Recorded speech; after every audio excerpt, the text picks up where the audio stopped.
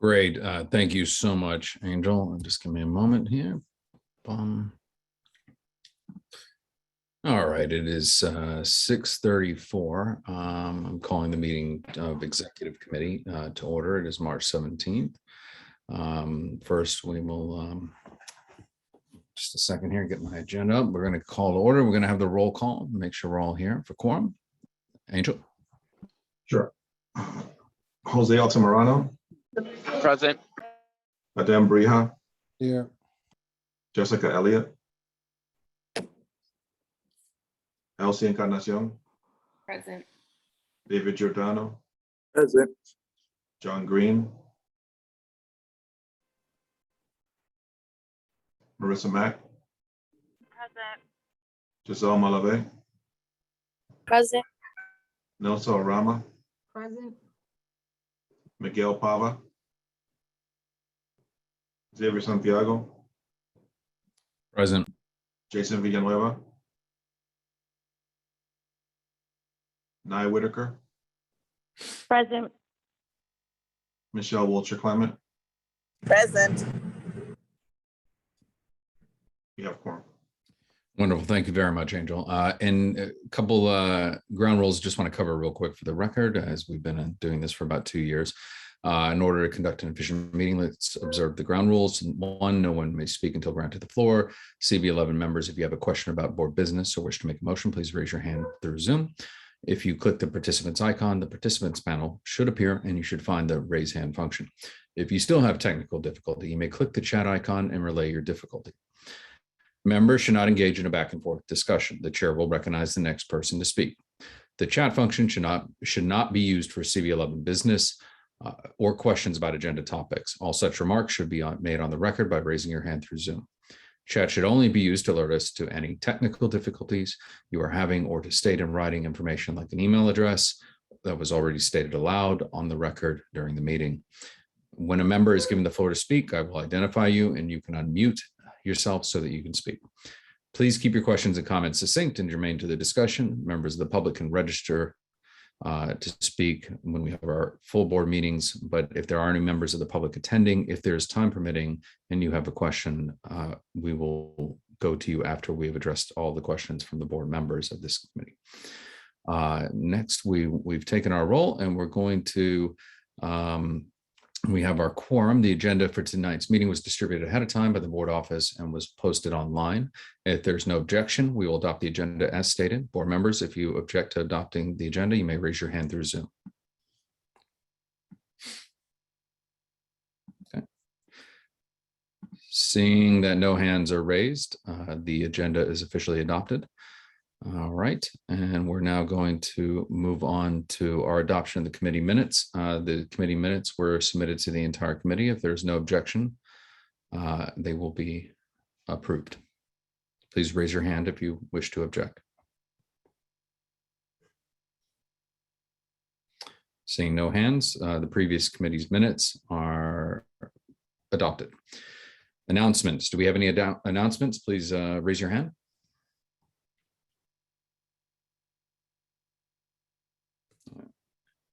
Do not see any board members raising their hand. I have a hand from the public. Dominique. Okay.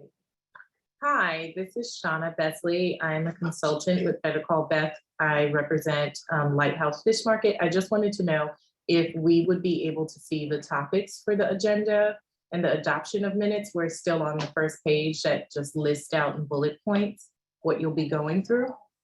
Yes, they will. That will be forthcoming. So Okay. we go by slides during the meeting in Zoom, so that you will be there with Lighthouse.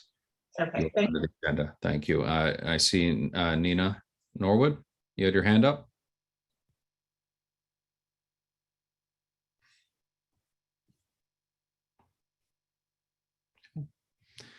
Yes.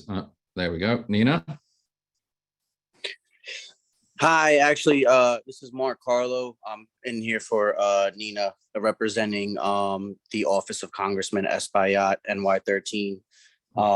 Just wanted to let you all know that we're here, and also that On Monday, we'll be sending out some emails for the congressman's upcoming art contest to highlight individuals in the community. So if you could please look out for an email about that from us on Monday, while also we're still doing highlighting great women who've accomplished outstanding things in their lives for Women's History Month. So if you please can submit any nominations you might have, I could drop the link in the chat if that's okay. Yes, that's fine. All right, thank you very much. You're welcome, and we would love to have Congressman Espaillat attend one of our full boards. We have one next Tuesday, so if he's interested in coming, we can allot 3 minutes for any updates he'd like to share with us on his work in Washington. Outstanding. I'll make sure I relay that information. Thank you. Great, thank you so much. Okay, seeing there are no more, any informational updates, Angel? Don't believe we have any. Okie dokie, next slide, please. Okay, so we have a few presentations and discussions this evening. Our first up is the Second Avenue Subway Phase 2, a fellowship update with Emily Sun, our CB11 planning fellow. So, and I know we have George here as well, James, I believe, and I'll hand the baton over to you all.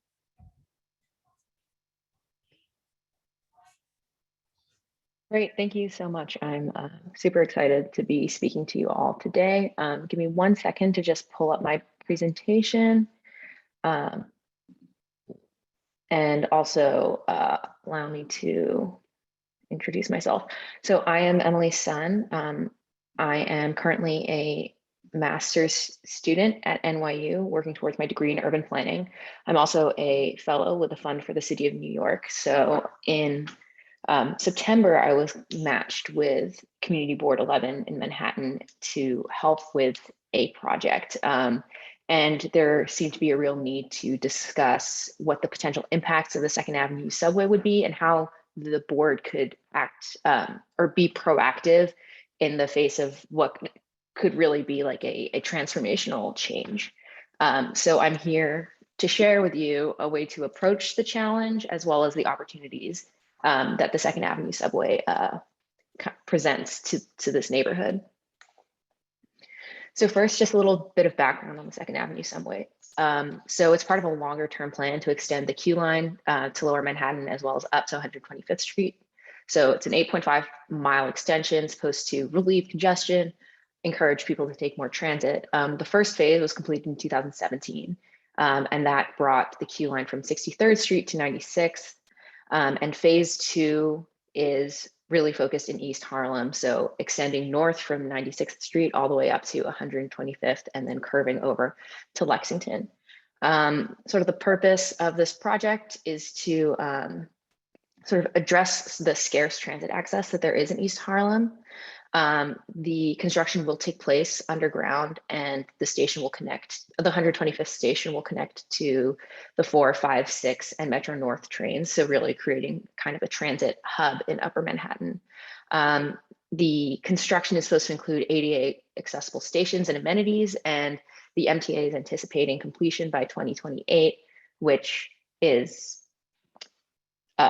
hopefully they will get it done that quickly. Well, you never know. And then, so I think it's important to kind of talk through the project life cycle. So it all begins with capital planning and figuring out how this project will get paid for. And then it moves into site planning, where the MTA kind of identified the sites that they would need to acquire because they will need to build stations and begin tunneling underground. And that's also where they began their preliminary design. The community outreach has already begun, and a community information center has been opened in East Harlem. The next step is site acquisition. This involves eminent domain proceedings as well as property negotiations with those partners.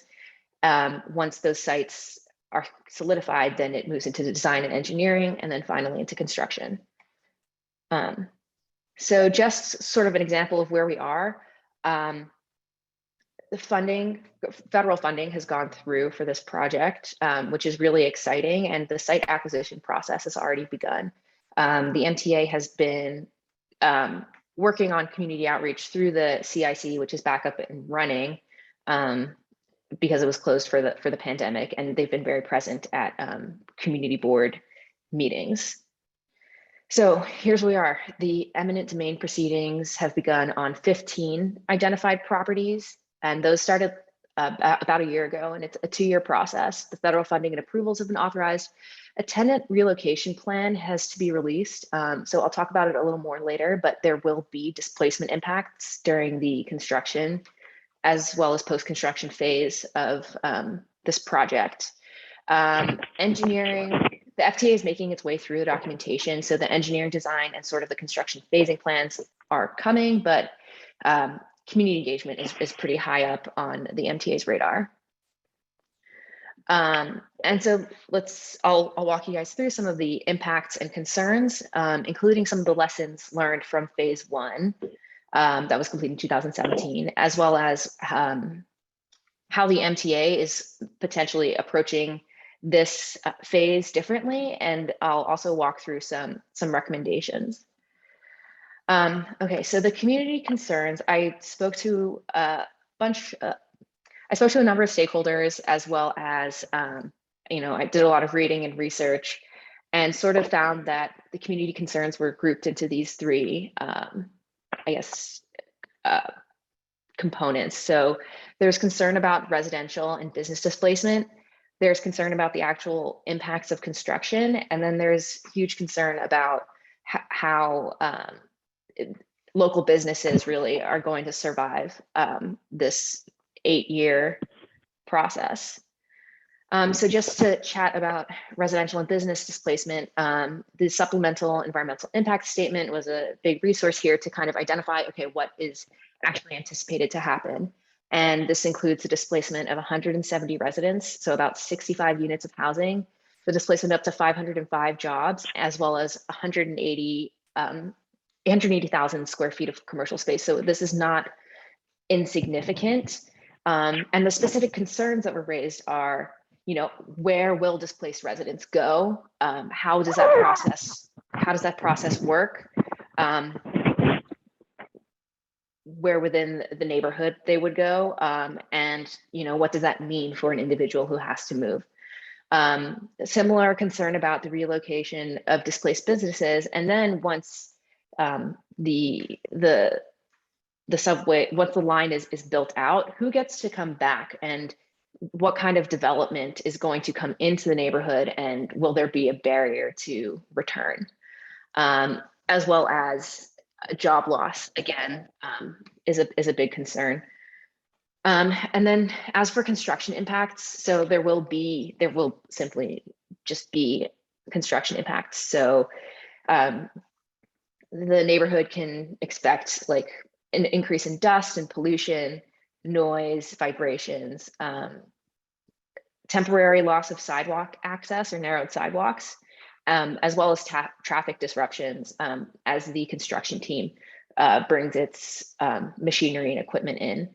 And so some of the concerns about that are the air quality and ability to use nearby open space during construction, just noise complaints and the pleasantness of being around all of this construction, with changes to traffic as well as pedestrian paths. Pedestrian safety is a concern, especially of children, making sure people can actually get around the neighborhood if streets are blocked. And then, of course, with streets blocked off, there will be a loss of public street parking, which some folks are concerned about. And then the sort of overall economic effect of this project is that with closed sidewalks and all of this construction going on, there will almost certainly be a decrease in pedestrian traffic and reduced street frontage. And it might not look the best. And so this loss in general foot traffic will result in a loss of customers, and the lack of an active and engaging street frontage will create sort of dead space where people don't know that there's a functioning business perhaps behind the barricades that the MTA puts up. And again, it just concerns about how pleasant it will be to be living, working, and sort of enjoying the neighborhood. And these concerns pretty closely echo some of what folks felt during phase one. So I spoke to a couple of people about their experiences, and I sort of pulled out a couple of extra concerns. So one was community engagement. So there was a general sense that there wasn't a long-term and holistic vision for and with the neighborhood. You know, the MTA seemed to be really focused on getting their line constructed and not as much of a focus on what happens next. There were concerns, especially during the construction process, about communication and transparency. People didn't know where to go, kind of register issues or complaints, and often never heard back from people from the MTA. And then ground floor retail suffered a lot. A lot of businesses were very negatively impacted without much relief. And then finally, I want to highlight the missed opportunities here. So as it will be for phase two, phase one was a transformational opportunity to build, to bring thousands and thousands of people through the neighborhood and to have an opportunity, I guess, to sort of develop the neighborhood. The MTA acquired a lot of sites, but they did not build upwards, I suppose. So there's a lot of dead space and development potential that's not being utilized. And so then I'll walk you through quickly what my understanding of the MTA's process is for managing a lot of community concerns.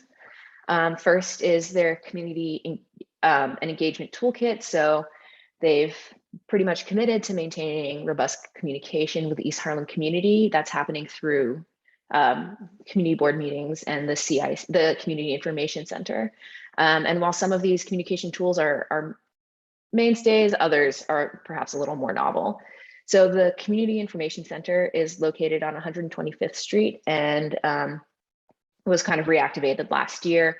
There are Spanish-speaking staff members, which was a large concern that people in East Harlem would not necessarily be able to communicate with or understand what is going on. And yeah, there are 2 full-time staff members, 3 part-time staff members. There's a designated contact there for property owners to speak to, and as well as informational exhibits and events. There's also the project website, which hosts project documents, general timeline information, as well as the Community Information Center information. In my conversations with the MTA, they spoke about developing advisory groups to help relay information between community members and the construction and project management teams. So for instance, a potential street closure or blockage or construction that maybe needs to happen for a little while longer. The MTA also discussed digital and print newsletters to inform residents of any updates or changes to plans, as well as scheduled meetings. And then of course there are the community board meetings. So continuing to kind of participate in these meetings and to relay updates and information. And I here am suggesting a couple of additional recommendations that can sort of start at the community board level. And the primary one, which I'll really dive into later, is to build upon this idea of having working groups to create a community board-wide task force. In addition to that, I think there need to be clear procedures for follow-up communications at the Community Information Center. I think station-specific subgroups would be very helpful because the issues happening at one site will not be the same at another. And there are different businesses and different people who are clustered around kind of each individual station. And then I think there's an opportunity to utilize existing communications networks and infrastructure to convey information. So instead of people having to come to the CIC or look around and try to find a newsletter, this task force should utilize like existing connections that people have. So having updates about when meetings are at religious organizations, potentially tapping into the link kiosks for any kind of like urgent alerts. Yeah, and then the sort of next toolkit that the MTA has is construction impact management. So they acknowledge the adverse impacts that construction may have in short and long terms. So in addition to interventions like the use of barriers and screens to block dust and nighttime lighting, the MTA is proposing proactive measures to mitigate construction impacts. However, those are not 100% clear at this moment. The MTA has developed a tenant relocation plan, and because this project is federally funded, that relocation plan is guided by kind of a federal act. And the MTA, while they haven't released the plan, they have awarded an $11 million contract to begin that process. So it'll be very interesting to see how that is carried out and to potentially have an impact on how that's carried out. As the MTA moves along during the design and engineering processes, it's planning to release phasing plans that will include those mitigation measures that I just said were not particularly clear, but that will include dust control measures, improvements to street frontage, as well as ways to manage traffic flow. The MTA did acknowledge the negative impacts that construction had on local businesses, and seems committed to trying to help those businesses. And so they are planning to provide surface advertisements for affected businesses, so on those kind of barricades, as well as advertise for those businesses on the project website. Some additional recommendations here would be to explore opportunities for small business relocation, support, and relief with city agencies. So tapping into existing programs within the city, because the MTA, for instance, cannot provide like loss of revenue insurance. And there are other potential grants and programs that local businesses may be able to participate in, and that the community board should, or the task force really should be pursuing on behalf of those businesses.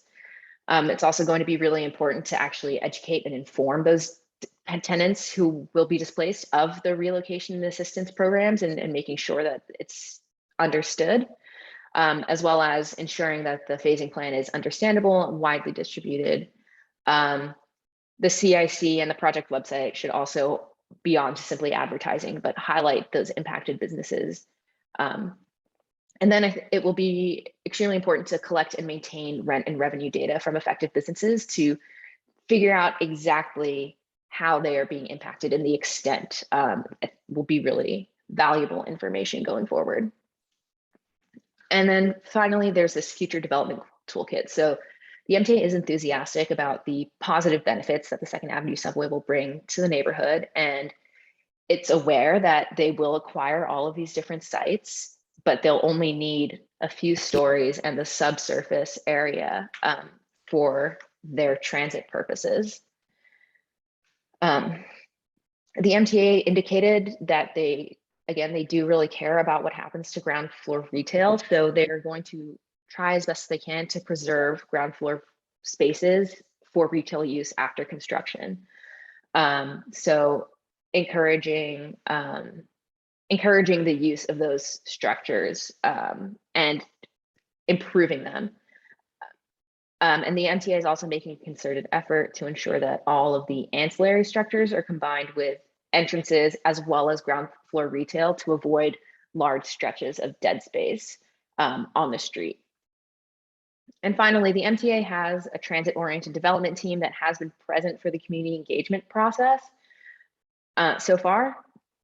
And again, until the sites that they need are solidified, it's difficult to take the development conversation a whole lot further, but there is an opportunity here for transit-oriented development, which I will get into because it's really important to capitalize on these opportunities, to explore those opportunities for the disposition of those development rights that the MTA will have, and to particularly consider housing, community facilities, and cultural resources in future development strategies, as well as prioritizing the relocation and support of those displaced businesses.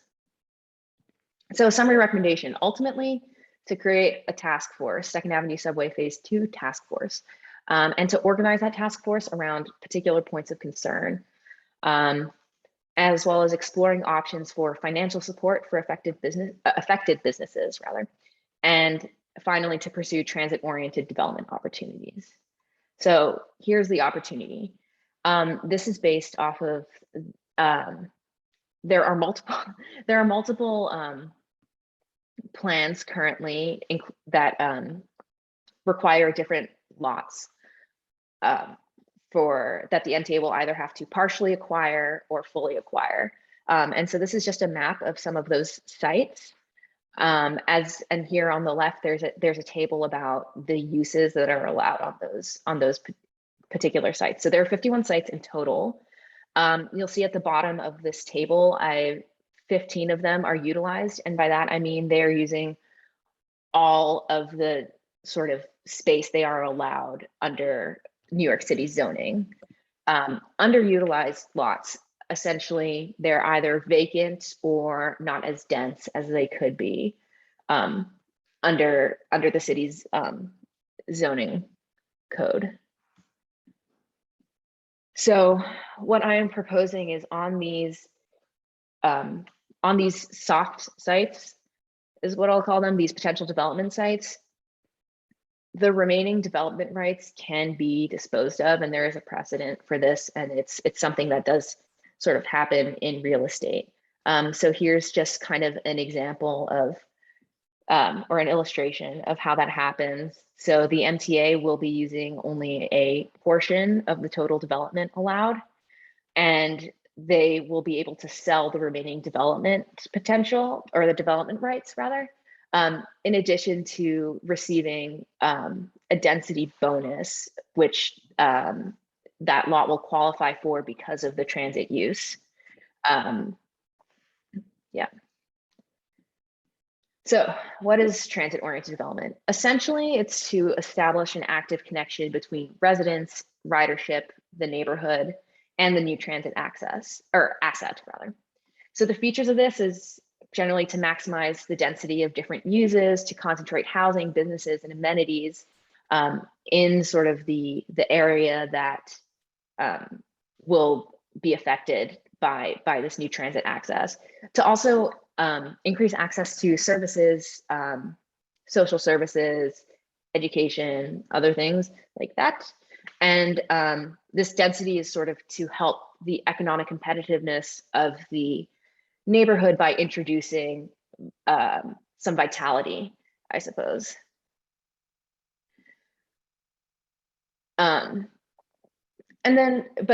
Okay, so transit-oriented development is not necessarily a community-oriented activity. So why is it important that East Harlem has a say in how this development happens? Because again, as I mentioned, as I stress to everybody I know, this will be a really transformational project. You know, East Harlem's already facing a lot of residential displacement pressures and especially rising rents.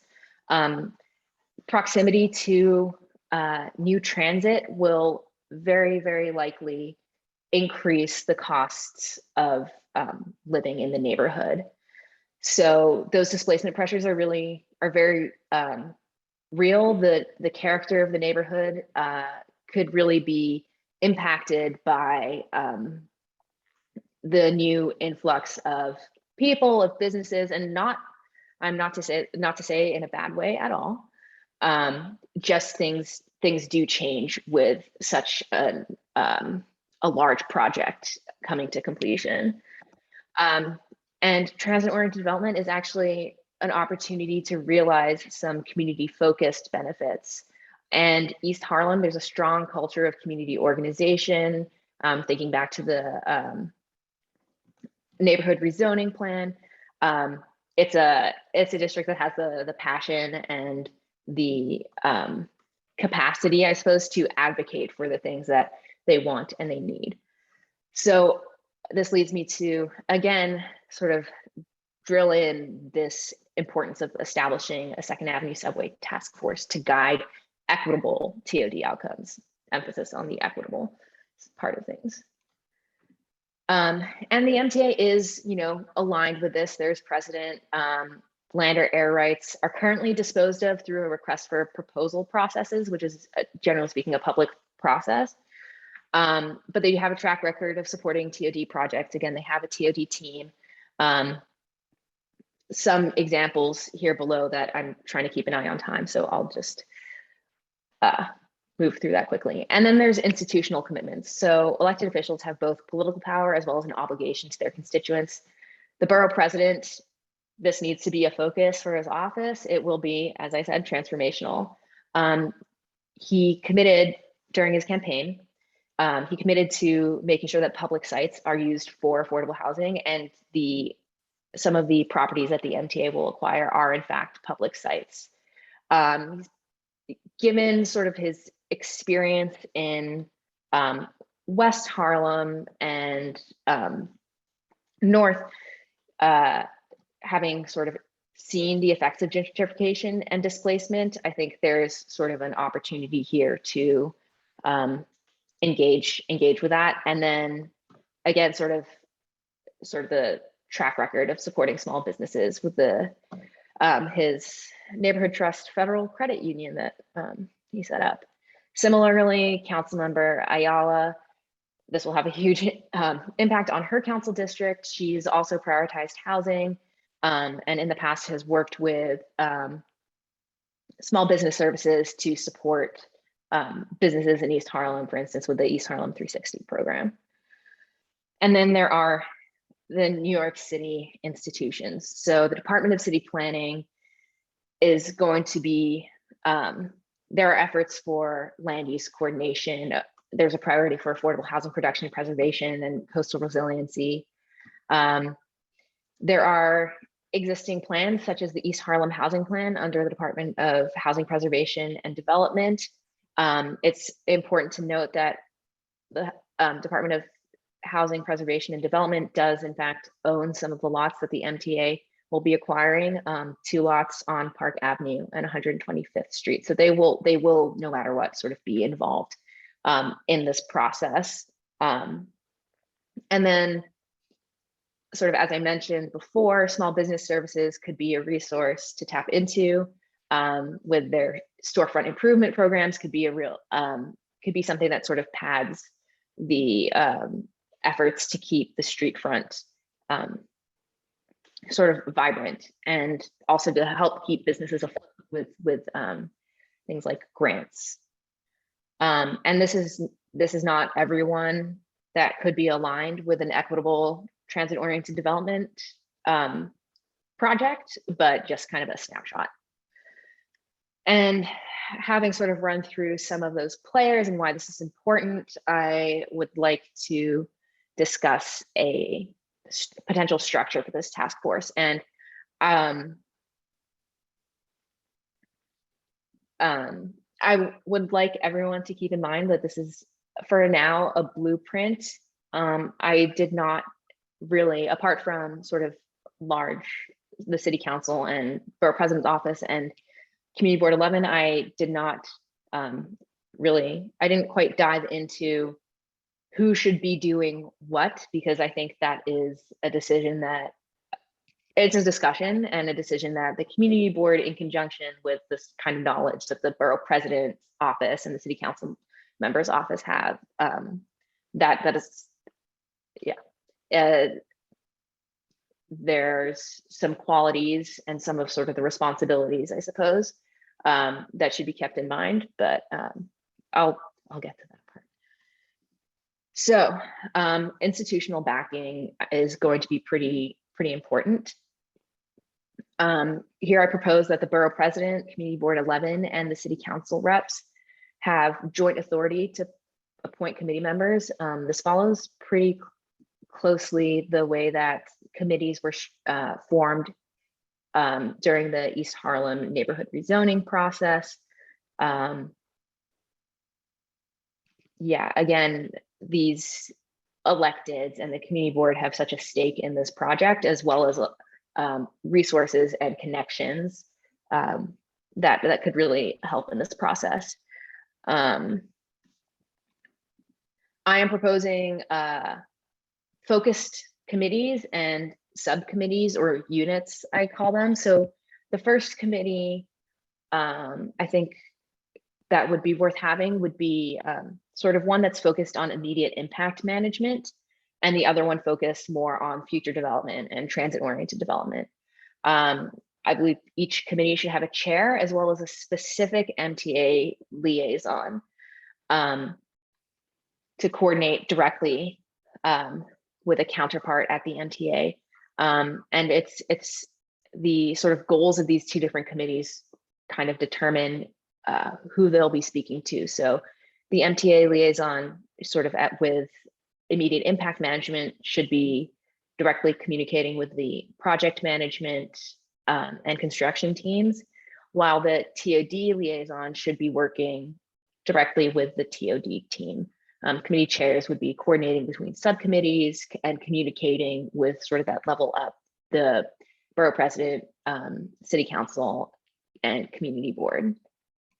So these are some of the, again, oriented around actionable, really what the immediate impact management side of things is oriented more around actions that can be taken during the construction phase, while the transit-oriented development is, as I said, a little more future-looking and is focused on what the community needs and what the neighborhood can get.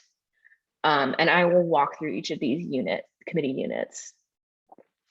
So the construction unit should be responsible for proactively soliciting construction concerns for community members, monitoring the effectiveness of construction impact mitigation efforts. So being able to sort of be on the ground and, see, oh, is the street closed that we weren't told about, and should really aid community members in contacting and working with the Community Information Center to address construction concerns specifically. And some of the qualities of this unit or the organizations and individuals on this unit should be, they have experience with community outreach in East Harlem, as well as a local presence and ability to ground truth. I'm proposing an alerts unit that will be responsible for communicating the phasing plan to community members, as well as working kind of in urgent scenarios to notify community members of observed sidewalk or street closures, parking changes, things like that. And again, working with the CIC to notify those, to notify people of those planned changes. The qualities, it should be a really diverse group of individuals or organizations representing strong and existing community networks. So essentially the goal here is reach. So schools, religious groups, and tenant groups trying to really capture everyone in the neighborhood for communications purposes, alerts. A program unit to help community members navigate the tenant relocation plan, as well as any subsequent plans or programs that the MTA or the city and different departments come up with. So connecting community members to perhaps business assistance programs, as well as to propose and manage opportunities to make sure that community members can participate in the process. For instance, public art opportunities using like the construction wraps. And so kind of the qualities I think that we should be looking for in the folks staffing this unit would be a track record of service provision and helping people navigate city programs in East Harlem. And then a business unit to help local businesses coordinate with MTA programs, to connect them to assistance programs potentially provided by other city departments, as well as organizing events and pop-ups for local businesses to kind of have an opportunity to shine and advocate generally for strategies that support local businesses. So, having access to a large network of East Harlem businesses would be a huge benefit, as well as experience in supporting and promoting those local businesses. Next up, I will talk about the Transit-Oriented Development Committee. So a community and culture subunit would be responsible for determining community needs and priorities in East Harlem, including a public participation process, and would then sort of more broadly identify and advocate for opportunities to develop cultural as well as community facilities. So looking for folks who are experienced with community outreach and service provision in East Harlem, particularly oriented towards youth, seniors, kind of racial justice goals, and then as well as experience with promoting and preserving art and culture. I've sort of mentioned a few times how housing will be a really important factor,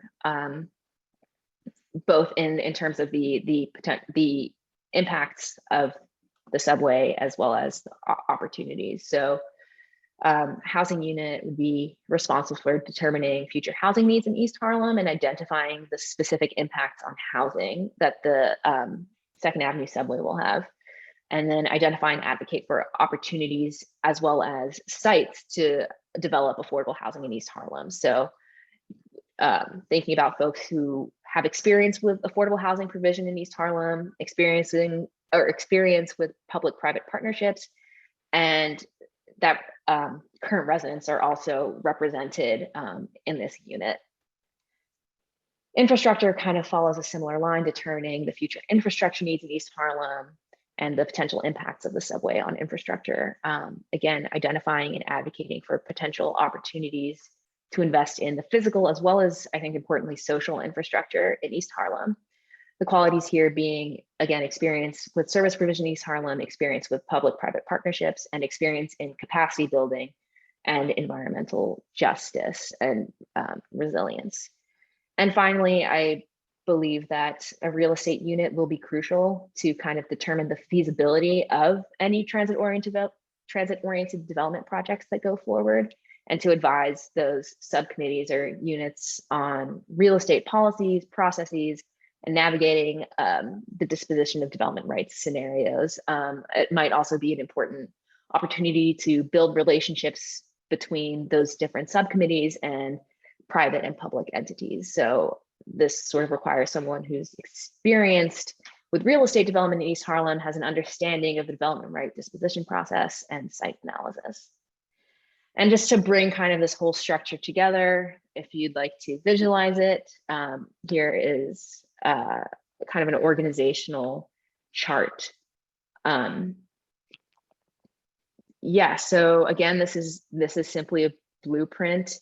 The structure can and probably should, or not the structure, but sort of some of these topic areas can and probably should change depending on sort of identified needs in the neighborhood. And I'm very excited to get feedback from people and sort of see what adjustments need to be made.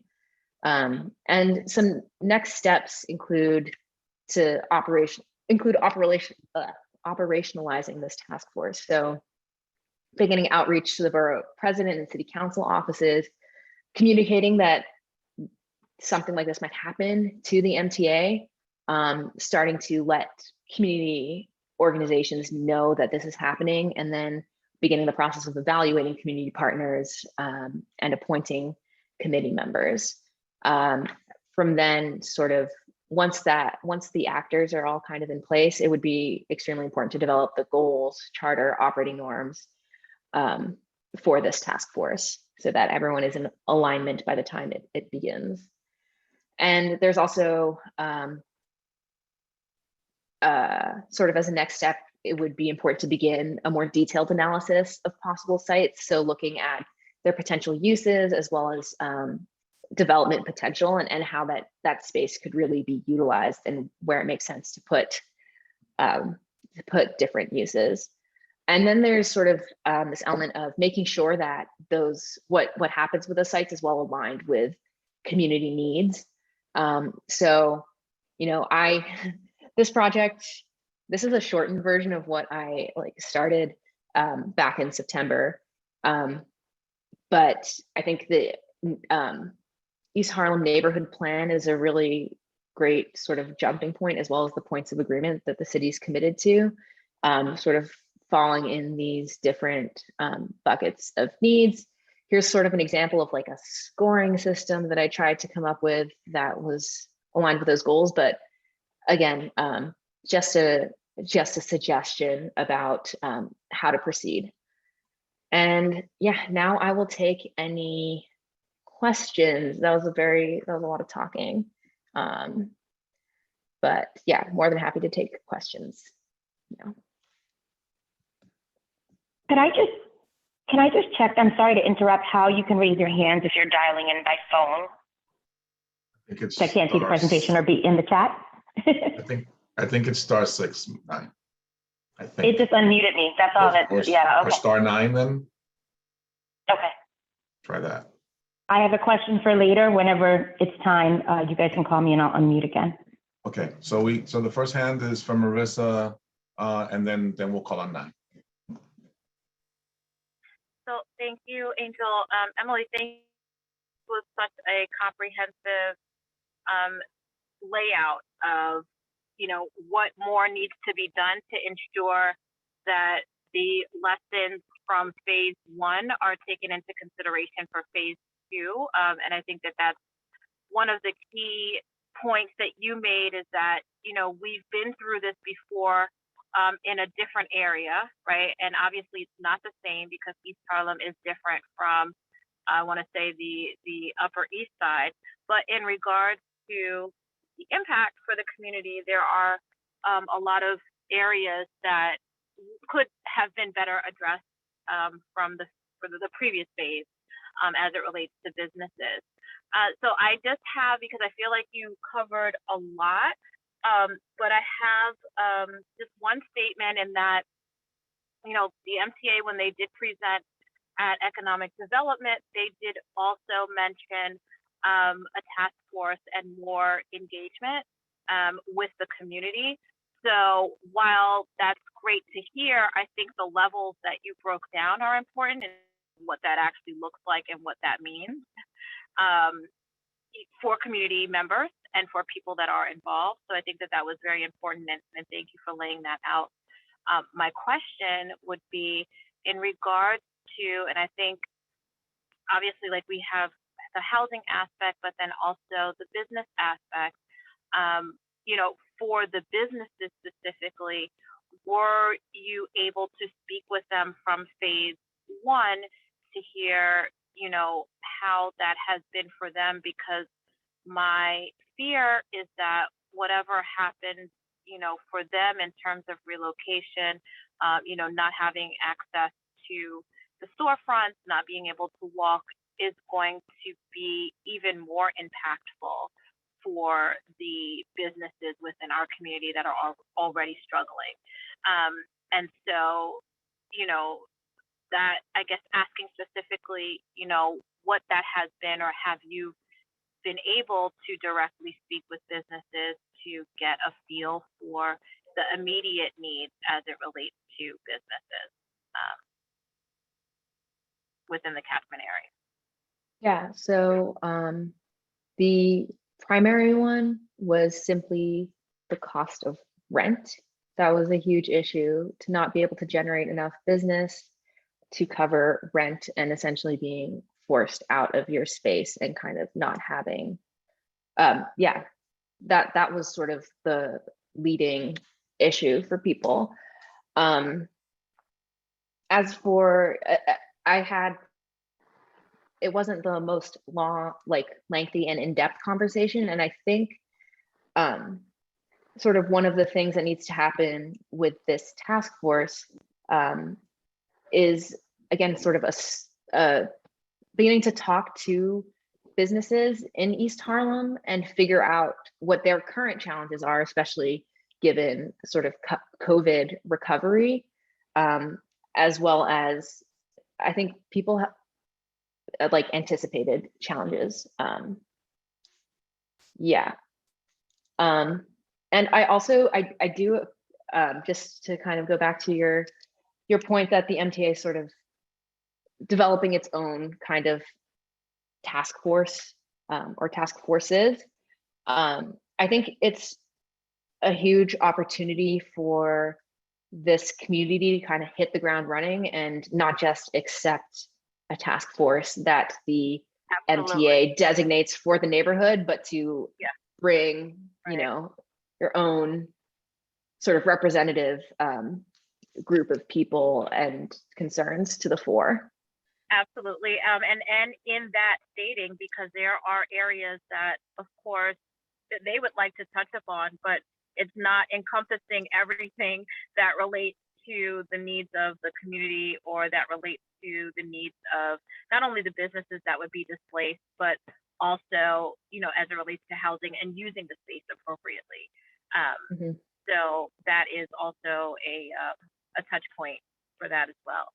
But I know that there are other questions. I wanted to say, you know, thank you for this work, and that, you know, for us, then we should take a look at this and see how do we get the ball rolling on this now that we have this information that was laid out. So very much appreciate your work around this, and there are so many areas where we can implement this. So thank you so much. Great. Thank you, Marissa. And thank you, Emily, for putting an incredible amount of effort into this, and something we've been talking about for quite some time and putting together and working with the task force. And I think getting in front of it, it's more of the pieces are in place now to engage. Well, our next question is with Nye Whitaker. Nye? Thank you, Chair. Thank you, Angel. So two things, just a quick statement. As a faculty member at NYU for almost 20 years, I appreciate and thank you for your work. Was very glad to hear that we had a member of the NYU family working on this project. So thank you for that. My second, and it may be more of a suggestion than a question, and I just heard Marissa speak and was definitely in line with that. I think it would be a great opportunity for CB11 to build, if we decide to move forward with this task force, a coalition that also includes the members at 96th Street. Given that previously, I mean, prior to recent redistricting, and depending on how you look at the redistricting, that has always been kind of an adjacent part of our community with an adjacent city council member. And so it'd be a great opportunity. One of the things that's always been a disservice to our communities is that we've been separated. So being able to learn directly from some of these small business owners and having them come to speak to this task force and to our small business owners along the corridor of, 103, 116, 125th, and wherever, this construction is going to take place and where the official entrances and exits, may end up being for traffic flow. I think it'd be a great opportunity for us to build a relationship with our adjacent council district and city council districts and congressional districts, and start to build those bonds that we'll need to be able to fight this. And then secondly, I just wanted to add, and Marissa, you and I can talk about this offline with Angel and Xavier, but we may need to start thinking about adding funding now.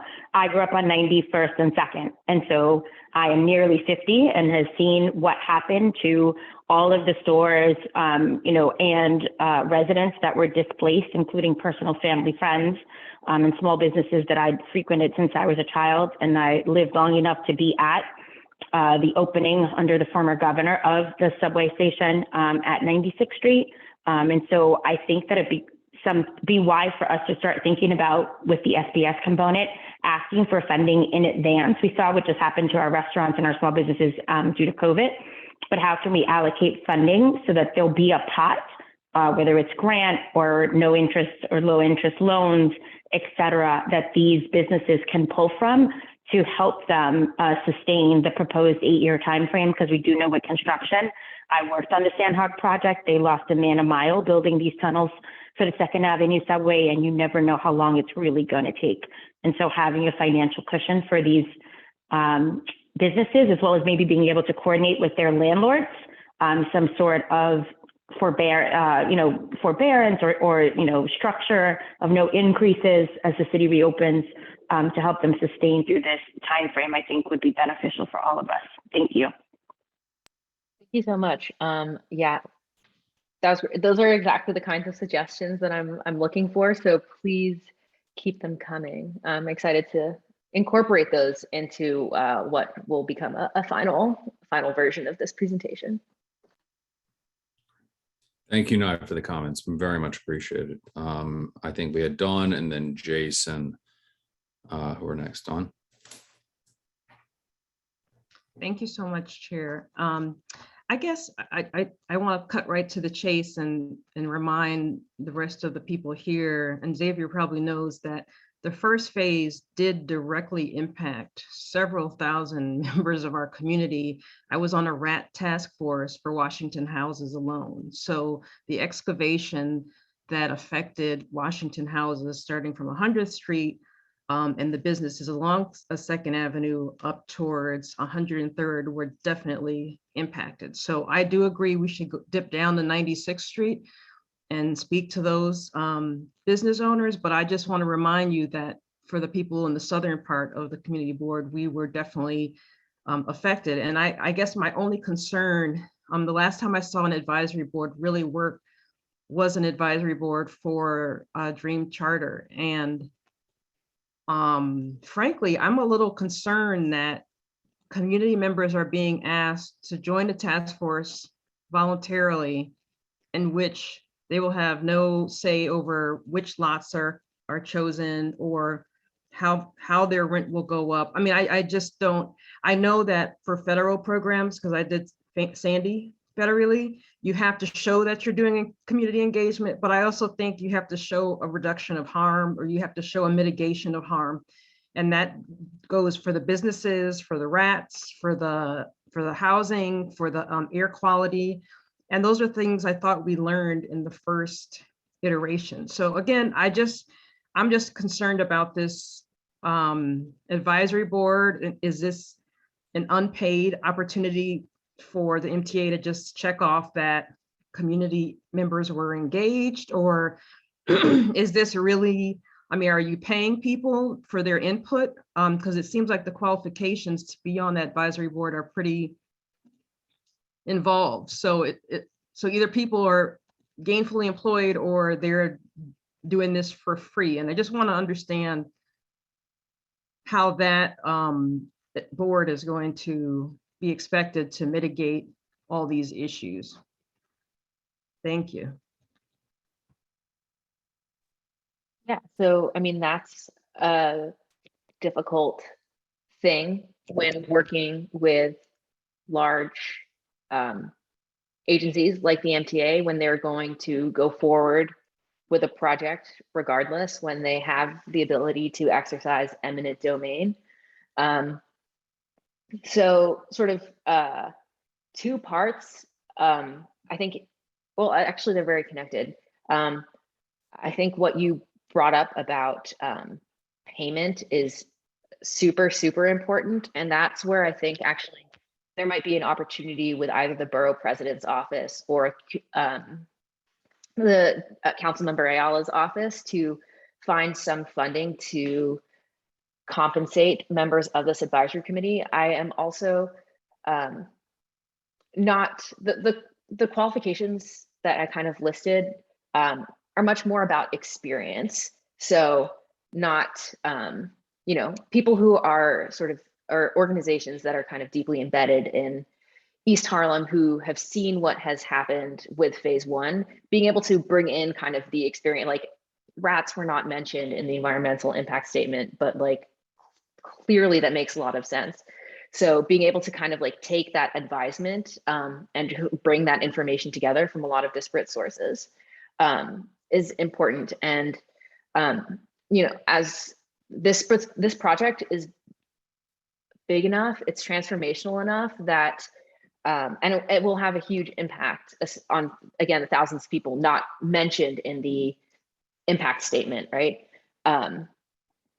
That's why I'm really pushing for some leadership from the borough president and city council, but the borough president should really put some money behind this, in my opinion, and that's an ask from his office.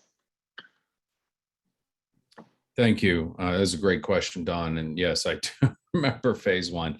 To all of our members attending and members of the public, CB8 stands ready, willing, and able to work with us on all the lessons learned, knowing that we don't have the deep cachet of attorneys and people who are willing to work pro bono to combat any challenges that we may encounter. So thank you, Dawn. Again, I appreciate that. Great question. And also too, when it comes to remuneration, we had Borough Board. That is something Mark and I have a meeting set up, and I will raise that as well. Jason and then George Janes. Where are you? And please Thank you, put on your Chair. cameras when you're speaking. Yeah, I can't, but thank you. Thank you, Chair. Emily, your presentation was outstanding. You need to teach the MTA how to present. That was outstanding. My loud question, or advice, jobs, because I hear businesses, I hear rats, I hear all the things in the world. I haven't heard about getting jobs for the kids in our district. And then there's another piece. I'm not the best with the political terms, but I've been trying to figure out a way, and we kind of done it like with some of these bigger projects, and some of the other senior members could probably advise you on it, where these bigger developments, and I think George may know too, where these huge developments happen, and then a developer commits to giving the district money, right? And I think that kind of would, help with some of the stuff like Dawn brought up, Marissa, and, or even Nye about, paying people. I don't know what's the legal way of making that happen, but I do believe that it's something that could be requested, obviously in, the professional way, right? That's why we hire you guys. And my last thought, I'm working on the borough-based jail program.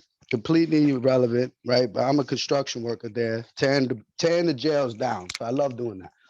My thought, I see all of this in Brooklyn. I see the community advisory group. I see a community liaison. A lot of the stuff you're talking about, I see it, right? And I'm not there as a community guy, right? I'm there as I go to work. And I see all of these entities.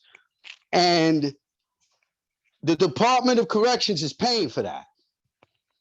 So I guess that's kind of because you asked for recommendations. Those are like the 3 recommendations that I think that could help. And then like my last piece to you, what can we do to help you with some of this? Because we're asking you to do stuff, and the reality is there's 50 of us.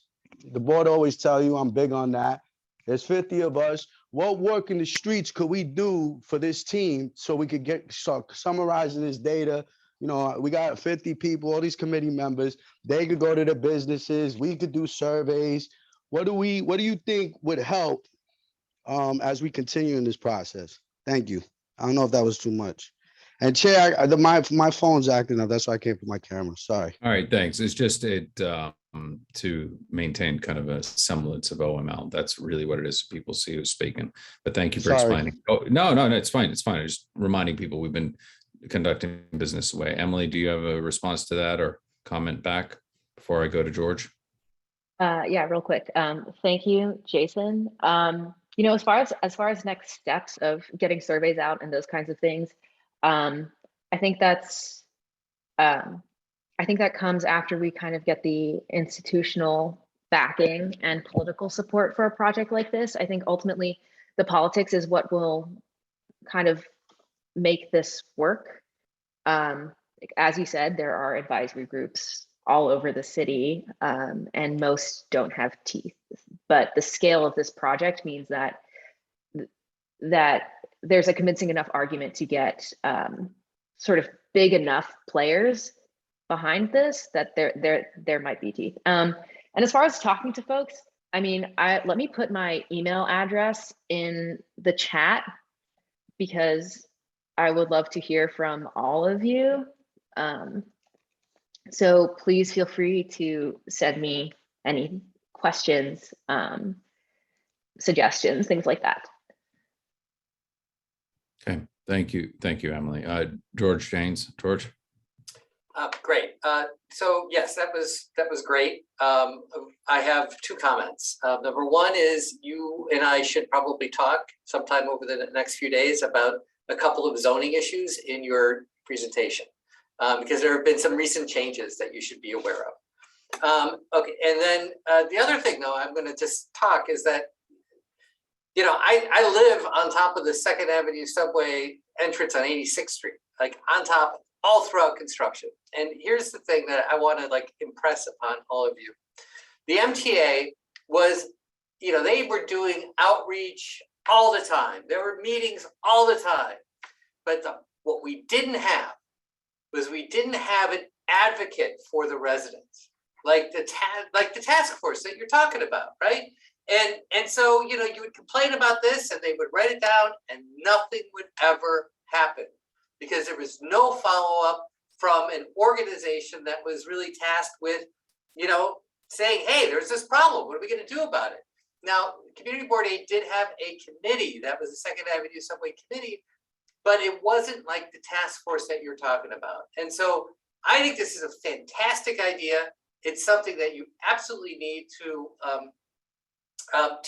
protect the interests of the people, especially in East Harlem, when you have so much displacement. Remember, the first phase had very, very little displacement. So their tenant relocation plan, you know, what is that, right? And here you have what hundreds of people that are going to be displaced and all of the businesses and jobs. I think there's absolutely much more of a need for this in East Harlem than there is on the Upper East Side. And there was a big need on the Upper East Side. So good idea.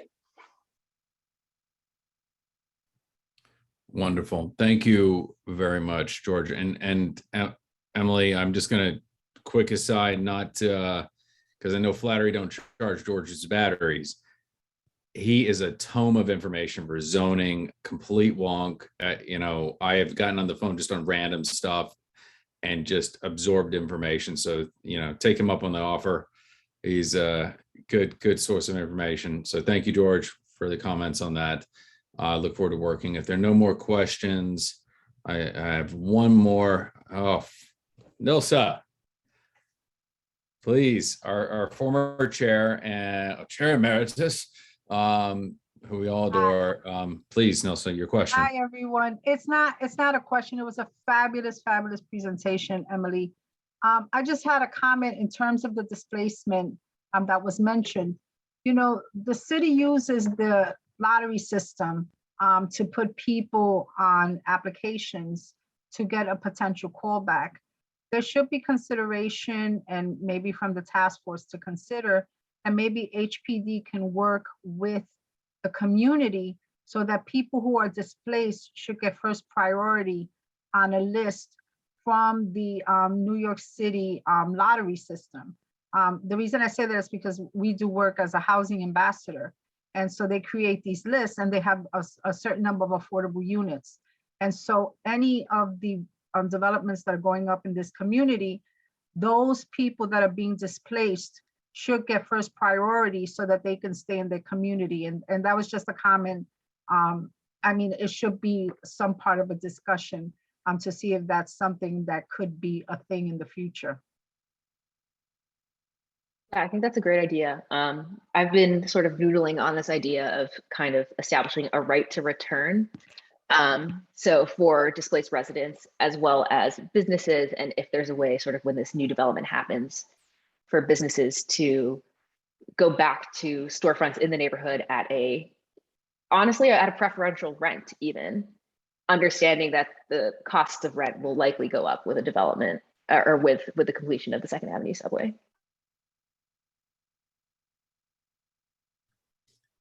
Thank you, Nils. That was a great recommendation. Dawn, one more before we move along on the agenda, please. Sure, and I'm sorry, I actually put this in the chat, but I have to get away from that habit.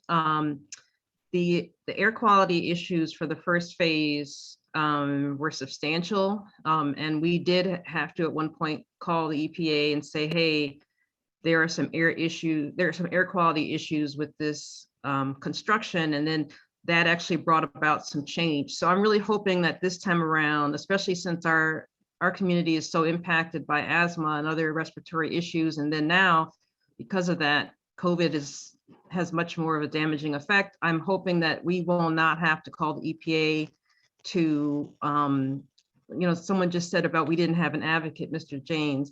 I hope we don't have to call the EPA and do kind of like a watchdog thing about the environment, because that's really an area where it would be so unfair for us to have bad air over this time period, especially with demolition. So just putting that out there on the record, because I put it in the chat and that's not where it belongs. Thank you so much. Okay, great. Thank you. I'm gonna wrap this up because we still have a bunch of other items that will require some of them particularly heavy discussion, and I'd really like to move things along. Emily Sun, thank you very much. Brilliant job, members. The comments, the questions, any members of the public, if you have questions or follow up, Angel, if you'd be so kind to put the email in the chat so that people can opine on this, and when we have the links ready so that people can review it on our website, greatly appreciate that. And again, thank you for being here as we are slowly and hopefully emerging finally from the pandemic. So thank you, and feel free to stay on and listen. We're going to move along now to our next item. We have several items actually falling under the license and permits, and we have our chair from that committee, Adem Briha. And we have, Adem, if we could put up the agenda, please. Okay, so we have, I'm just going to read them out and we'll go slide by slide. But we have 3 particular permits, license and permits issues. So 2 renewals, and then I think we have one of the business owners who's attending. So Adem, you have the floor. Please carry on. Okay, Emily, great presentation. That will be a tough act to follow. So the first one up is item number 2 on your agendas. That's 1325 CCPJ Corp. Doing business as Maxwell's. It's a renewal application for a full liquor license for a restaurant at 1325 Fifth Avenue.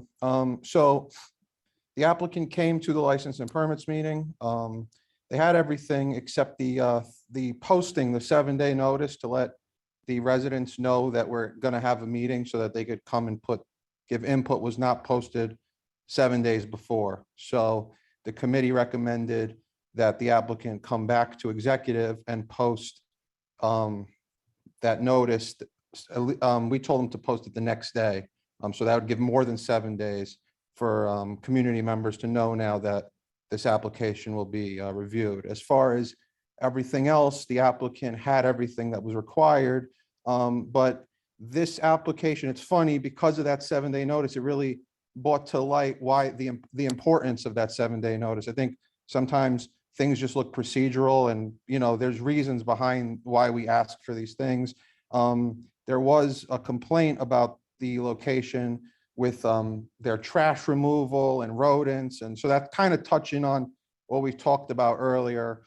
And that person expressed not having enough time to really be able to come in and talk about that, so they just provided that as I believe an email to Marlene that then she shared with me. Angel, I don't know if that person is here tonight. I don't know if there's anyone from the public who'd want to, just so we know if they're here, but then the applicant can speak. There's my main question would be, do they recognize that there might be an issue with that, and what measures are they taking to address that, whether or not this applicant is here? But in terms of their 7-day notice, we received it, it was posted, so the application is in full. So Alex Tortolani from Maxwell's is the owner of Maxwell's, and he's in the attendees list. If he wants to Yes, share. I'm here. Hi. Hi. Do you share my screen? No, you don't have to share screen. I'm going to promote you to panelist so folks can see you. Just give us a second. You should get a notification to move over. There you go.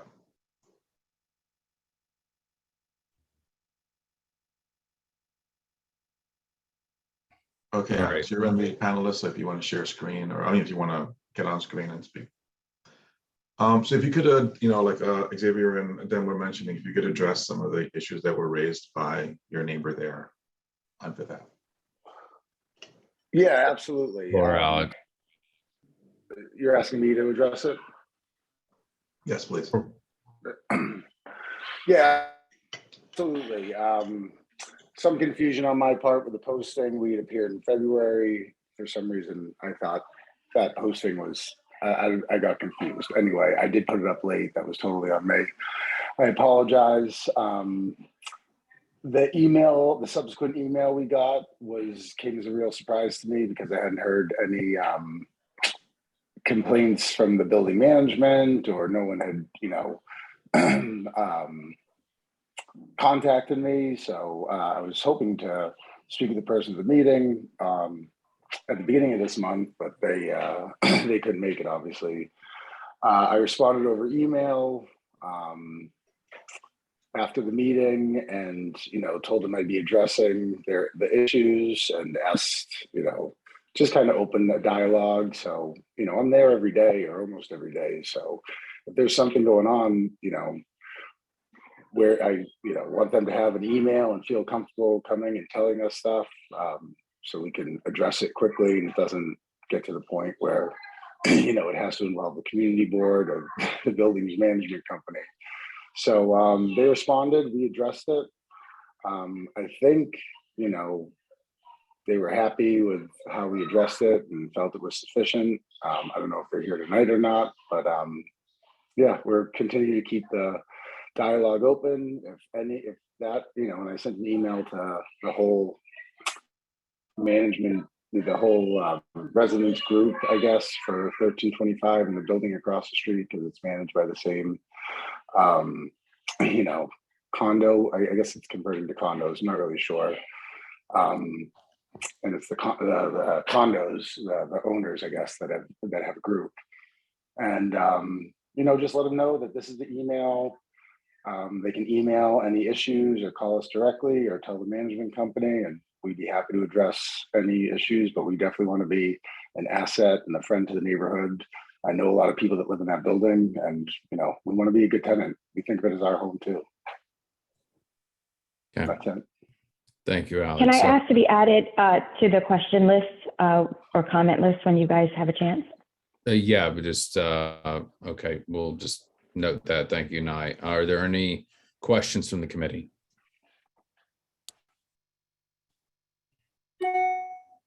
Seeing no hand, well, I have Dawn, and then we'll go to Nye.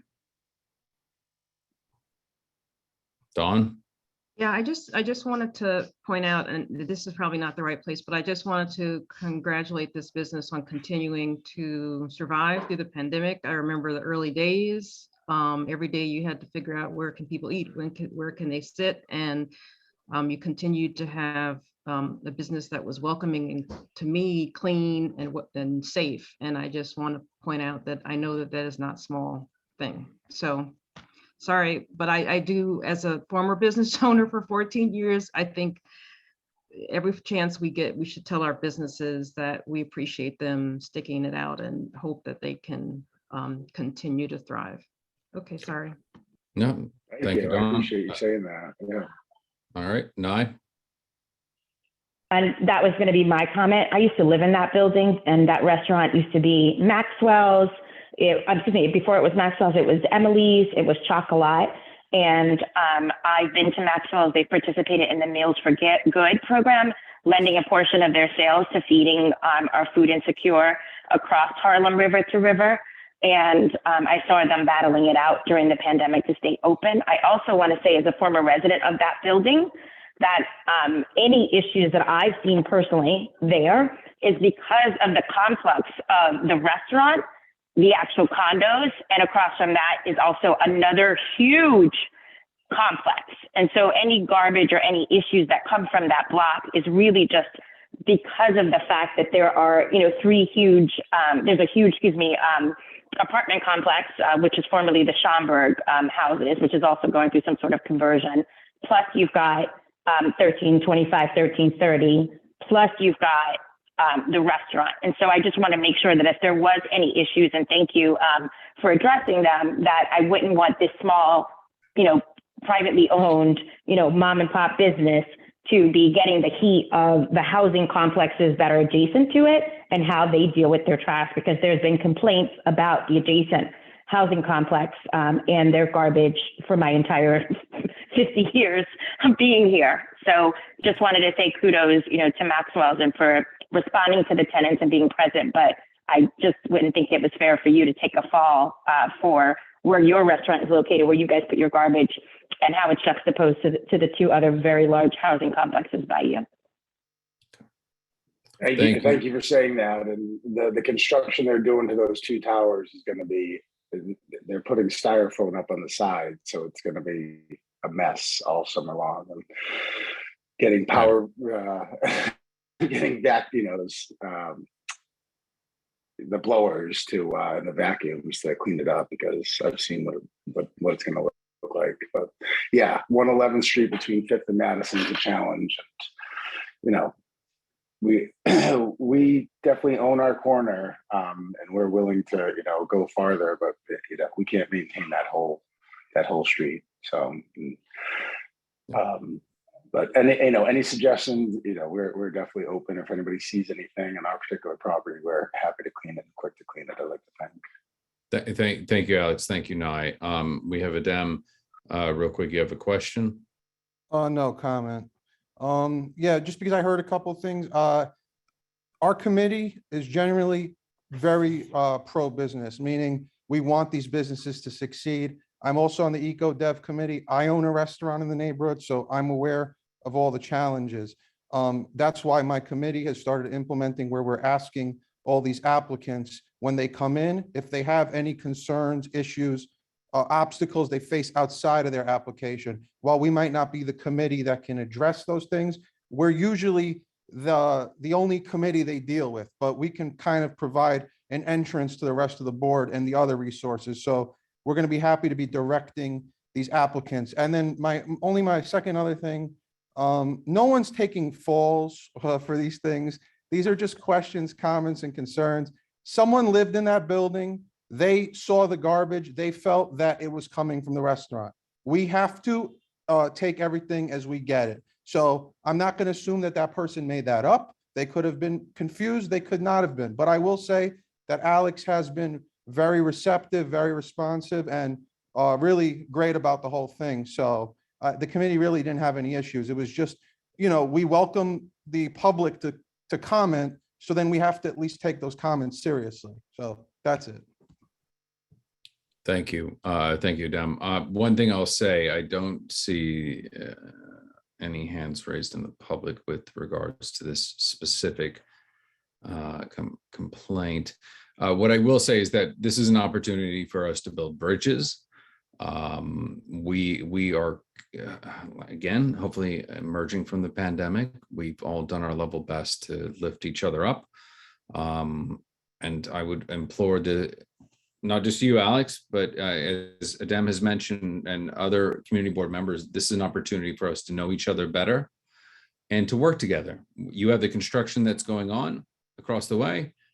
That's a way for us to reach out to that GC and the foreman and say, listen, that we could have a knock-on impact to the business line. I'm not trying to be a jerk about it, but let's help each other and be better. And again, this is a way we create a spirit of community, right? This is what the board is here for. We take these issues when they're serious, we address them, we move on. When it's just a rote check the box. But pleased that you came here. I don't see any other hands up, so I'm going to move this along to a vote. Before we go to item number 3, I don't want to bundle these just because each has a specific scenario we have to take on. So I will entertain a motion. Please don't raise your hands at once. Michelle, you're recognized. I was just trying to unmute. I will like to motion to accept the application for a full liquor license to promote that Maxwell stay in the neighborhood viable and continuing to provide for our community all of the different stuff that they do outside of their usual attendance in the community, as well as just promoting stuff. So just to be clear, this is a renewal application. So you're moving to approve the renewal application for the full liquor license, correct? This is correct. Yes, okay, just wanted to make sure, so it's not, I had to restate it. Jose, I'm seconding. seconding, please call the roll, Angel. Jose Altamirano, Yes. Adam Bria, Yes. Jessica Elliott, Yes. Elsie Encarnacion, Yeah. David Giordano, Yes. John Green, Marissa Mack, Yes. Giselle Malave, Yes. Nelson Rama, Yes, Miguel was not here, Xavier Santiago, Yes, Jason Villanueva,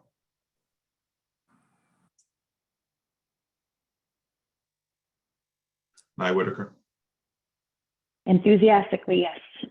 Michelle Wiltshire Clement. Enthusiastically, yes as well. The motion carries. wonderful. Thank you very much, Alex, for being here. This will go before our full board on Tuesday. And we appreciate your time and thank you for attending. I'm going to move the Absolutely. agenda. Thank you for all the positive comments, everyone. I really appreciate it. Thank you. We'll see Glad you to soon. be part of the neighborhood. Thank you, Alex. All right, number 3, Adem, you're up.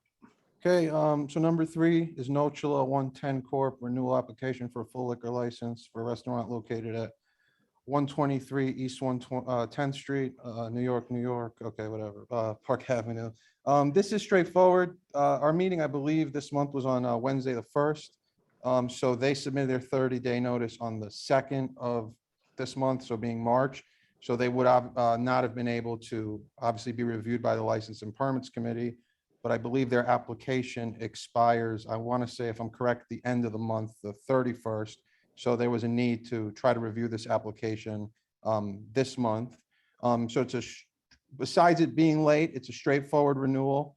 There were some 311s. So I believe the applicant is here because whenever there's 311s for renewal, they're required to attend. There were 7, I believe, in 2020 and 4 in 2021.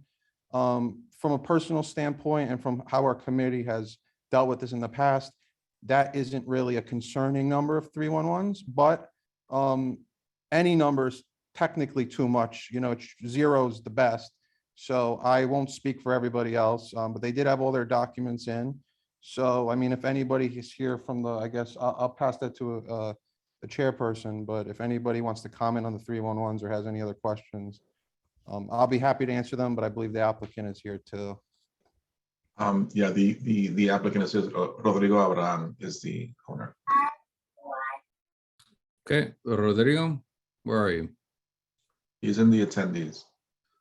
Would you please promote him to panel? Hi, everyone. Just give me 1 second, Rodrigo. I'm going to promote you to panelist. Give me 2 Sure, thank you. seconds. Yeah.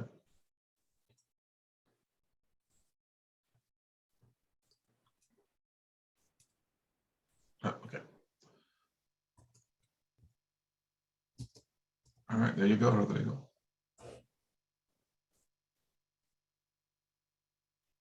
You can unmute now, Rodrigo. Hello? Hi. Yep, and you can turn on your camera if you so desire. Hi, everyone.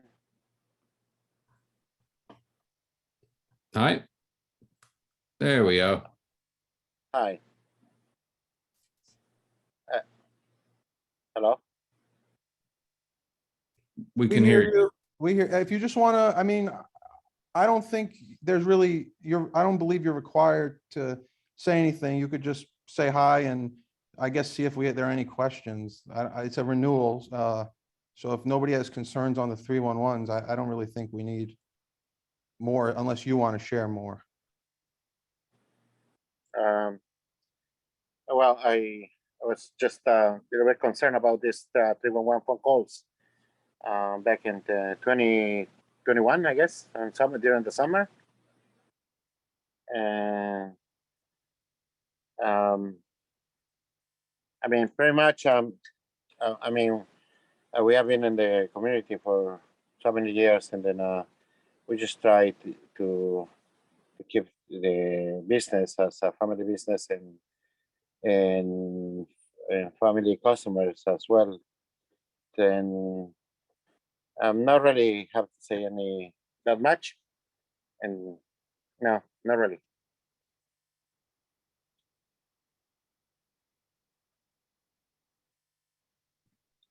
Okay, do we have, all right, Dawn, you have your hand raised?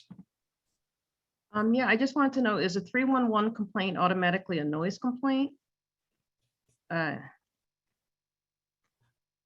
Typically the ones that were downloaded in noise complaints.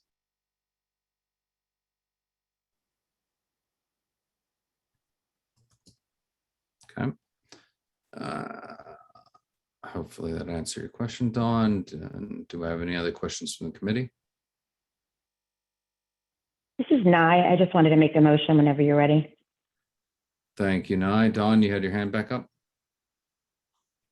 I just wanted to know what the hours are there. Is it how late are they open? Just curious. Yeah, we operate from 12 p.m. to 11 p.m. On Sundays, we do from 12 to 10 p.m.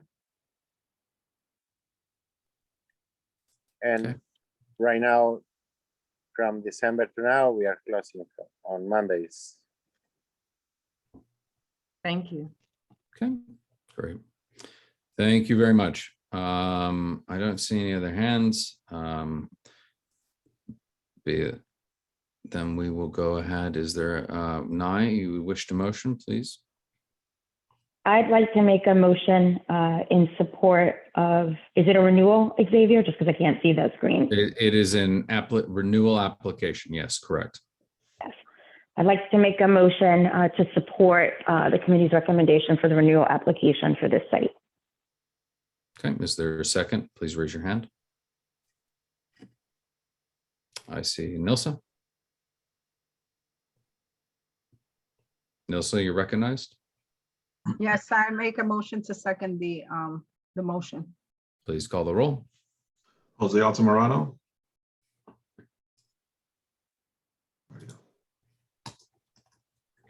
Adem Brija, Yes.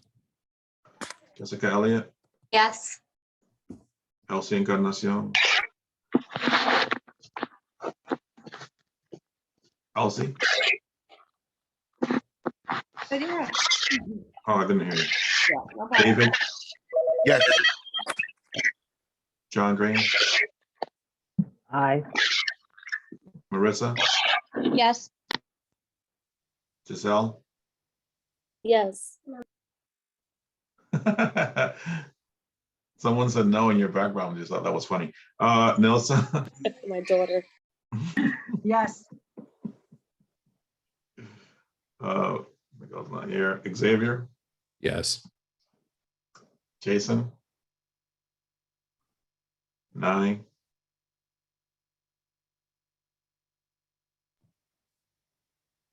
Is it for Michelle? Nye Whitaker? Yes. Yeah, that's a 9. Thank you, 9. Michelle? Yes. Jose?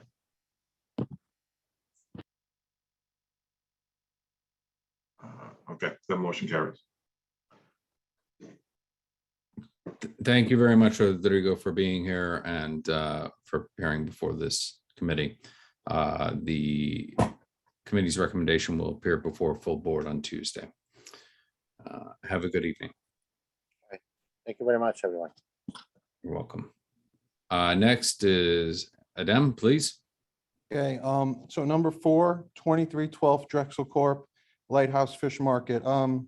So at our last meeting, just so you guys know, it's 508 East 117th Street. This is, for anyone who's not familiar, it's like between Pleasant and the river. So right like across from Applebee's where the Costco and the East River Plaza is. So it was brought to our attention that there's been a lot of noise coming from this location. There have been fights. So it's, you know, from what we gathered from it, it felt like it wasn't just a noise complaint, but it was a safety complaint. So now, if it's okay with the chair, I did some looking into this. So I'd like to just like share my insight. And then I think they're going to be, the applicant's going to want to speak after I do. And then I think they're going to be probably a lot of questions on this. So Is it okay if I just go into what I was going to say? Yes, please carry on, Adem. Okay, so, we get a lot of applications, so, it's tough to always keep track of them. And, we assume until we hear complaints like this, that people are operating by, best practices and procedures.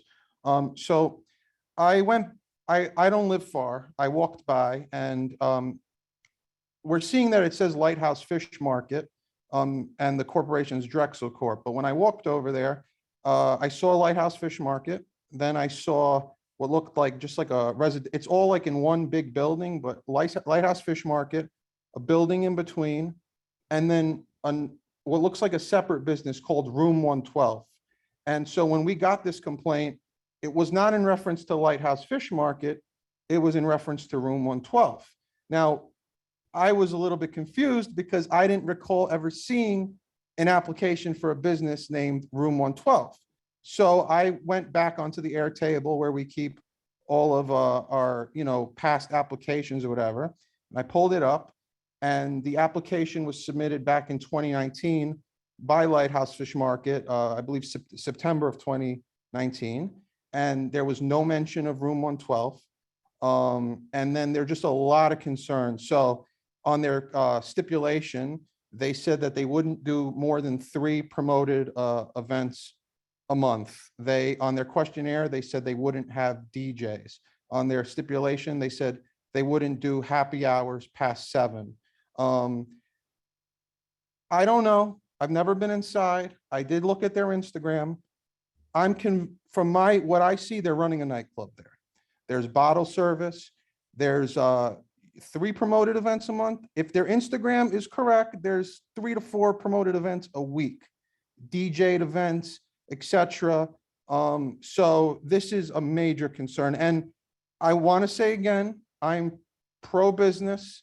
I don't like having to say these things, but when that complaint was made, I like to, follow up and look into it. And I just felt like the more I looked, the more concerns I started to get about this establishment beyond the complaint. It just seems to me like that application that was presented to us in 2019, whether it was intentional or not, I can't speak to anyone's intention. It was very misleading. It's like there's a whole nother business there that I don't think anybody really was aware of in terms of like the documentation and what was presented to the board. And I just don't know any restaurants that do bottle service, do all these promoted events, do DJs. It doesn't look like a restaurant to me. Lighthouse Fish Market looks like a restaurant. This looks like a whole separate thing. That's all I have to say for now. How the chair wishes to proceed is that, that's fine with me. Thank you. Thank you, Adem. Angel, you had your hand up. Thanks, Xavier. So 2 things for the committee to know related to this conversation. The premise has submitted a 30-day notice because they're going to submit an application for a method of operation change that will be reviewed and considered by the Licenses and Permits Committee at their next meeting.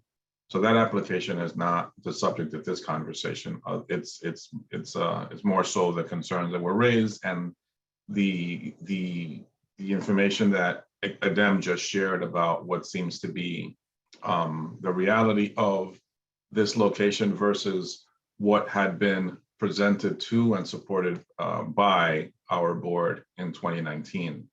The address on the 30-day notice from 2019, on the supporting documentation from 2019, from this year, lists the address as 508-510.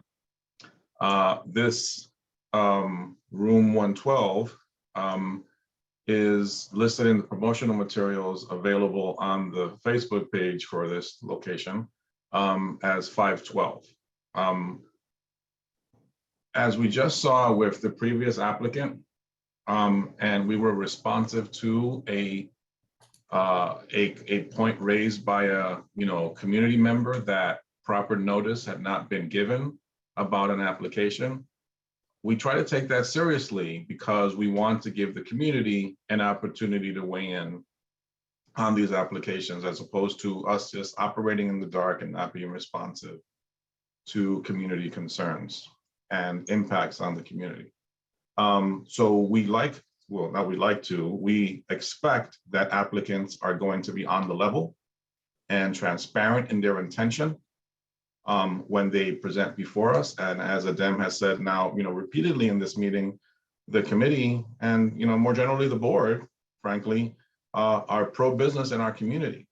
That doesn't mean that we let down our guard completely and turn a blind eye when applications that we're reviewing and supporting are misrepresenting what the owner ends up doing at the locations that we're supporting applications for. Like Adem just explained, and if you've been by the mall, the lighthouse is right next to the barber shop. I forget what it's called, Cuts or something, literally next door to it. And then there is a residential staircase. And then there's this, what's it called? What's this thing called? Room 112, whatever that thing is. And if you go on in any of their social media, it's quite evident, as Adem was saying, that that's not a restaurant. That's a club, a lounge. It's marketed as such in promotional materials for events happening at this location. And it's not that bars and clubs and lounges can't exist, but that is not what was presented to the board, and it is not what the board supported. In the stipulation that Adem referenced, the applicant signed off that they would not have, for example, not have happy hours past 7 p.m. And that's exactly what they're doing according to the promotional materials for events that they have on their social media.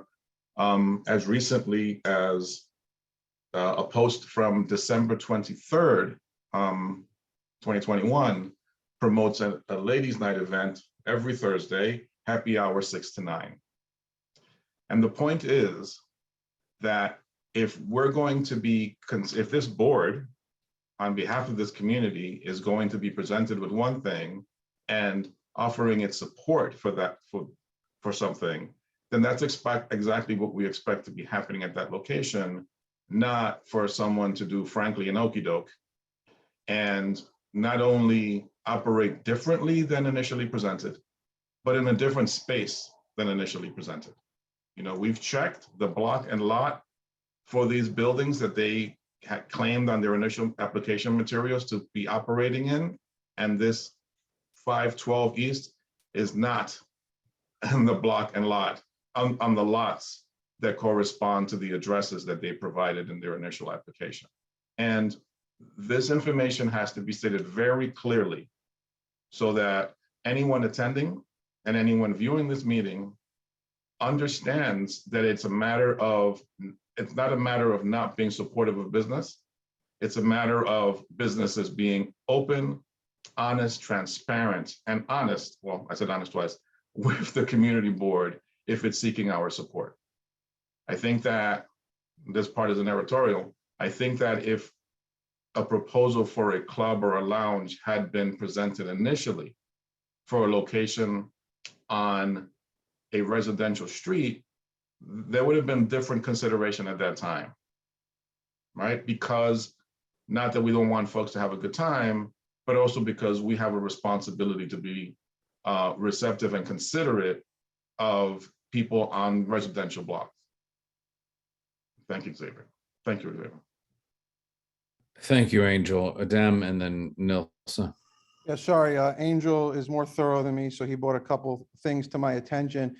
Just to highlight more specifically what the ask is for this method of operation change, it's exotic dancing. I don't know what that really means, but I find that term a little concerning on a residential block. Second, looking at the pictures on their social media, if you guys remember, I believe it was in front of executive, we had Teddy's come here for a New Year's party, and we were going to say okay, but then I believe we brought up the COVID issue, whether vaccine cards were being checked at the door or not. It's very cramped in there. I mean, we're talking about, we had an applicant come to ask to do this party, And we have another establishment here just doing this all the time. And my last point, at least according to some promotional material I saw, I'm not sure if it was on their site or on like Eventbrite or whatever, that there's hookah too.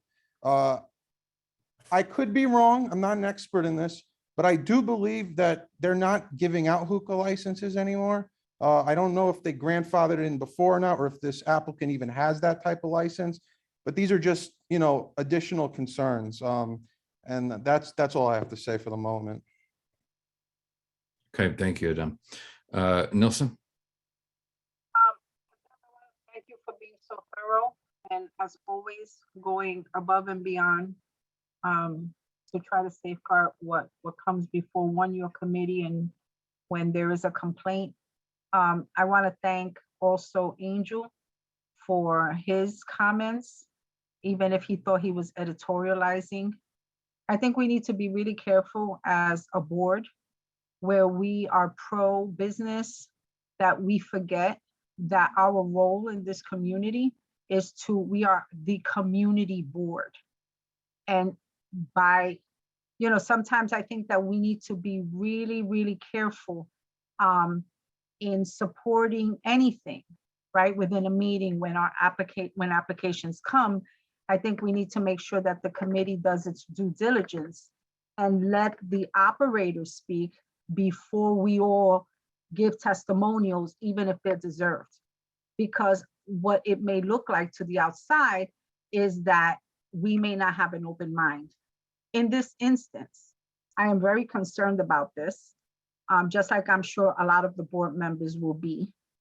And my suggestion is that the chair, along with you know, your committee, Dem, and with Angel, and maybe with the executive committee under Xavier's leadership, come up with the next steps.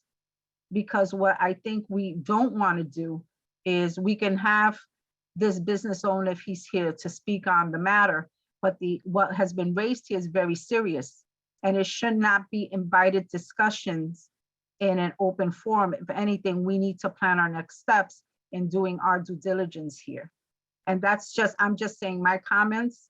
I have my own thoughts, but like I said, I don't like to taint a process. And I think that sometimes we forget that. So with that, I'm going to stop my comments and defer back to the chair. Thank you, Nilsson. Jose, your hand is raised. You're recognized. Please come on camera if you can do.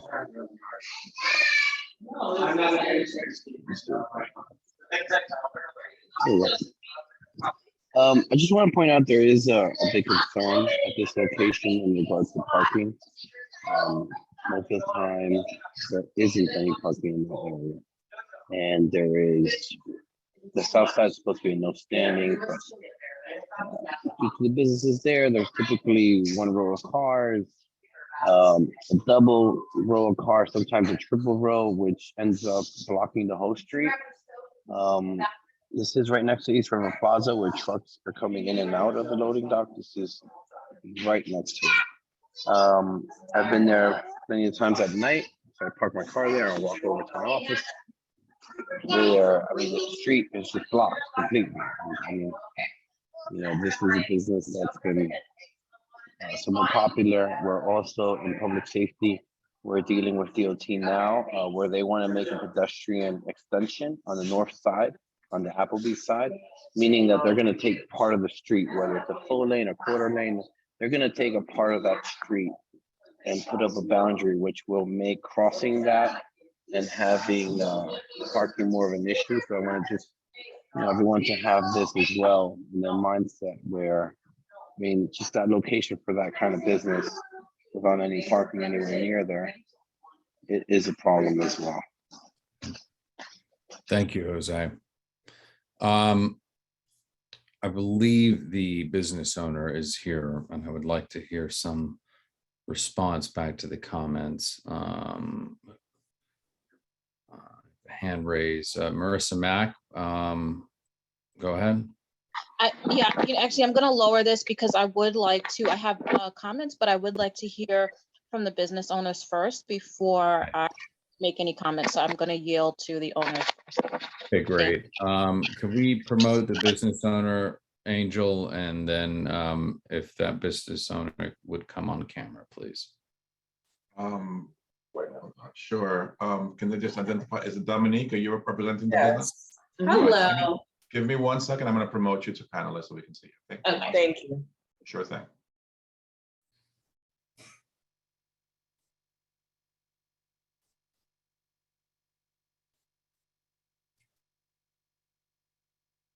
Okay, you should be good to go now, Dominique, whenever you're ready.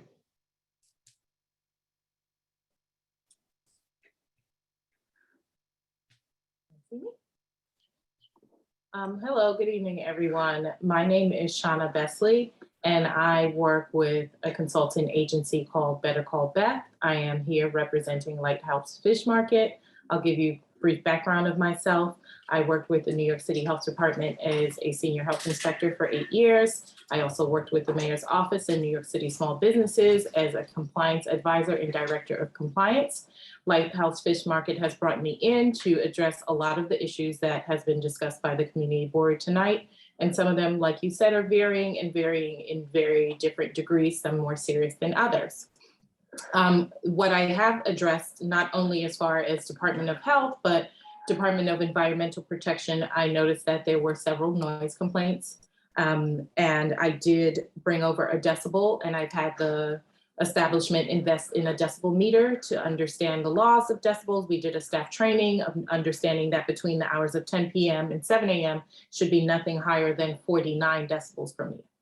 Now, as far as build out, the facility design was not properly built to accommodate music or loud sounds, as initially the initial context behind the establishment was a fish market restaurant sit down. It has now transitioned to a little bit more after COVID to bring more business and more operation. They have started doing some lounge service in the evenings just to kind of keep that business afloat. And we've discussed all the permits that are necessary in regards of lounge and the build out. So what they're doing to mitigate this is I'm working with them on a noise mitigation plan, and they're going to be insulating the establishment to avoid that noise and disruption for the residents that live in the building. As far as the location, I know that there are 2 different lots on this location, but it's connected internally. So one of the issues with the health department is once an establishment is connected internally, they technically cannot apply for 2 separate permits because it's considered one establishment. So there is discussion with the health department on how they're operating under 1 permit and 1 establishment, although DOB has it listed as 2 separate lots. And they're 2 separate entrances, but internally they are connected, and the restrooms and everything are used by staff on the left side of the establishment. On the right side, there's seating service and lounge and bar. As far as the change to the license, I'm working with the establishment now. As far as the change in the license, I don't think it was an intentional switch to the plan of how the establishment was operating. So we do apologize to the community board and the members of the community. We don't want anyone to ever feel like we're kind of going over their heads or not taking into consideration how the community feels about establishments operating. I know DOT, I'm well aware of the zoning and how they're going to change for pedestrian walkways. It's not only Lighthouse that's on this block, there's also Applebee's, which is quite popular, and customers go to Costco, and the double parking is from various establishments being in this tight area, and some people trying to avoid the cost of parking because it's really scarce parking in this area. And the more DOT signs go up, the more people tend to do illegal things like double and triple park. So I don't think it's fair to point out just one establishment as the cause for the double and triple parking. As far as the misleading application, that's something that we intend to address. And I did take notes to discuss this with the business owner. I will be reviewing this with them as we're working on several protocols and SOPs on how we can get this business in compliance and it also to flourish in a neighborhood that has been longstanding. And that, like you said, we all want businesses and small businesses to succeed, but we want them to succeed within compliance. So it's not just about favor from the community board or being liked by the community, My concern is, are you operating within the rules and regulations of New York City and the 7 enforcement agencies that oversee your establishment? So those are just some of the things that I wanted to address and discuss with you and let you know that these things will be addressed, and I have upcoming SOPs and protocols that I will be sharing with the establishment, and I will happily share with you if anyone is interested as well. I also have the manager here for the lounge side, which is labeled room 112, and he'll discuss a little further on the operations and the intent on mitigating the risk and issues that's happening with this establishment. Thank you. Would you please bring the manager on camera?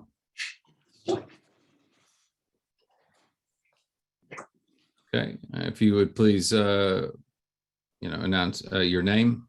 Hello, how you doing? My name is Eddie Mack. I'm the manager for Room 112. I want to address the issues in regards to the noise complaints and altercations. Also, on the side of this establishment, there's a comedy club that is not connected to Room 112 or Lighthouse. It's a separate entity that acts alone, and they have issues in regards to about 301 complaints in regards to the residents. That transpires a lot. We've had a couple of the NYPD officers spoke to in the past couple of days, and they've came by and verified that a lot of 311 calls, they don't know where it's coming from, but they have been coming to our establishment and they can't hear any noise that transpires unless the door does open. What happens is with the comedy club, they come out a little rowdy sometimes, and then those complaints can be misconstrued with our establishment, and it's not us at all. There's no way to differentiate when they call via 311, but they have been on full notice from that standpoint as well. Any type of altercations have never transpired inside of our establishment. Anything that happens outside could be in regards to the Applebee's, it could be the comedy club, it could be the mall, from that nature. So I just want to be very clear when it comes to that. We spoke with NYPD yesterday, great rapport, no issues from that standpoint going forward. And like I said, we just want to create a nice, safe environment for the community, that's all. Okay, thank you very much for the presentation. Just was taking some notes. Members of our committee, your questions or follow-up? Adem? Yeah, I appreciate the response. I think just from my opinion as a resident board member, not even as the chair of this committee, I think Angel highlighted, and it really, it comes down to a question of, this appears to be a nightclub, and how would the committee have felt had a nightclub been what was presented to us? Now, whether they're running a restaurant too, which I believe they are separately, this is a big question to ask. It's not a question of how they're doing things or whether there are issues or, who the issues are. It's deeper than that in terms of, we need to know when you look at that application, it says seafood restaurant. Now, I get that we're hearing that things had to change because of COVID, and I am sympathetic to that, but this isn't like a small change. This is like legitimately a totally new business operating there as well. So I just think we have to keep that in mind when we look at this, in terms of, you have to ask yourselves, is this the type of business you want there? I have my own feelings on that. If we end up taking votes down the line, that's where we'll discuss that then. But I think that, in my opinion, is a question, at least one of the main questions you have to ask yourselves, but that's just from me. Thank you, Adem. Do we have any other questions? Marissa Mack, please, if you can turn the camera. Yes. Hold on. Can you see me? Sorry, I'm We gonna can have to. see you. Oh, no, we can't. Yeah, sorry, I'm on my phone. So in regards to the noise, I think there are a couple things to be considered. And I didn't think about that at the time of the initial presentation, but living in the community and actually hearing from some of my neighbors within my building, there is a noise issue, but it's not from the lounge directly, it's from people spilling out. And so to the point of whether it is from the comedy show, I believe that's Wednesday nights, or the lounge, then that's something to be addressed and to be considered. But there is an increase, and there has been an increase in just traffic, like late at night, like 10 and 11 o'clock.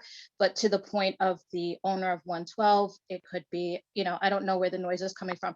The actual establishment noise, I have not heard. So when I come in, unfortunately, parking has been an issue. And I think that maybe there's something that could be worked out with East Harlem. I'm sorry, with the East River Plaza in terms of maybe like a discount for parking or something of that nature. So that is definitely something that has been an issue and something that needs to be addressed.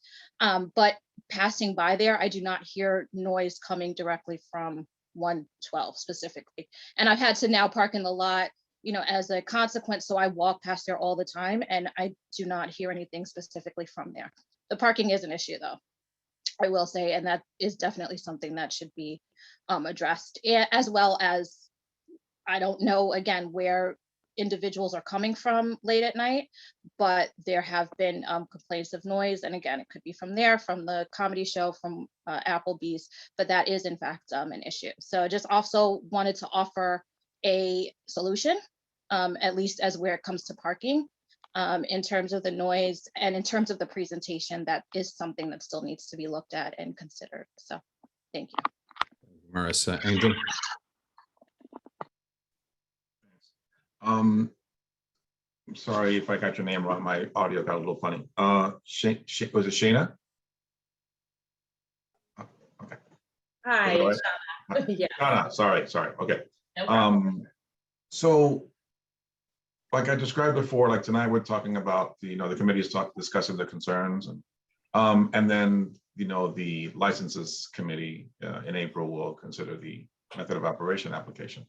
I'm going to request on behalf of the committee that the owner, the applicant, provide copies of the full application that was submitted initially to get the license in the first place, because that will include renderings of the space.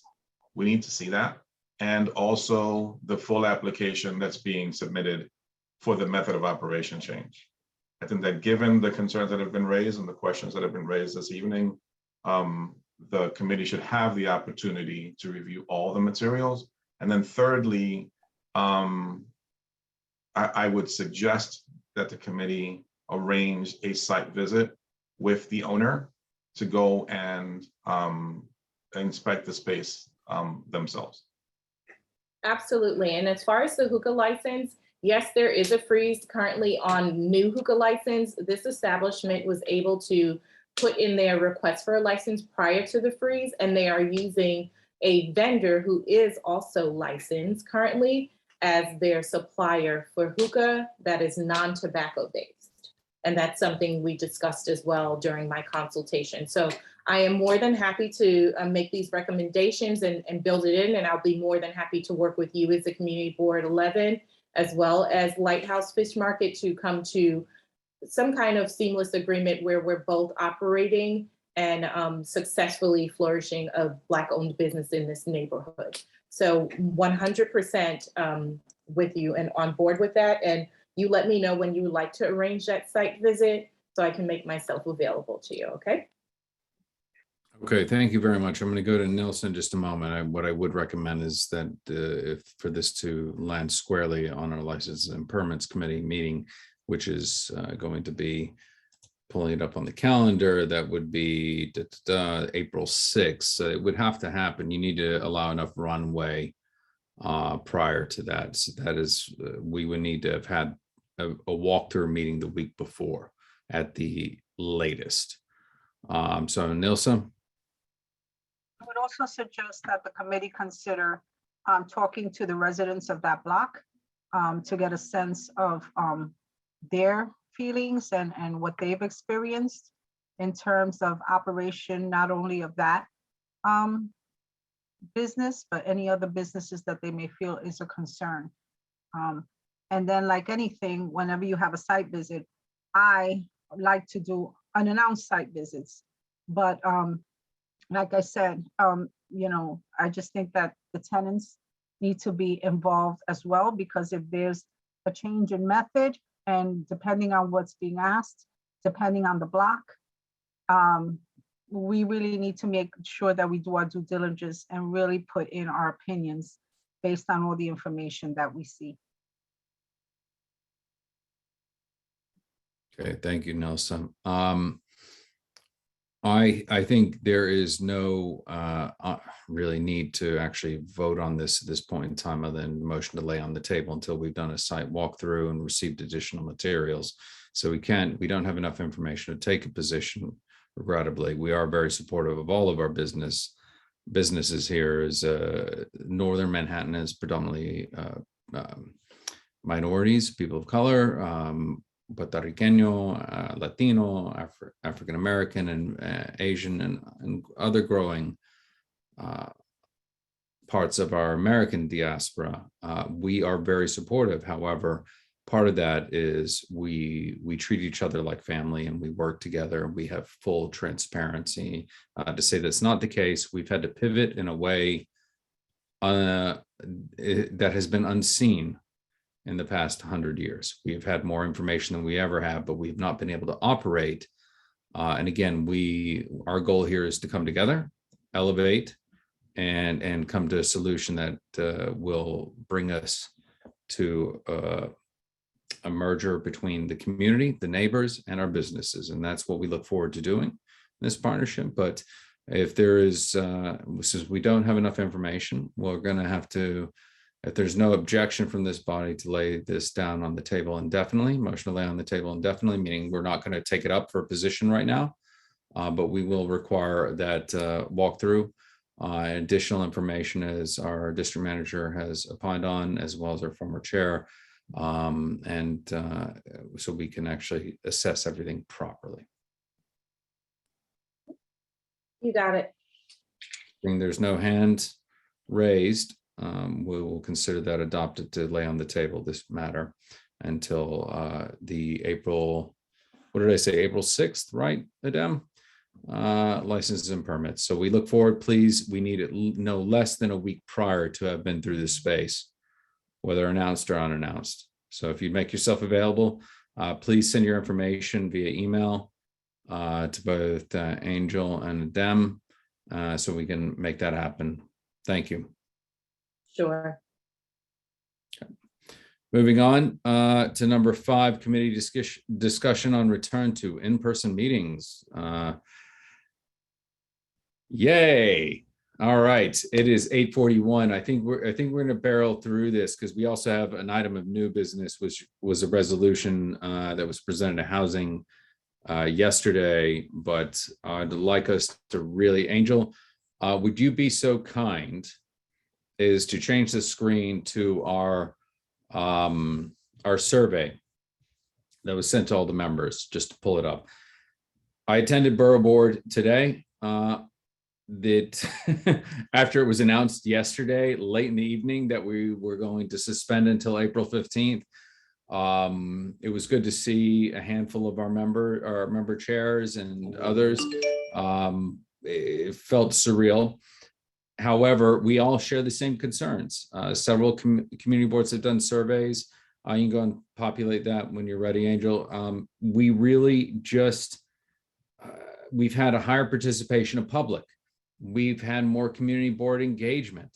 Even when people have been ill, people are logging on, even if they look like death. Jose, calling you out just a little bit. We love you to death. He's logged off. Where is he? There he is. There he is. I'm having a hard time hearing you. I'm sorry. That's okay. I'm throwing some shade to make you laugh because it's getting late. We have all worked together to make things better. And I think the big thing is that we need to get input, direct, meaningful input from our membership. A couple community boards have already collected that information. They're not ready. They felt that it was premature to come out to open up so early after 2 years. Others have argued the point of view that, hey, we're getting better public participation. How can we maintain that? We also are volunteers, and we're not paid to do this. And the attitude is, if the electeds don't have to show up and they're paid, why should we have to show up when we, shouldn't we have that option to be virtual? This is what Angel sent around to us. It's a meeting safety survey draft. It was addressed, if you'll notice in the selection for the hybrid option, it was omitted mainly because of the fiscal constraints. It was raised at Borough Board that, hey, how do we pay for this? We would need assistance on these days. Angel has expressed to us over the past 2 years that we can't have the same Zoom handle shared for two concurrent meetings. That's the challenge. So we'd have to have either 1 hour block and then a next hour block. That's why we're so spread out. That places a stress on the staff having to be switched on versus a divide and conquer on each meeting day. Does anyone have any comments on this? Nilsa. But from what I was reading right now, from what you put on the screen, I like what was given. I think that hybrid being omitted is a good idea, because I think all the community boards have always jumped on the idea of hybrid. The challenge is, depending on the staffing and the stuff that you've already mentioned, Chair, it is a problem. But one of the things that is also an advantage for the Zoom meetings continuing is that it allows us to be able to attend other community board meetings that are also virtual, or other different departments that are having meetings, or the agencies. It allows us the freedom when they're doing Zoom meetings that we can also, from our home, become more informed and become better board members. And so that's one thing that we don't hear a lot about. Our communities are now participating more. Board members are still participating more, but even though with Zoom, sometimes board members aren't as plugged in as they should be. But it gives us the opportunity also to be more aware of what's happening in the other boards that will help strengthen our positions and can help inform our positions here in our area. That's all I wanted to say. Thank you, Nilsa. I didn't see the order of hands that went up. So I'm just going to go down the line. Please don't take offense if I missed the order. But that was very helpful, Nilsa. Dawn, Jessica, and then John. Thank you so much. One thing I just wanted to add, other community members have called me and asked, I'm thinking about applying to the community board, what's it like?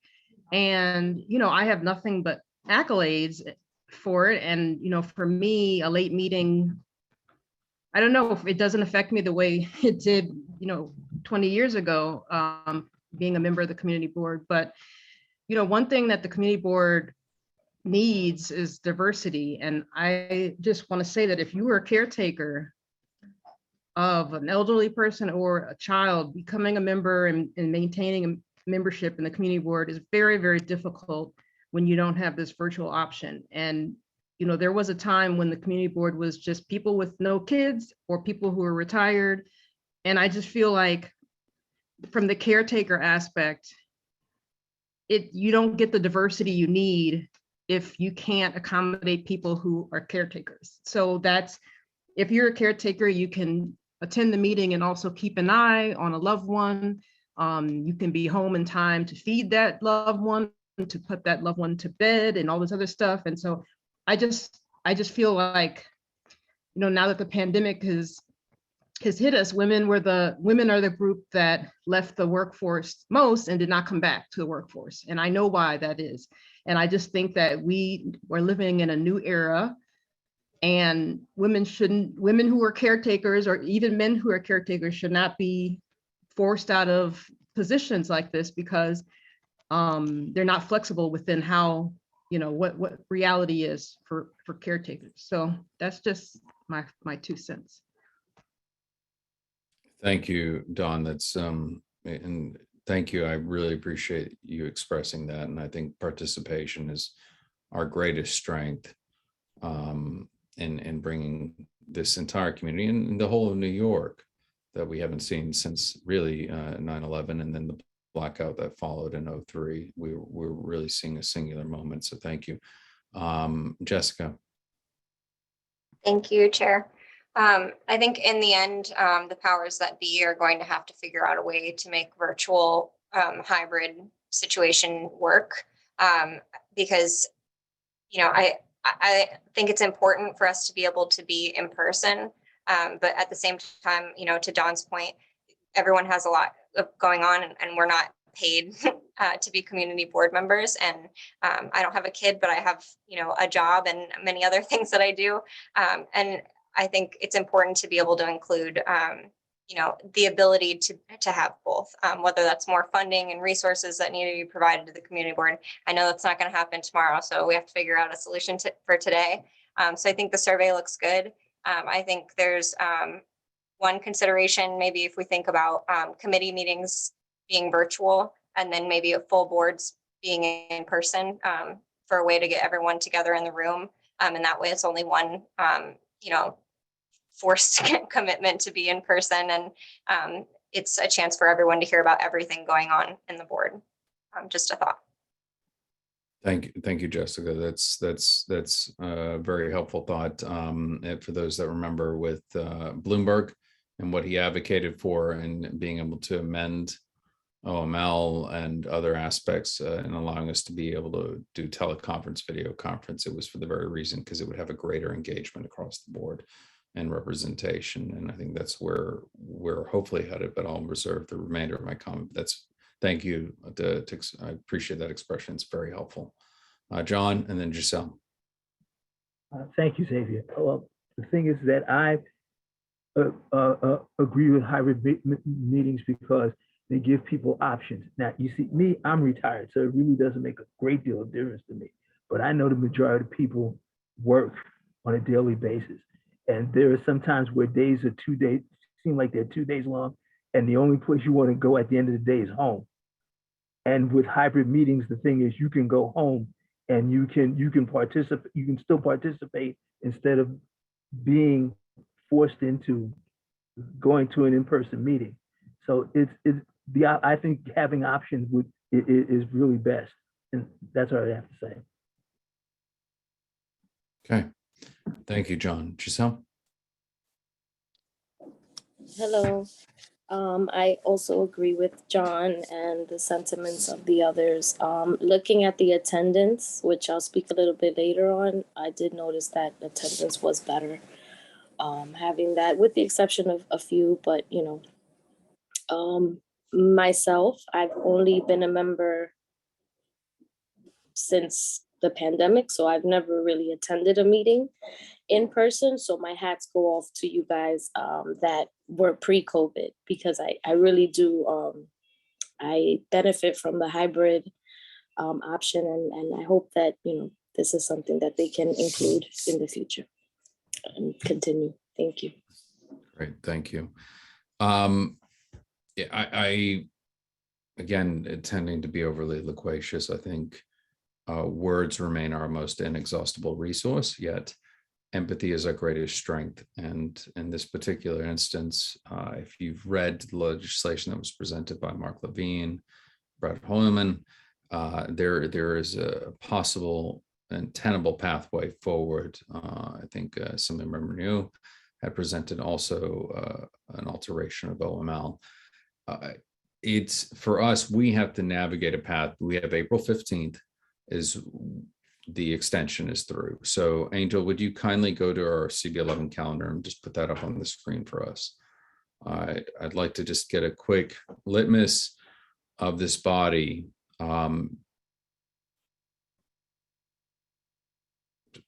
We have all but 2 committee meetings that could quote unquote legally happen in the month of April virtually. Right here. So you see here, you have the 4th through the 7th, then the 11th through the 14th, and then it expires on the 15th. And I asked this body, would we be opposed to moving our traditional meetings, the economic development and the executive, to those Fridays? If necessary, we could remove executive entirely if need be, but it's because those would be the ones we'd have to most likely be in person. And then right now, Angel is currently reaching out to find venues that would accommodate us. But ultimately on the 26th, we would under the law have to be in person. So that's option one that we would explore. The other aspect of it is as well is that hopefully we can find a place. We did find one in July of last year that accommodated us, and that's when we honored Joe Goldblum, if you remember. That is a possibility. I think ultimately we have to make a decision on this. We have a longer runway than we did 2 days ago.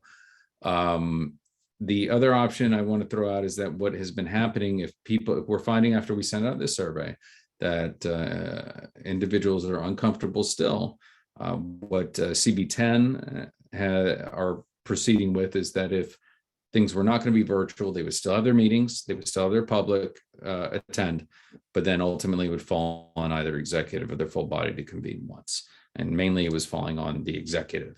And then they're going to have to eventually ratify all of those positions. So that's the challenge as we work together. So that's just a quick brain dump on it.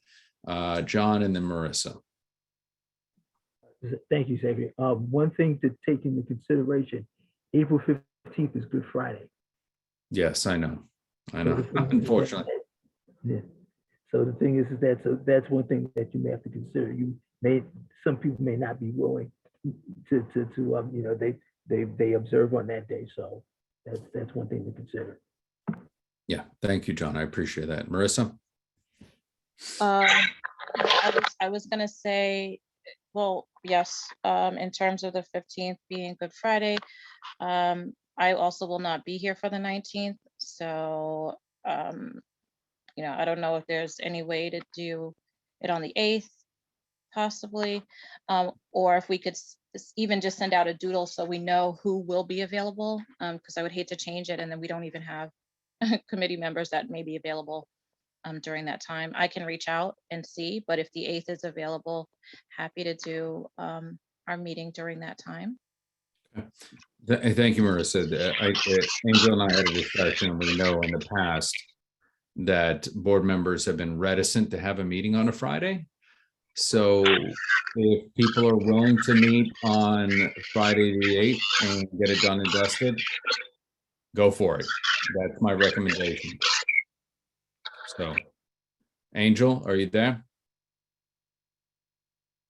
Oh, Xavier, I'm sorry. I just had one other. I'm sorry, Angel. I'm sorry. I just had one other thing to say. In that, if the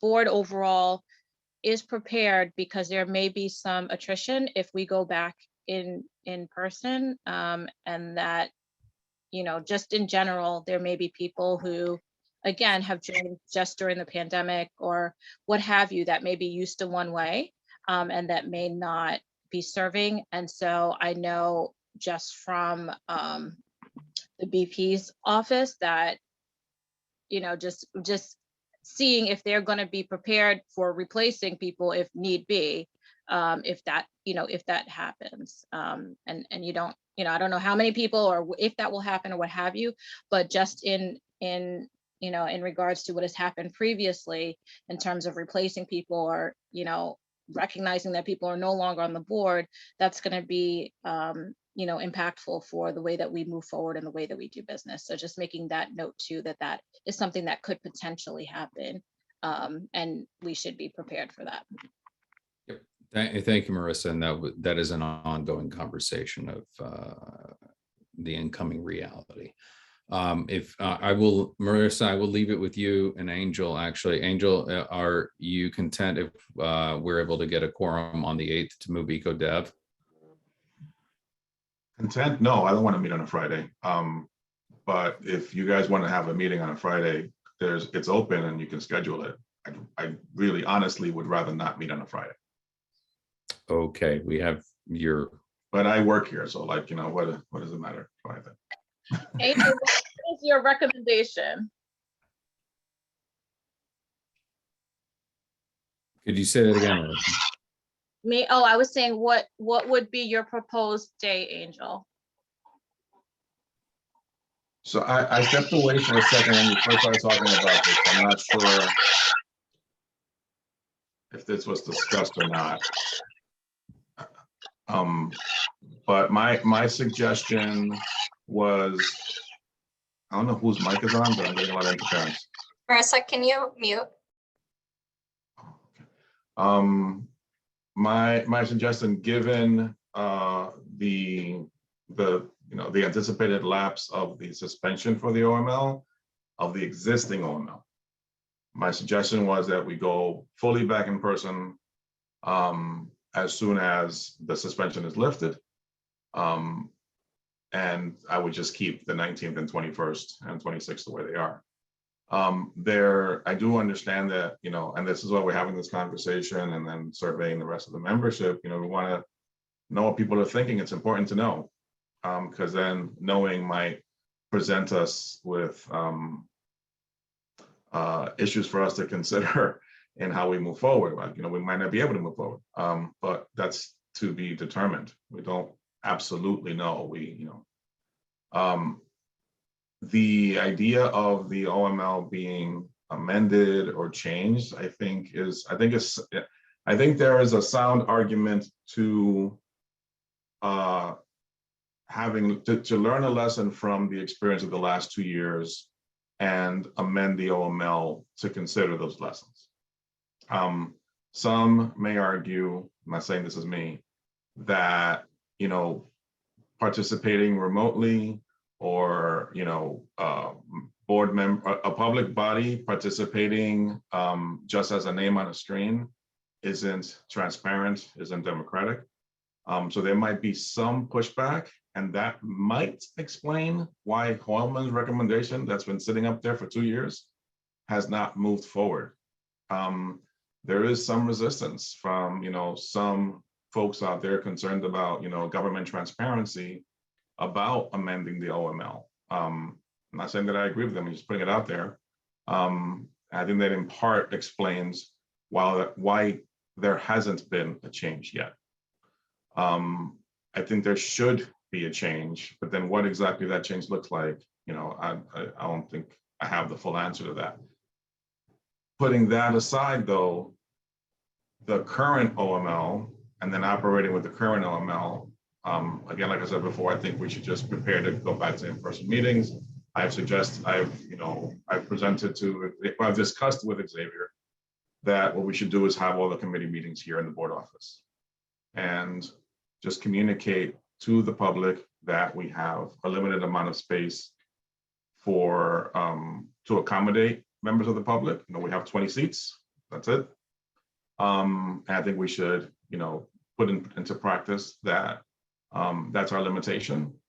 What we can continue to do, though, for the committee meetings is continue to offer the public and presenters the opportunity to participate via Zoom. The borough presidents, former borough president Brewer, provided each community board in Manhattan with this video conferencing camera called a Meeting Owl that works for smaller meetings, like around a conference table. And we can plug that into Zoom. It could be one of the screens, and folks can the members of the public and presenters that wish to continue to participate remotely can do that. And forgive me again if this was stated when I had stepped away, but the hybrid idea that some folks, some board members, specific, more members of public bodies have raised is, can I participate remotely? Technically, yes. The difficulty, well, the reality, not the difficulty. The reality is that per the open meetings law, the public has the right to attend a public meeting wherever it's being held or wherever participants in that body are participating from. And I think I mentioned this a couple of meetings ago at executive. So for example, if, John Green, sorry, John, you're the first face I saw. John Green chooses to participate from his home.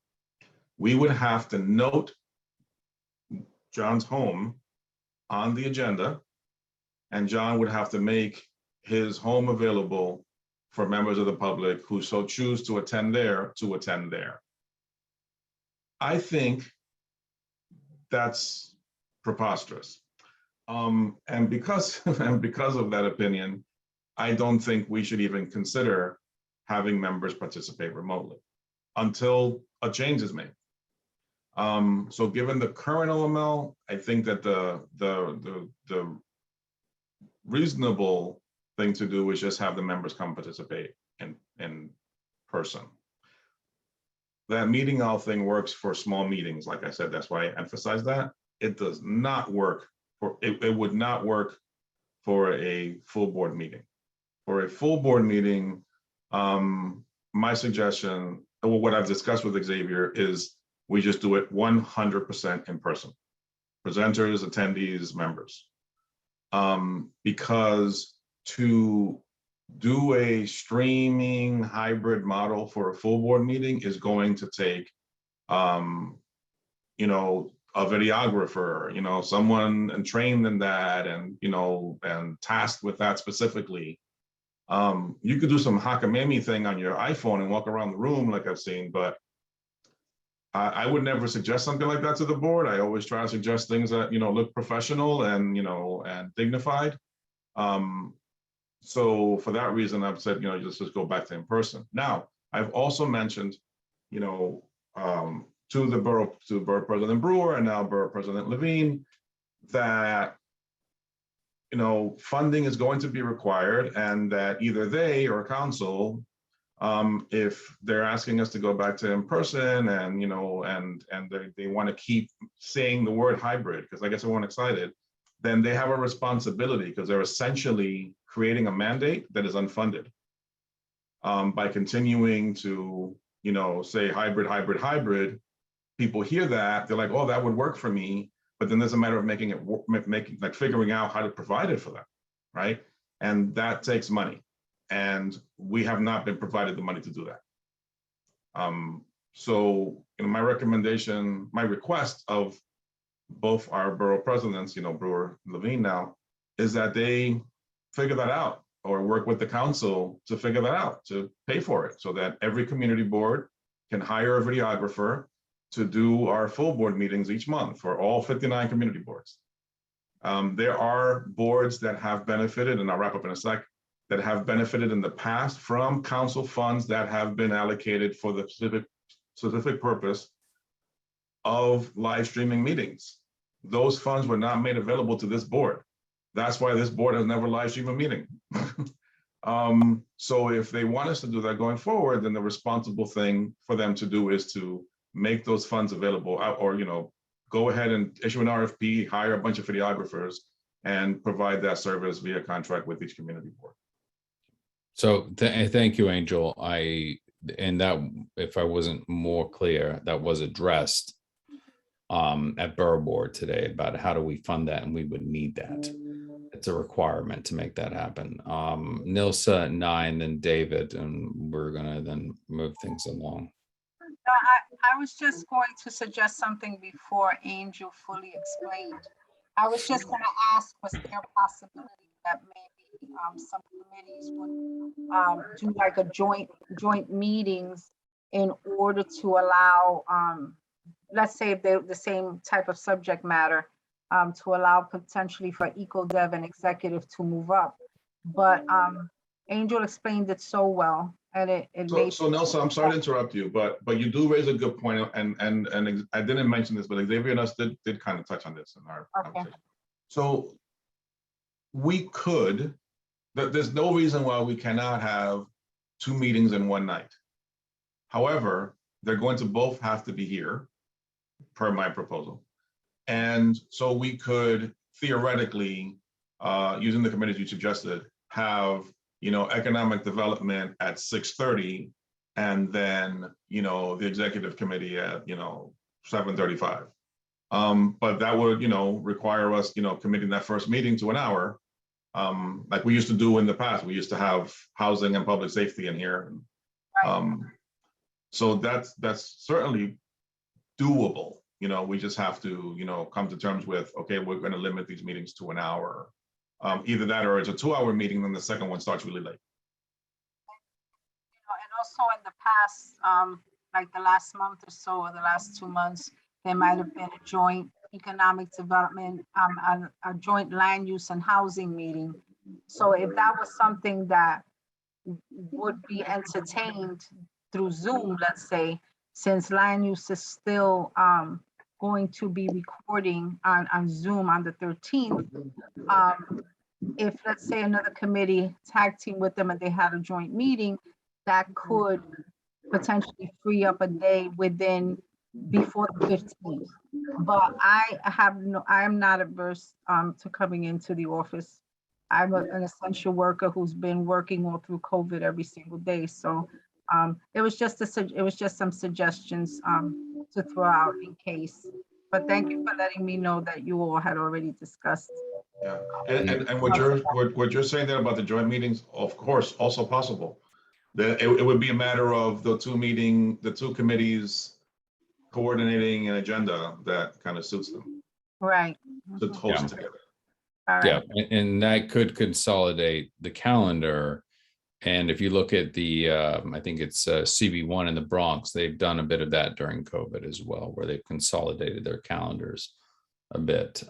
So Nye and then David, and I'd like to move along with the agenda. Thank you. Nye? Hey guys, yes, thank you, Chair. Just a couple of quick things. There is another community board that I went to in Queens where they do the executive. That's the one that moves, and that's a Friday morning.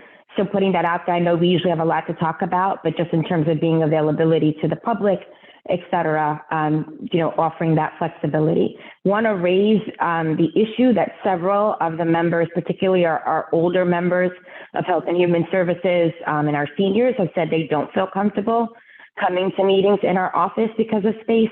And I know that we've gained such great response in a lot of our committee meetings and full board. I just wouldn't want to lose that attendance. I know our space is limited in comparison to other boards, but as much as possible, we'd just love for us to consider other spaces, even just for amongst ourselves. We have some older members and members that may have, pre-existing conditions, as Chair of Health and Human Services and an essential worker, as Nilsa knows, I would be concerned about the capacity in the office and being available and open and inclusive with the limitations of the closeness in that space at the 20-person capacity for some of our committees and some of our agendas, which we know have, had a lot of support and interest from the public. And then last but not least, I just wanted to throw up another option as someone who produces events.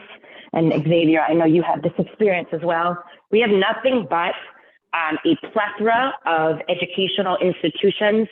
As I said, teach at NYU. I went to an event today at Columbia that was hybrid. We have Hunter School of Social Work and other resources in our community and in our great city.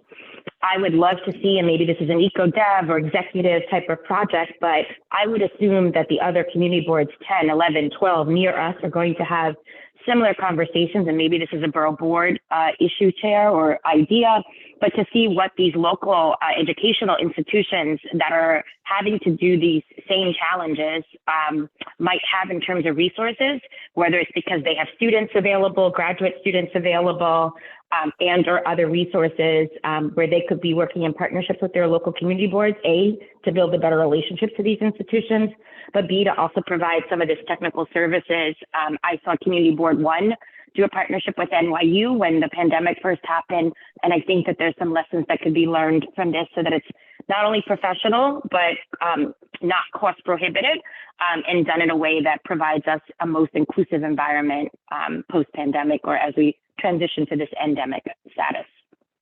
And thank you. No, I appreciate those comments, and we'll continue to pursue that. We can definitely have. If I could just jump in here. So to the point of using the community board office, the suggestion is based on the fact that we control this space, right? We don't control the other spaces. If those others, we can ask for spaces, and if they make them available, great. And then it's a matter of figuring out the logistics. If we're going to go with a fully in-person, no Zoom, nothing, then it's just a matter of someone granting us a space and we just walk up and go ahead and talk.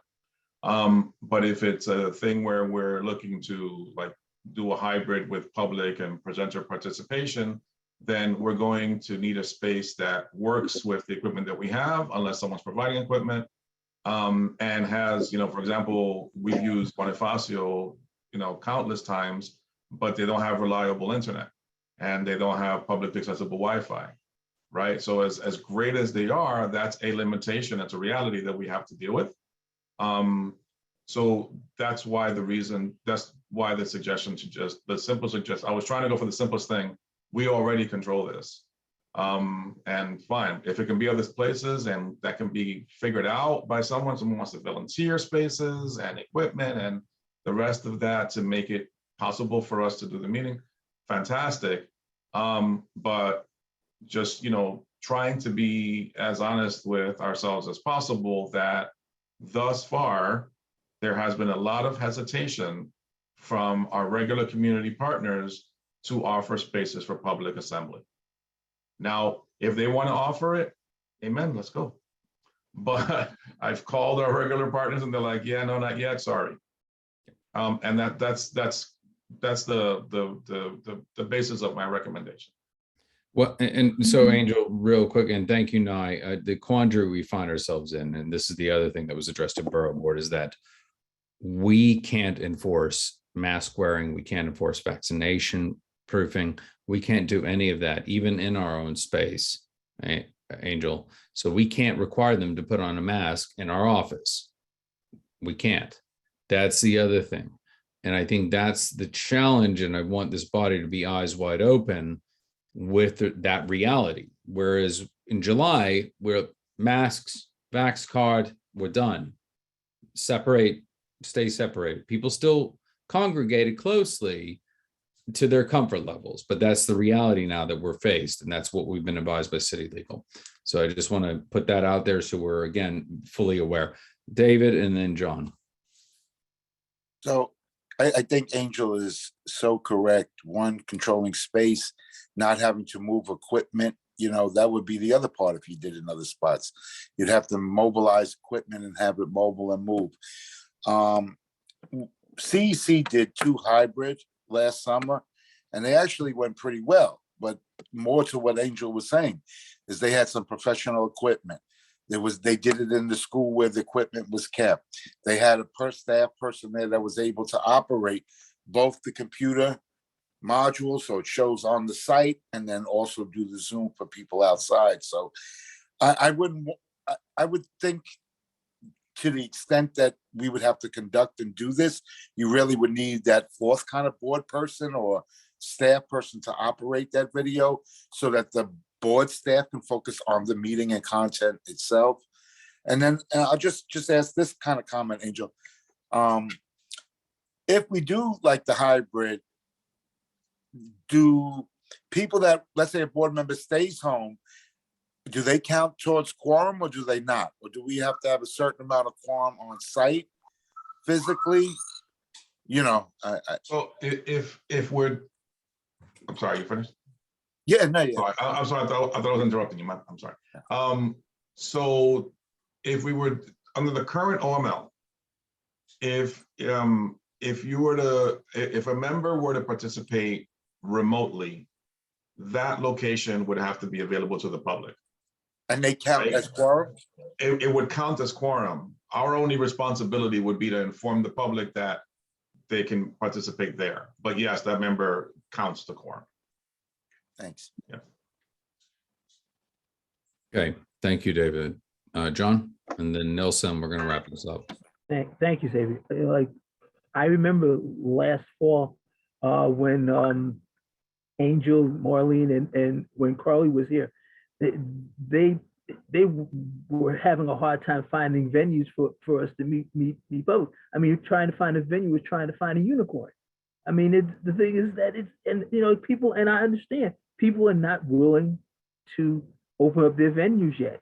So the thing is, if they stick to this where April 16th is a hard, fast rule, hard, fast deadline, then they're really tying our hands behind us.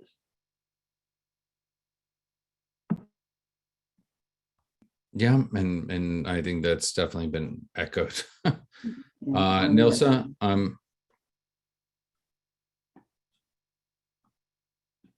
you're muted. Yeah, now we got you. Okay, I didn't know if John was finished. I just want to bring a perspective from a person who runs a multi-service center. We were told by the city that we must charge if we open up our locations for public meetings. We must charge. We are no longer allowed to provide the community service in terms of having meetings like, I would give a lot of free time to the NYCHA residents to do their tenant associations. And so the city made a move with that. I don't think that, I always have ways to get around it, and I don't care if I'm on camera saying that. So I'm not worried about that portion of it. Now, what I have done at the multi-service center, we had to do questionnaires, and we were told by the city that we no longer had to enforce the mask mandate, and we no longer had to do questionnaires, nor did we have to do temperature checks, which I was really surprised about. But what I have done is I did a freestanding temperature check machine that I've left at the front, and everyone comes in and they still on their own, they check their own temperature. And I made a sign that we are not enforcing the mask mandate because as of a certain period of time, the mayor is no longer enforcing the mask mandate. But however, masks are optional. You are free to wear them if you wish, and that we highly recommend that those who may have health issues feel free to don their masks. And I will tell you that we have more people wearing masks that come to everybody was complaining about not wearing masks and not doing the questionnaires. And the last week that I did away with everything, except now it's on a voluntary basis, everyone is donning their masks and they keep asking me for the questionnaires. So I think that that's something that we should consider in the office, creating a sign that obviously that masks are optional, but touting the good benefits should they wish to wear it. There's no shaming involved. And the staff wears it or not wears it, depending on, suit. We are mandated to continue wearing our masks. So at the multi-service center, all staff is mandated, and that's from the city because we deal with the public. But, and the community board deals with the public. So that might be an option, Chair, that you and Angel consider a sign where you say what I just said, and people are free to wear masks and they'll feel comfortable and they won't feel shamed. And we have the temperature machine in the front. They could take the temperature if they should sign in for the meetings. Thank you. I appreciate that, Nelson. It's a good recommendation. I'm going to close this matter out. Now, do you have a quick comment or question so we can move It's along? just a really quick question. I just couldn't remember if we're allowed to meet in churches because I know Bethel has been lending their space to the community. They're open to the public and they have excellent audiovisual equipment and on-staff people that know how to use it. And I just couldn't remember, Angel, if we are allowed to meet in faith-based spaces. Yeah, sure. As long as it's yes. There's a short answer. And I can call you offline and after if that's okay. You can always call me, but I'll also give the full answer now. So we can meet and we can certainly meet in a church. The only requirements that they always look at for like hosting meetings is that they have the requisite equipment like tables, chairs, and then audio-visual stuff, like particularly for, well, actually for all the meetings, right? Like we've had the experience in the past. You haven't had it recently because now we insist on this stuff, that the rooms be equipped so that you're seeing everything that you have to see, you're hearing everything that you need to hear, that it's temperature controlled, all the rest of that goodness that you all have been comfortable with for the last 10 years. Prior to that, we were in super hot rooms, super cold rooms, no AV, no microphones. We don't want to do any of that. But yes, if it's a room, like you're saying, like you're describing, that has the capacity, is willing to host us, has the equipment, yes. Yeah. Oh, and is accessible. It's wheelchair accessible. It is. Yeah. Also, I'll talk to Bishop Brown. I'll circle back. Thank you. Thank you very much, Nye. So a couple of things to close this out because we're going to move on. We have 3 more items we have to address, and Marissa, I would definitely check with Angel. Look, if we have to pull the plaster on EcoDev or consolidate 2 in one night, but let's look at a calendar, make it easier, and then we can assess what's going to be the executive. That's just the reality we'll face. Let's have a quick offline conversation on that, but full board will plan most definitely to be in person. And again, I want to make sure we have enough time to get this runway out and also to find out what's going to happen with Albany, if any traction is going to happen with any legislation that will alter the OML. So thank you everyone for your comments. Now I'm presuming that's an old hand. I'm going to move us along to committee discussion on mayor's fiscal year 23 preliminary budget. It looks like we have lost Jason Villanueva. Angel, are you prepared to pick up the baton and run? Sure.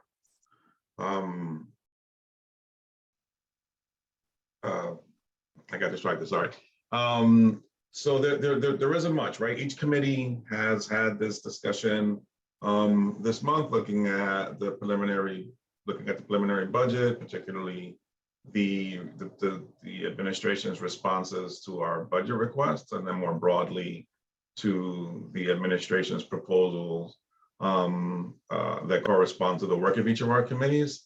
We wanted to, not leave out the executive committee and, offering an opportunity for discussion for, so that you all have an opportunity to collaborate, kind of share things that worked, didn't work. One suggestion process-wise that that I was considering, for next year's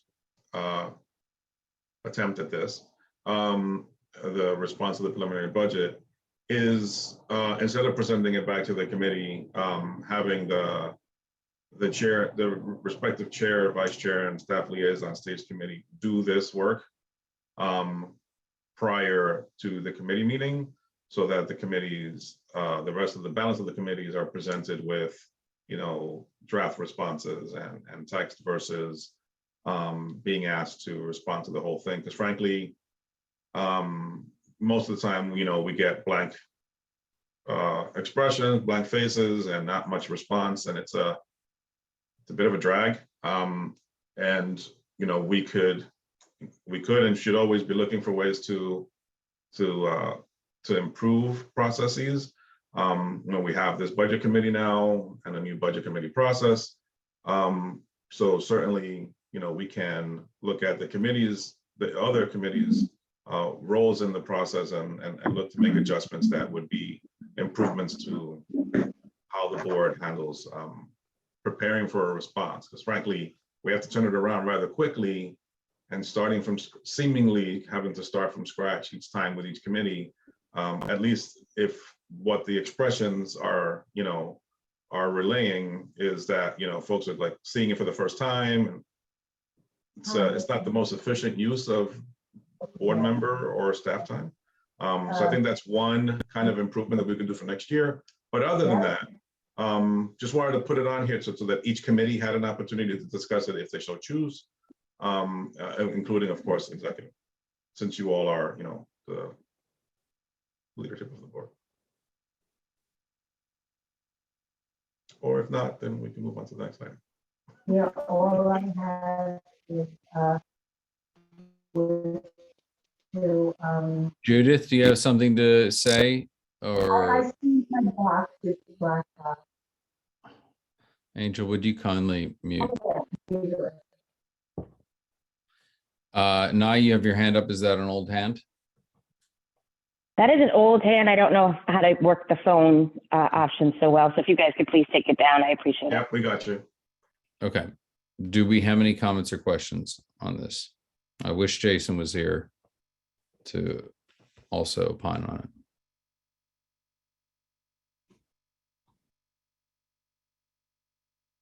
Okay. Can I just make an overall comment? Because I don't know how to, take it down and put it back up as quickly. I'm just kind of irate. I don't know if anybody else is. I'm just not happy with the agency responses in general, and the process in general. I know we're in the middle of a switch from administration. We have 50% new members of our committee. Our council, one of our council member asked people to put in 8,000 other forms in addition to their regular forms that they have to put in for funding. People are not familiar with the who's who. And to get agencies when we understand that there's ask for cuts, but we also know that there's money left on the table. And I just feel like our community, which suffered so much during COVID and is fighting every day to have hope and show up and do the best for our neighbors. I just have to say, as Chair of Health and Human Services, I did not like any of the responses. Our committee was not impressed with any of the responses. And we just feel like they just keep kicking stuff down the line. And, you know, I just don't even know how to convey it in words and writing without expletives. So we've been very much at a standstill talking to my other committee members about the comment paragraph that we want to contribute for the overview and the summary. And we have the agencies coming next month, but I just have to tell you, and I try never to lose my temper, but looking at those responses for our tracker, our budget tracker for Health and Human Services, I just honestly wanted to call a press conference at City Hall and say, what more can you take from us? You know, you've taken our blood. Like, what more do you want from East Harlem? And so I just wanted to put that on the table. Thank you, Naim. Jessica. Thank you, Chair. I agree with Nye. The agency responses are completely unacceptable. From the points of agreement, obviously, we're still trying to get those things completed. And I just sat on the CAG the other night, and you know, there's other communities get, you know, new garages, new facilities, or refurbishments to facilities, and you know, it's inequitable, and that's the bottom line. But I think part of the goal that we have with the Culture of Health Leaders Initiative, and part of the reason why we're doing the CB11 Earth Day conference in April, we're trying to raise awareness of some of the issues, at least on the Environment, Open Space, and Parks Committee side. And in the end, there is an intended to be a roundtable discussion with city agencies, CB11 leadership, and elected officials. But we hope that the conference and this roundtable will get media attention, force electeds to contribute, and demonstrate that, you know, across the board for all of our committees, that the responses in the process for statement of district needs, we put a lot of effort into, and it seems like we're not getting a lot of effort back. And it's, you know, it's not life or death, but really it is affects the long-term legibility, longevity of our residents. And it's unacceptable that, you know, we get such non-answers to really serious problems and needs in our community. So I think, you know, we can keep talking about what we want this roundtable to look like, and how to activate electeds. But I think, you know, we just gotta keep kicking, yelling. Thank you, Jessica. Michelle, what's your comment? Hi, thank you. It just seemed that it wasn't even read, and I was told that, well, this is something that happens on a usual basis, that these are the types of responses that we get. And I thought, okay, but if we're so used to getting these types of responses, isn't there a way to change? Are we doing something that we can change these types of responses that we get? Or are we just finding a way just to say, okay, well, we're so used to it, and we just give up? And I just felt that we can't give up, because it's something so important. This is our community, and we cannot accept let me just throw the dice and, oh, we'll check and we'll offer you this money when we think you need it, but then we won't really give it to you. I just thought how all that work has been put into it, and the responses were just unacceptable. Thank you, Michelle. Angel, do you want to respond? Yeah, agreed. So like, we certainly haven't given up, right? That's why we keep going through this exercise and trying to refine it, because we're trying to do the best job that we can in doing the advocacy and putting things forward that, you know, address those needs, you know, and we reach out to the agencies and try to speak their language so that the requests are, you know, are sound and realistic. The problem, frankly, is the partnership. you know, now we're on a new administration, but if you go back to last year's recording, you'll hear me saying the same exact thing. The prior administration, it's very clear. They could give a hoot what community boards were saying, just across the board, and then particularly less of a hoot in certain neighborhoods, ours included. We have, you know, seen good responses. You know, these items are funded, this item is funded, we agree is partially funded, and that's great. But there's so many others where we don't get that kind of response. And I think I mentioned this in a couple of meetings that I did this month. It was my perception, having seen these kind of rote responses in the past, that the responses this year were a different, you know, text, but were frankly lazy and reflected a lack, you know, like that told me or suggested to me that they didn't even look at it, right? Maybe the previous administration looked at it and chose to not, you know, respond, you know, in kind, but this, like, you know, maybe it's too early in his administration, maybe a million things, but the responses were really poor and really lazy. And I've expressed, you know, here at borough consultation meetings, at this borough service cabinet, all over the place, my frustration with the municipal budget process as it relates to community boards. And frankly, the problem is that the administration wants you to agree with their priorities, and then they have to be made to understand your priorities.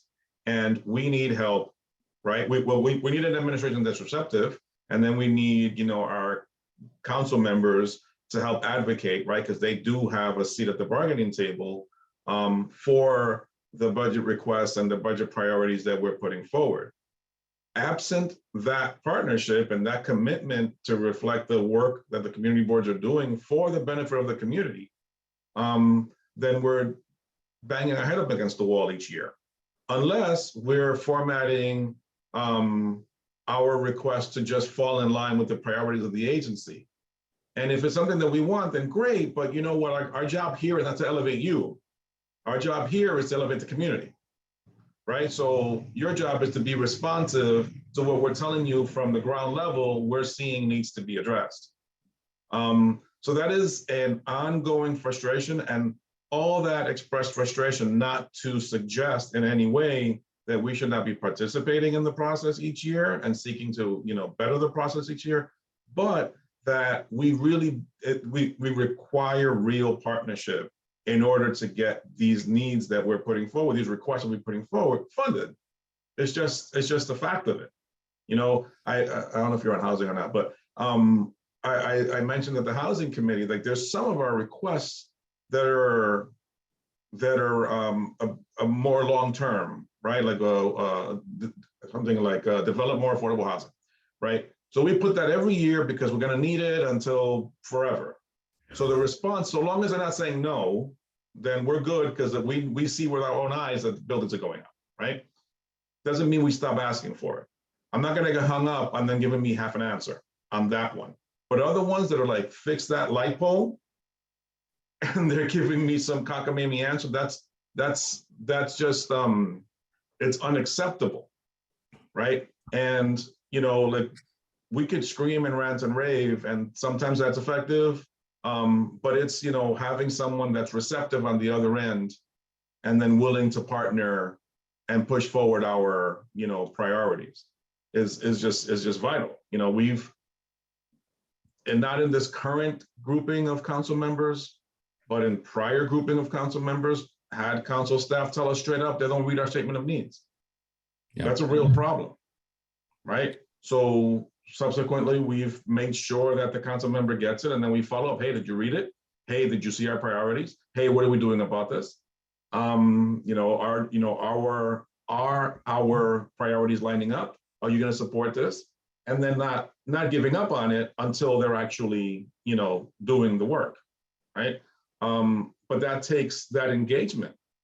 So when I mentioned earlier that, like, I'm looking at blank faces, I'm like, it's a bit disappointing, because I know it's going to require the membership speaking to those electeds that they happen to know personally and see on the street, right? Like there's 50 possibilities because there's 50 of you for engagement with those council members. And then each time it should be like, hey, look, we really want this street cleaned. Hey, look, we really need this sanitation garage moved. Hey, look, we really need this housing. If we're not doing that, then there is no engagement, then we're just kind of letting them off the hook. So we shouldn't ever expect a good result if we're letting our potential partners off the hook. Thank you, Angel, for explaining that. I wish Jason was here, but one thing I will say, it's incumbent upon all of us outside of this meeting to chase and to follow, which I think was to your point. And lackadaisical, I think that would embody the responses, right, Angel? Just yeah. So David, sorry, my unmute, I couldn't find it. On some of the responses, yeah. Yeah. So let's call it some of the, frankly, some of the things that were yeses were funded by de Blasio. Yeah. Right. So it's not like this guy said, yeah, no, I'm going to do that for you. Or yes, I agree. You know, there were like the economic development had a bunch of library stuff, right? Like that was funded in the prior administration, right? The Youth and Education Committee had a bunch of like capital stuff that was done in the prior administration, you know, but then the forward-looking things, then it's like kind of like a meh kind of answer. So, you know, we have 4 years to see if this dude will, you know, come around to partnership. Right. Yeah, it was beyond low-hanging fruit. It was fruit in the basket. And they're just like, yeah, sure, you can still have this.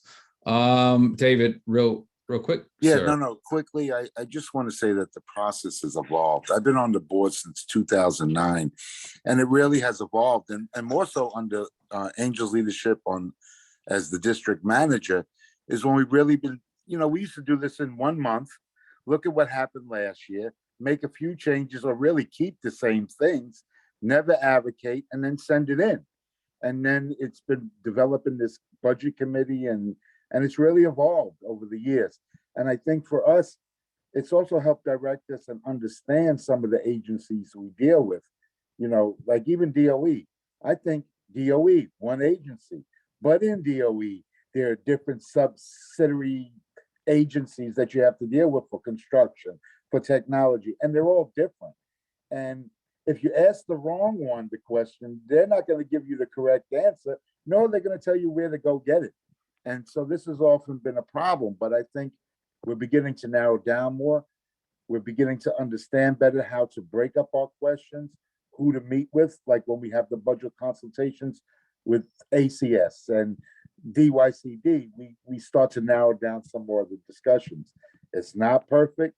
It is a lot more work and takes up a lot more time on the board, but I think it's helped professionalize what we do, and God help us and God pray for us. And I mean, I think a lot of it comes down, as Angel said, nudging people, advocacy, and I think as a board, and I have to be most critical of myself, we have to testify more at hearings that relate to the things that we need.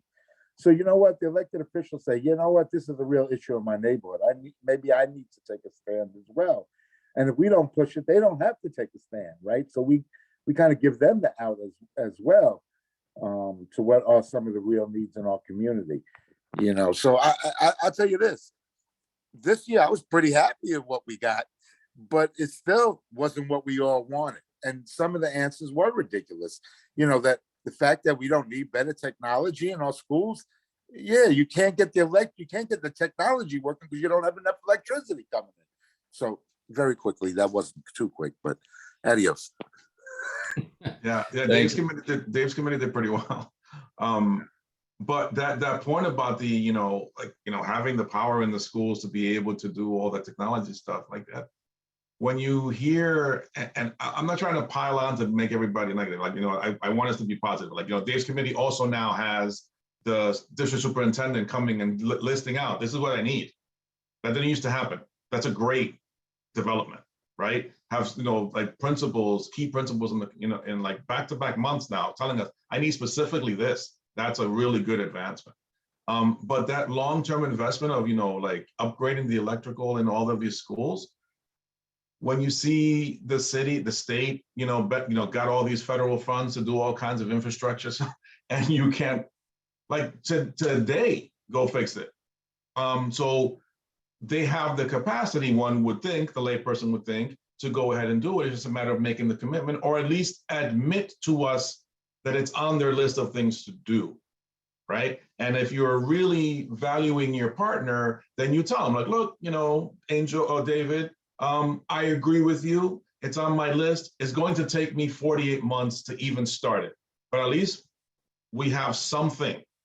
But to say nothing is disrespectful. I think that goes back to a point made earlier in this discussion, that in certain communities that isn't done, and why there's comfort doing it here is what, you know, you have to question, not accept, but you have to question, like, why are you doing that here? Like, you know, how hard is it to tell me whether you can put a door in or not?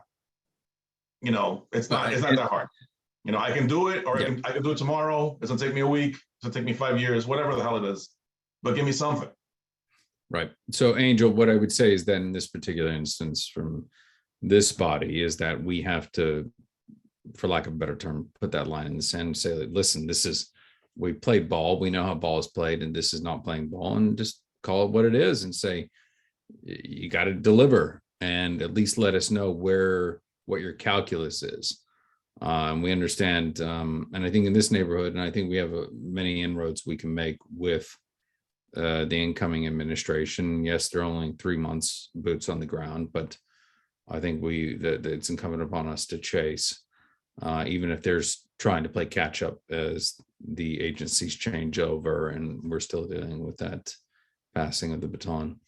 If there are no further questions, I'd like to move things along. Unless this, are you fine with that, Angel and everyone? I thought you said move on. I clicked. Sorry. I said I was asking. Okay, you ready? I'm ready.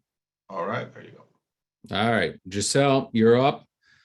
Let's old business with attendance. We last left this off that you were going to reach out and follow up as one last extension to find out those that, because we are meeting virtually, it's easier now more than ever before we return to in-person. And we've had people all across who've participated regardless of where they are on the planet. We've been afforded that ability. So I wanted to find out if you could report back who has returned outreach and who has been non-responsive. I wanted to know if it was, yes, it is possible for me to share my screen. Yep. Go ahead.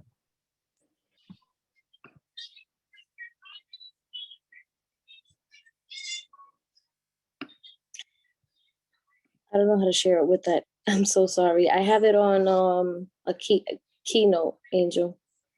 Is there I can share it for you if you want. Did you make Please, any changes thank from what you you. shared? Yeah, no problem. Thank you.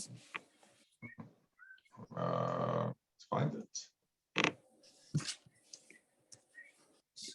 Okay. Is it showing the presentation Yeah. or something else? Okay, just you sure? Mm-hmm. Okay, just let me know what you need me to show. I'm ready.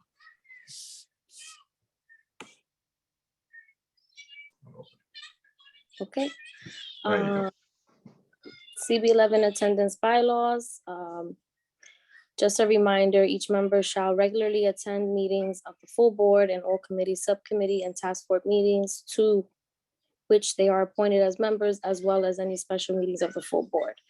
Removal of members, basis for removal, members shall attend no less than 2/3 of all meetings of the full board in any 12-month period. So next slide is 2/3 of 12 meetings is 8, which means that members need to attend no less than 8 meetings and cannot be absent for more than 4 meetings during a 12-month period. Next slide. Taking a look at full board from January 2021 to January 2022. These are the members with outstanding, I would say, not good standing for attendance. The total number of absences is next to their name. Next slide.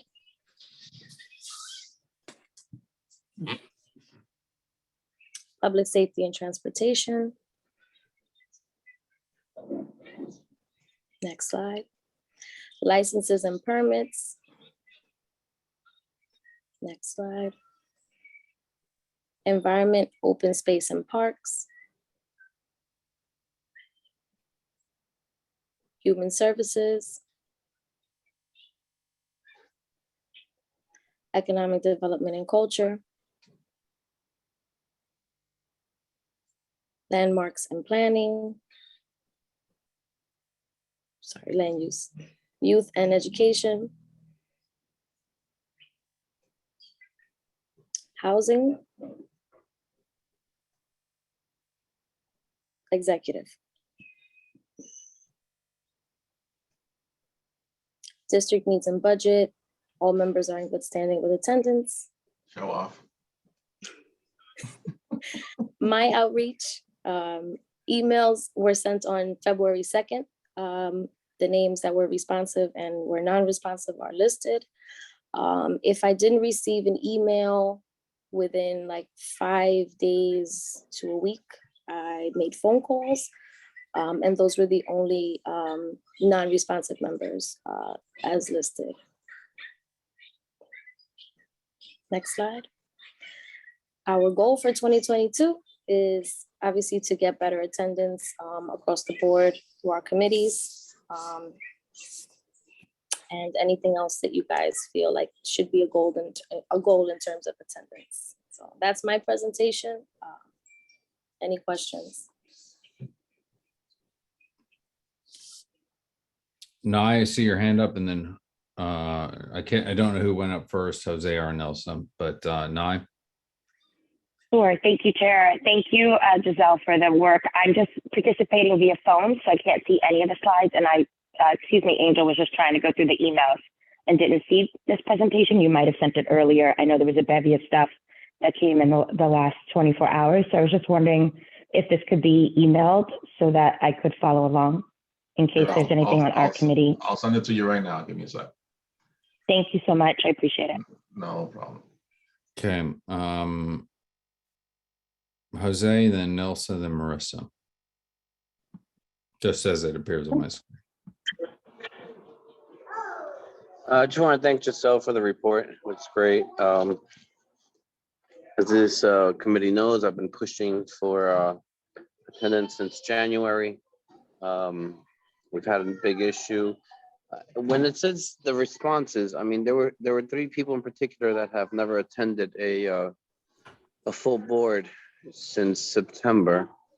I saw 2 of them were non-responsive. So do we know about the person that was responsive, Shirley? Like, do we know what they said, or that's something we can discuss? Because I was hoping we take a motion on this tonight to, in some form or some manner, not with everyone, but particularly those 3 people that just have never been to a full board, and for the most part have never been to their committees. Giselle?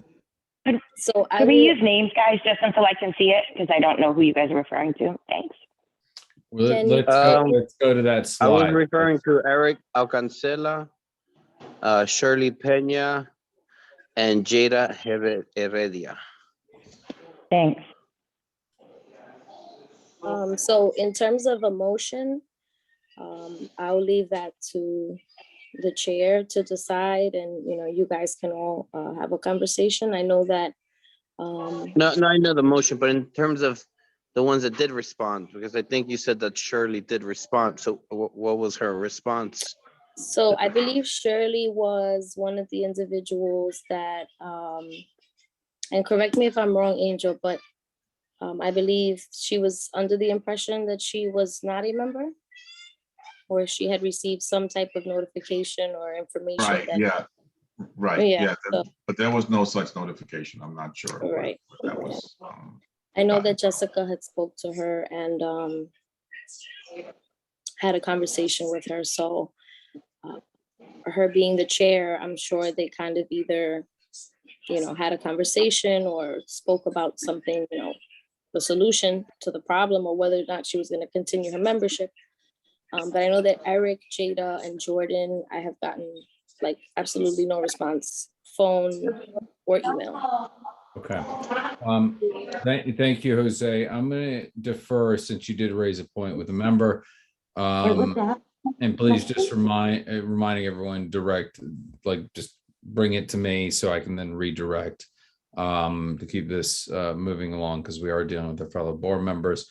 Jessica, I understand you had outreach. Please. Thank you. Yeah, I reached out to Shirley. She answered the phone and we chatted. She said that she had received some sort of email or notification that she was no longer a board member, and that was early on, probably in like October. So that's why she had never shown up to any meetings. I had sent out a number of emails through the Environment, Open Space and Parks Committee to the full committee with her as one of the people the email was directed to. Never received a response or a question as to whether or not that was true. Angel and I talked, and he said that there was no such notification that she was not to be on the board. So I believe she did show up for my most recent meeting after us having this conversation. And I would be interested to see if she stays and, attends any other meetings that she's supposed to attend before making a decision, but open to whatever y'all think is best. Okay, thank you. I logged into that meeting. I don't recall seeing her there, but Angel, would you clarify, or was Marlene handling that meeting? Which one? Environment, Open Space and Parks. No, that's me. No, Charlie wasn't there. Okay, thank you. I don't recall seeing her. So thank you, Jessica, for clarifying. It was Jordan. Jordan was there. Oh, it was Sorry. Jordan was there. Okay, so Jordan did attend, but so far, do we have record that he attended the other committee he sits on?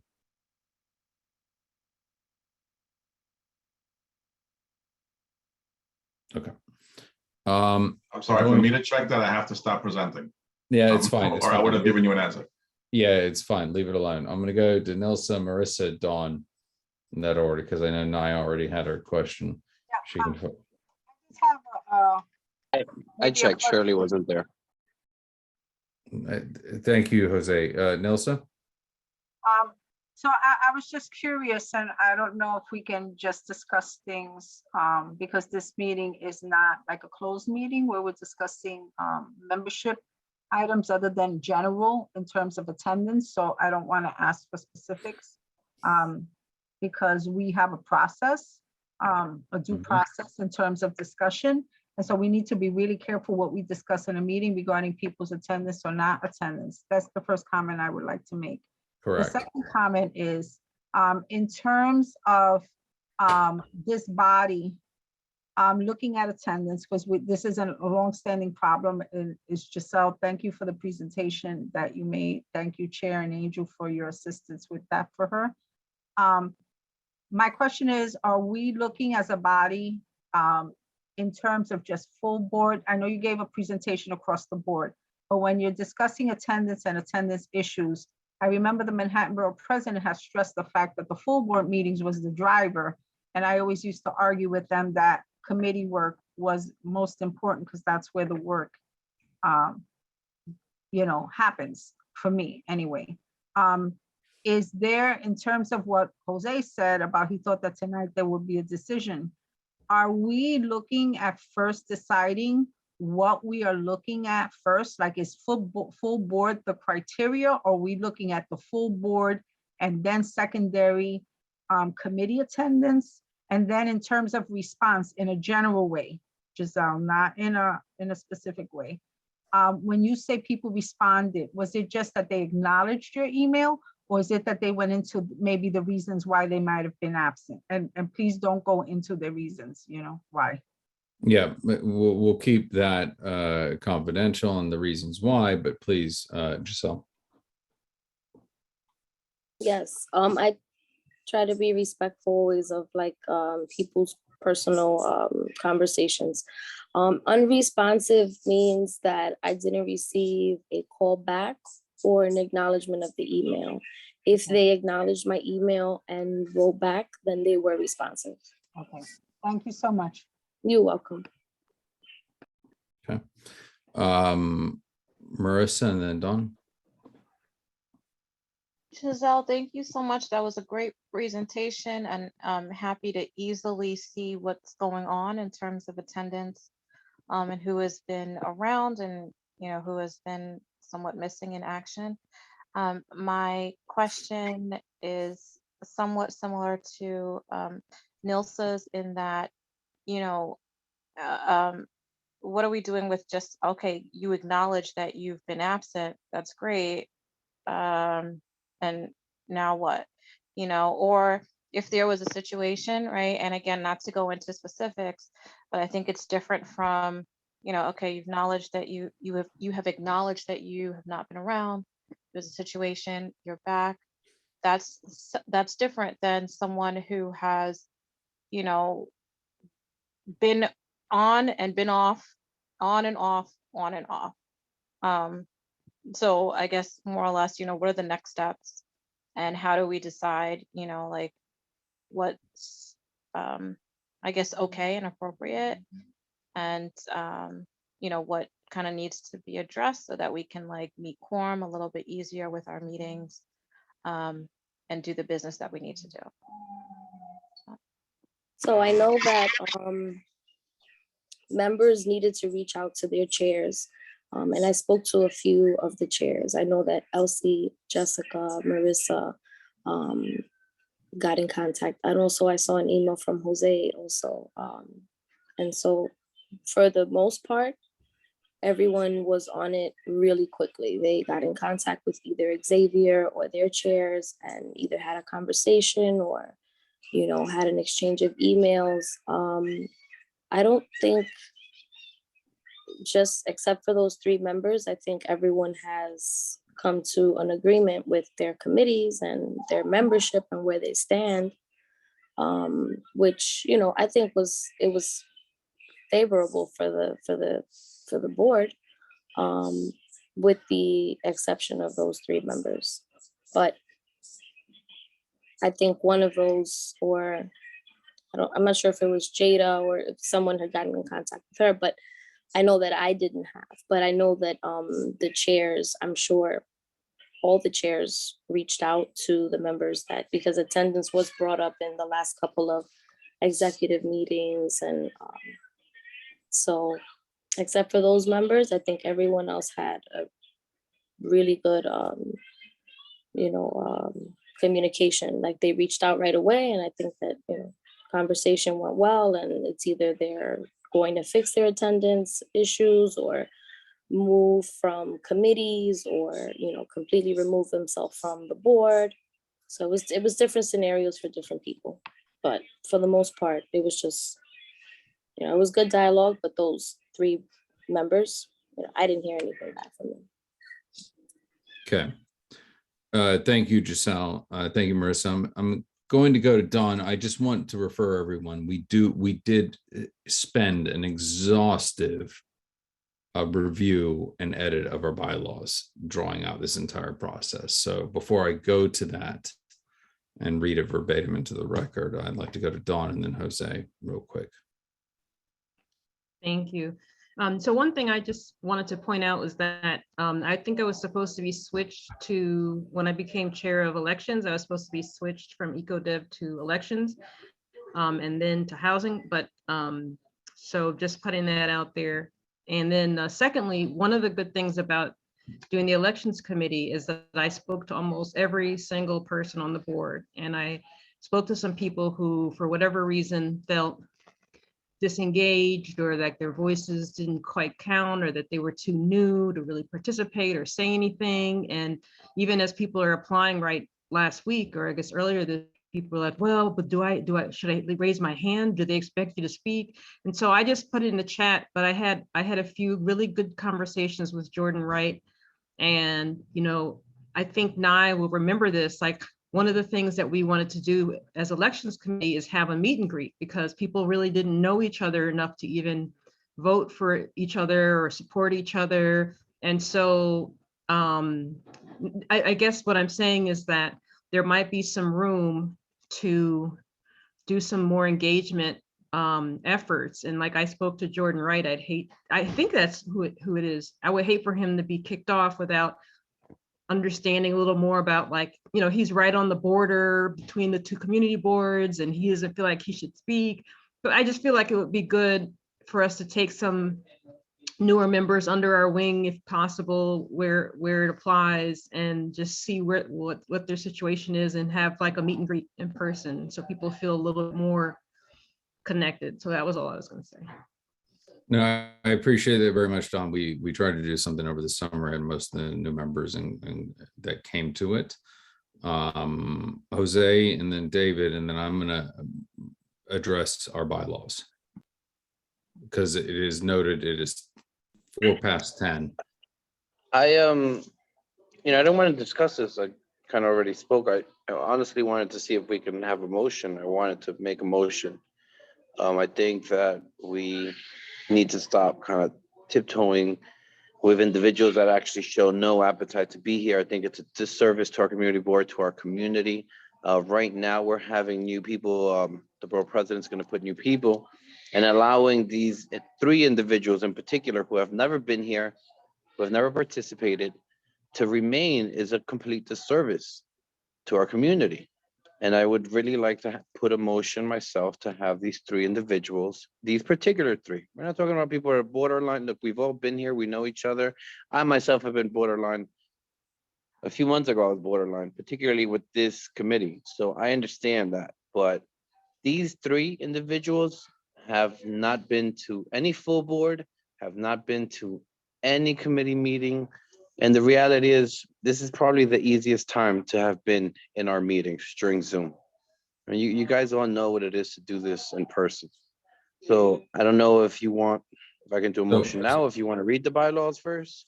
I will entertain a motion after David has spoken and I've read into the record the bylaws are reminding. And I see Nilsa, your hand. I'll give you one more opportunity to speak on that. David. Sure, thanks, Jose. Jose, I know you're right, because when I first became a chair of Health and Human Service, because one member failed to come, but was very influential in other political means, stayed on the board, but it killed us from having quorum month after month after month. And that means we can't do business. We always get to this place where we're going to vote people off, but we never really follow through with the process. I would say this, and on the other level, Dawn, you're right. We got to go back to having orientations and events where board members come together and witness each other and share space. That cannot be done on Zoom.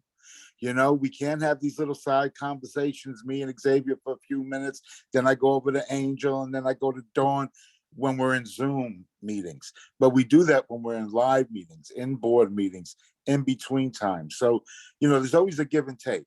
I want the hybrid because it's so important, but I'm going to be live. I've been working live since August 2020. We opened program and went back to life. We have to take precautions. Some people have greater things to overcome, so there's a lot. But Xavier, we need to move on people, because last night I could have not had quorum because of one person who's on one of those lists who I love very dearly and admire very dearly as a person that I've got to know. But if you're stopping the board from doing business, then you're preventing us from doing our job.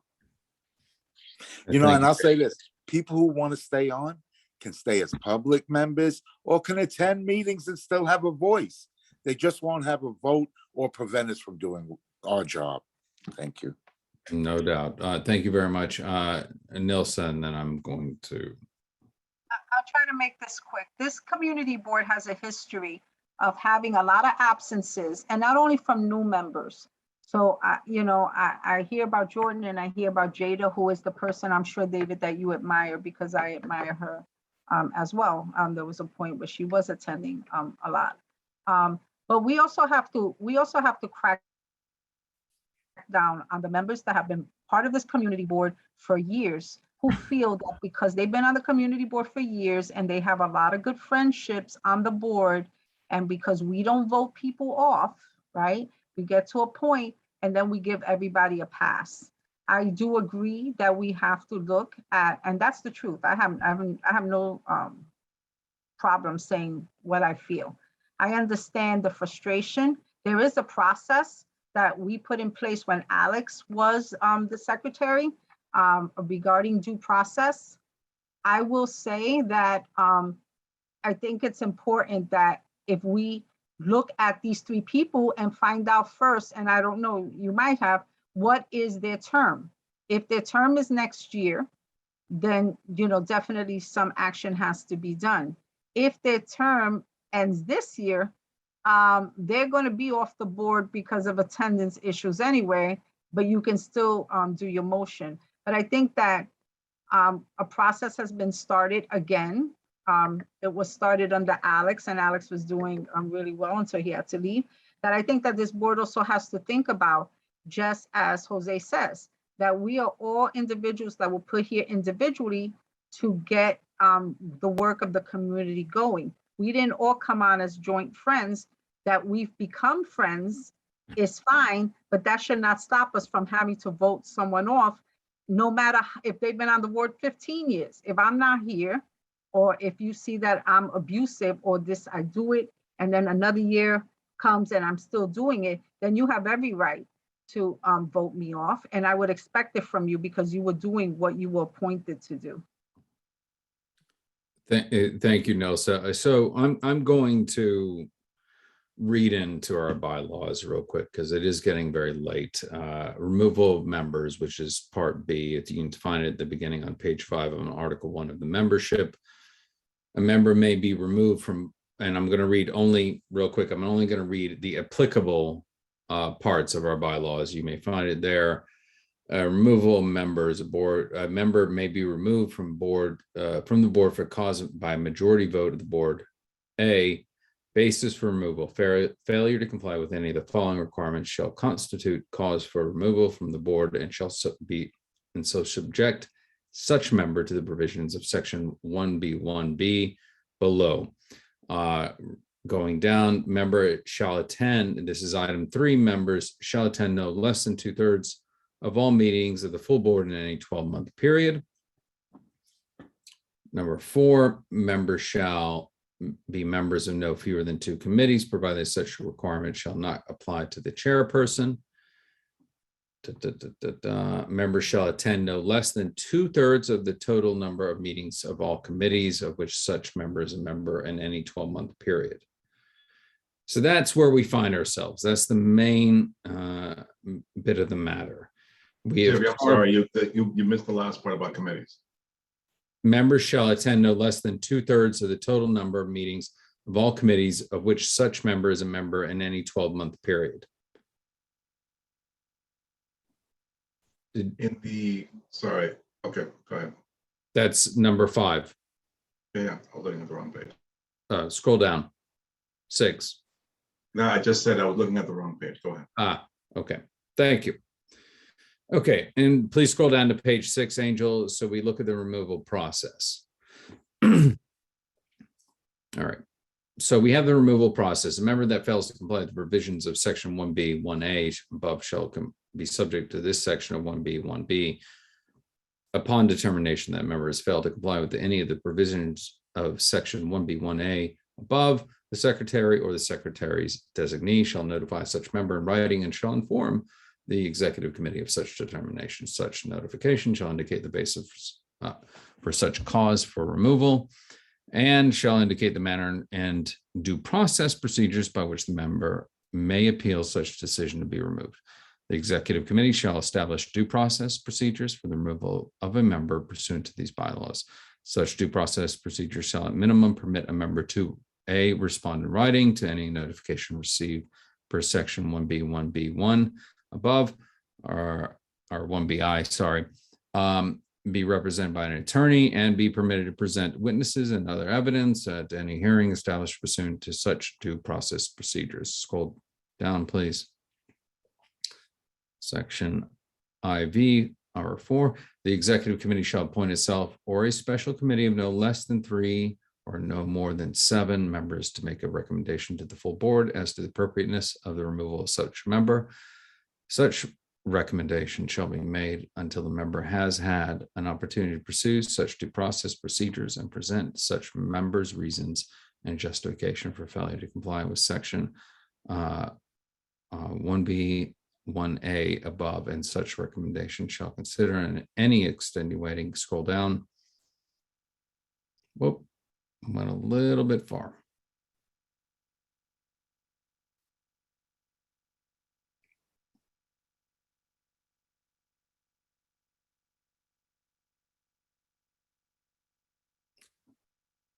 Killing me.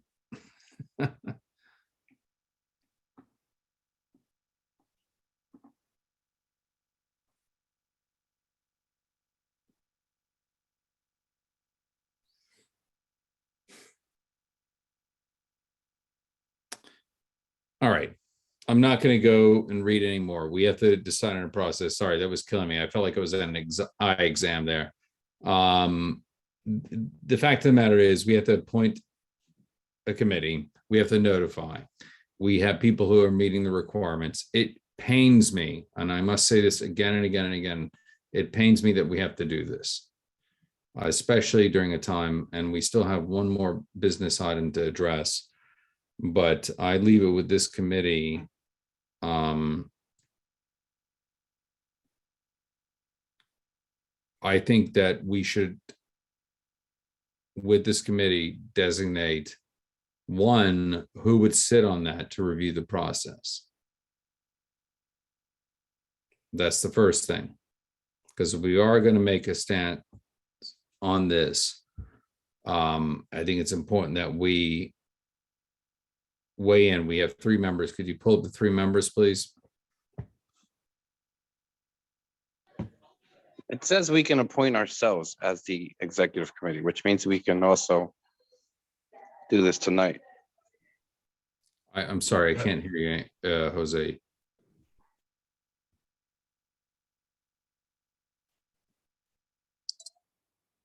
Although we would vote to remove them tonight, it still has to go through the full process. And they still have to have the opportunity. Yeah, you know. so real quick, everyone is everyone is afforded a due process. It doesn't go immediately to full board. This is just to begin the process for them to say, hey, just as was mentioned earlier, Jordan Wright actually attended, for example, Environment, Open Space and Parks, right? Versus Shirley Pena, who said she would be there in this particular instance, but did not attend. We have to afford them the opportunity to have due process. And again, we don't know what extenuating circumstances, this is what this purpose is for. It's the first time it's being exercised. And I think, Nelson, you're shaking your head no. Nelson, do you have your hand raised? I can't hear you. Now you're muted. Now, Yeah, you're just breaking up. what I'm saying is I have, under my tenure, I did remove members. And there was a member that never came. And what I did was we followed the due process where we notified him. We notified him in writing, and then he responded to me. And then I answered him back. And then he wanted it to go a certain way. And I made it clear that I couldn't allow him, based on our conversation, to either he could resign on his own, or he would be removed, or a vote would be put up for his removal for non-attendance. And he elected to resign the day of the vote. This community board has removed people through due process. This community board has problems doing that for long-standing members, but for members that have not attended meetings, we have removed him, or at least I removed at least one that I remember during my tenure, and other people resigned. So what I'm saying is, the executive committee, if you do not want to appoint 3 people, which was what we had first started to do, the executive committee, according to our bylaws, could take on that task until such time that you might want to put in a more targeted subcommittee, maybe for the following, term.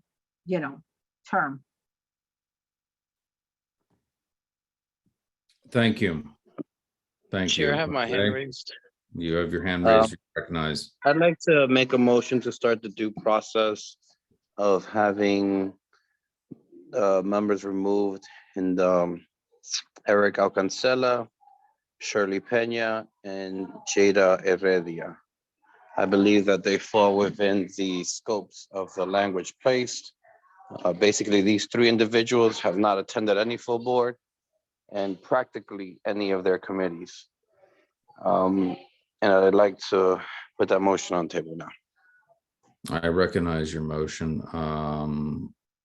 And for those three members, is there a second? I see your hand raised, Nelson.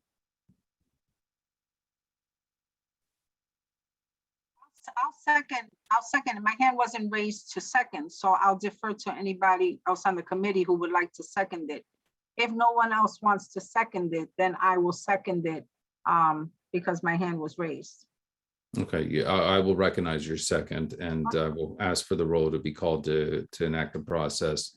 And failing a designation of a separate subcommittee to deal with this issue, it will fall upon this body. We will take up as we have the secretary send communications to those three members to respond. Again, reading the record, Eric Alcancela, Shirley Pena, and who was the other, Jose, please? Jada Heredia. Yes, regrettably. And again, this brings great pain for me personally, working with all of our members that we have to go through this. So please call the roll. Jose Altamirano, Yes. Jessica Elliott, Yes. Elsie Encarnacion, David Giordano, Yes. John Green, Marissa Mack. Aye. Oh, gotcha. Yes. Thank you, John. Yes. Thank you, Marissa. Giselle, Yes. Nelsa,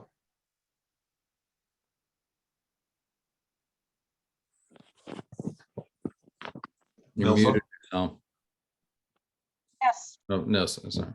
Xavier, Yes. Jason, actually here, Nye, Could you repeat the names one more time?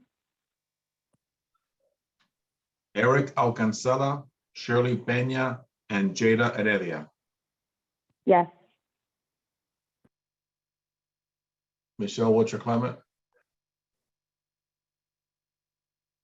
Yes. motion carries. Thank you very much. Nelson, do you still have an additional question or? No, what I wanted to comment was that I know as chair and even as vice chair, you've done a lot of outreach to these members. So while I know that it bothers you, I know that you have done outreach. Just like Angel has sent communications informing all the members. Just like, when Jada Heredia was here. So I know it pains you, but I don't think it's anything that this team has done. I think that people have scheduling issues and they pick committees and they get over programmed. And there's a possibility when they respond, because they are allowed to process, that there may be something that can be done to make them more productive members should they choose to want to do that. So Chair, while I understand your pain, is not anything that you or this body have done personally. Yeah, I appreciate that. Giselle and then Angel. So we, because it's getting pretty late. Sun's getting real low. Wait, it's set already. Go on, Giselle. I just wanted to clarify, I'm gonna be sending communication to the three members that we have begun the due process for their elimination from community board. 11. Please speak with Angel for the guidance on that and how to best proceed. So Okay, and then just a special thank you to Michelle Wiltshire Clement for suggesting in the first place to do a PowerPoint for the presentation. So thank you, Michelle. I appreciate it. Smiley face. Yeah, Angel, thank you, both of you. Angel, you're muted. I know, I was trying to unmute. Just, it was said before about like, onboarding members and communication with members. And I know might be talking to myself, but, and Giselle can attest, as a newer member, we did an onboarding for the new members. And Nilsa was there too, where I explicitly tell members, you are a full member. As soon as you are appointed, you can vote right away. We send emails till I'm blue in the face. We send attachments. We send reminders. We make calls. We send texts. Goodness, there has to be a point where the member bears some responsibility and some effort to be responsive. At some point, there has to be. The frustration of committee chairs that can't get quorum, like last night, for years on end, when it's simply a matter of, hey, Mr. and Miss Chair or Angel, I can't make it tonight. That's it, very simple. So that you don't have to convene people and waste their time. What about if last night's meeting had been in person and we would have wasted everyone's time when all it takes is a response? Can't tell you how many times that we had. I'll make it very simple. It was reapply for community board membership.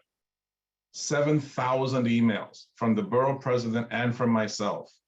We had 9 members that didn't reapply even after the deadline was extended. And it's not to jump on members. It's just that, goodness, at some point, where do you have some responsibility for yourself? And it's not a judgment, it's just a reality. If you can't do it, there's no shame in saying, you know what, I wanted to do it, I can't do it, off I go. Then that's fine. But it doesn't happen. And then, time and again, and the board's bending over backwards, turning itself inside out to accommodate a bunch of members just to get them to show up. And maybe they come on camera and maybe they opine on something. Goodness sakes. If you can't do it, don't do it. There's no shame in that. How many members haven't done that in the past? You know what? Angel, Matthew, Nilsa, Diane, I really wanted to do this, but this year's a little tough, so I'm gonna step down. Fine. That way, the quorum requirement lessens and it's easier for John to get quorum. Instead, these people just linger and you have committees where there's 3 of these individuals. There's no way you're gonna get quorum, right? I think that as much as you're bending over backwards, I think you also have to make clear, and perhaps I need to hear from you and not me, because I've tried my level best and will continue to, hear from you that, look, these are the expectations. There's a time commitment. You're going to be here late. You have to read all this stuff. And if you can't do it, that's okay. Don't do it. Simple. But don't continue to be in the space, occupying a space, taking up other people's time, interfering with the effectiveness of the board and the operation of the board, because you cannot be bothered to make a simple phone call. If you cannot attend the meeting, please email your committee chair. How many of you get emails? If you cannot attend the meeting, please let me know. How many notifications do I get? Few. Hey, please respond to this survey about blah, blah, blah. We get 30% participation. Come on, folks. We're trying our part. You have to do your part, is what I would say to these members. And it's I have nothing bad to say about any of these people, but you got to do your part too. You're a brand new member, brand new. You're going to make up some story about being notified?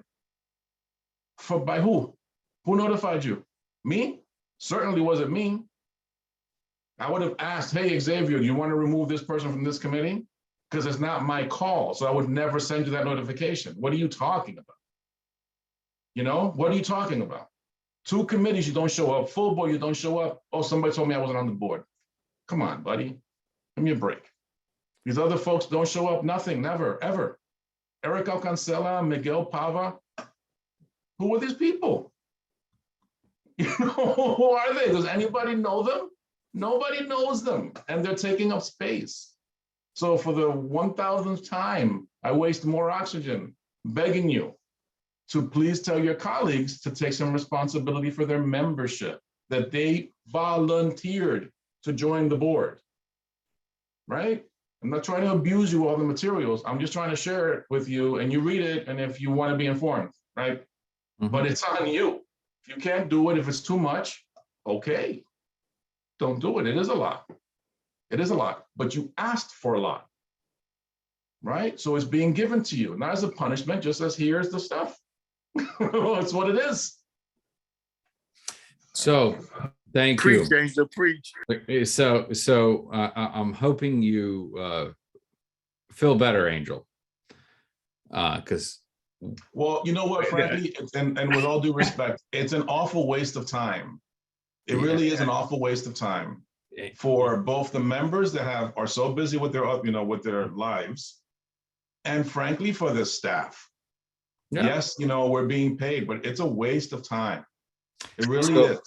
So Angel, it shouldn't be. Like, we want to be sure to be efficient and effective in the use of our time, and we want to be respectful of people's time and commitment. Yep. Right. We should always strive to do that. And when people are not showing up and not being responsive, they're doing the opposite of that.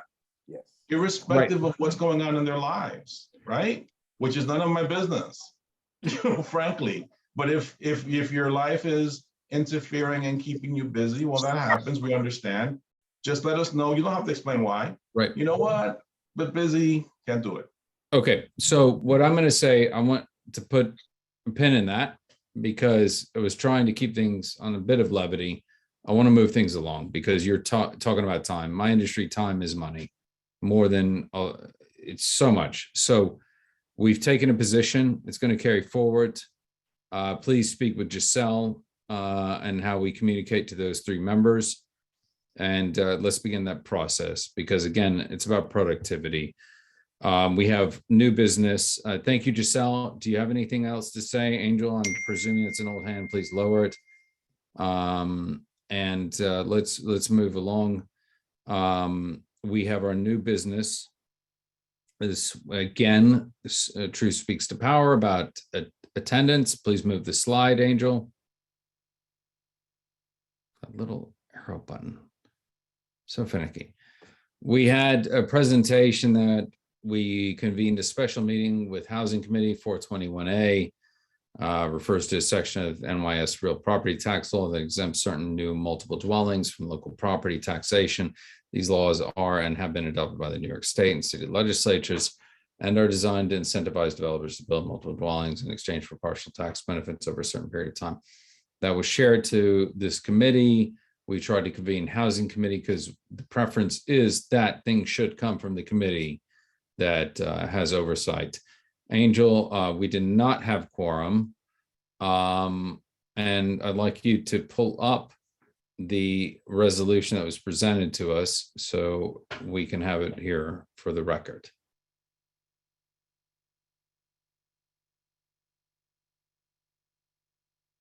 Angel? Give me a second, buddy. Looking for it.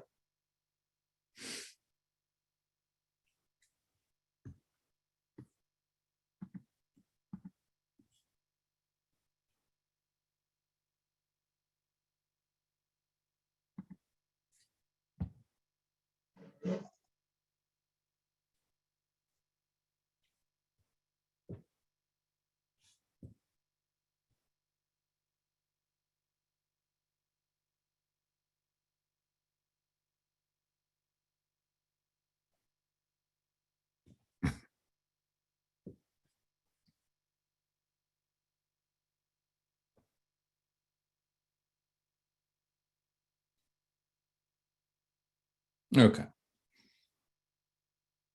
So we did not have quorum, John, correct?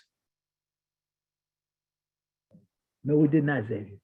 Okay, because I was coming back from meeting the neighborhood safety team, the 23rd precinct, while concurrently we were having the 25th precinct council meeting.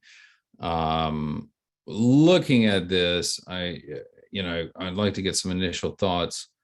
Angel, if you'd be so kind, because looking at this, we're very empathetic to affordable home ownership. I think 421A is quite a broad spectrum bit of legislation, if you will, that allows for development, but also too with the carve out for taxation and subsequent incremental increases over whether 10 or 25, depending on whether condo co-op, et cetera, and how that impacts affordable housing. So were we able to dig up any more research with the designs from Hochul and what she was presenting as an alternative? I know Lander has complete opposition to it. So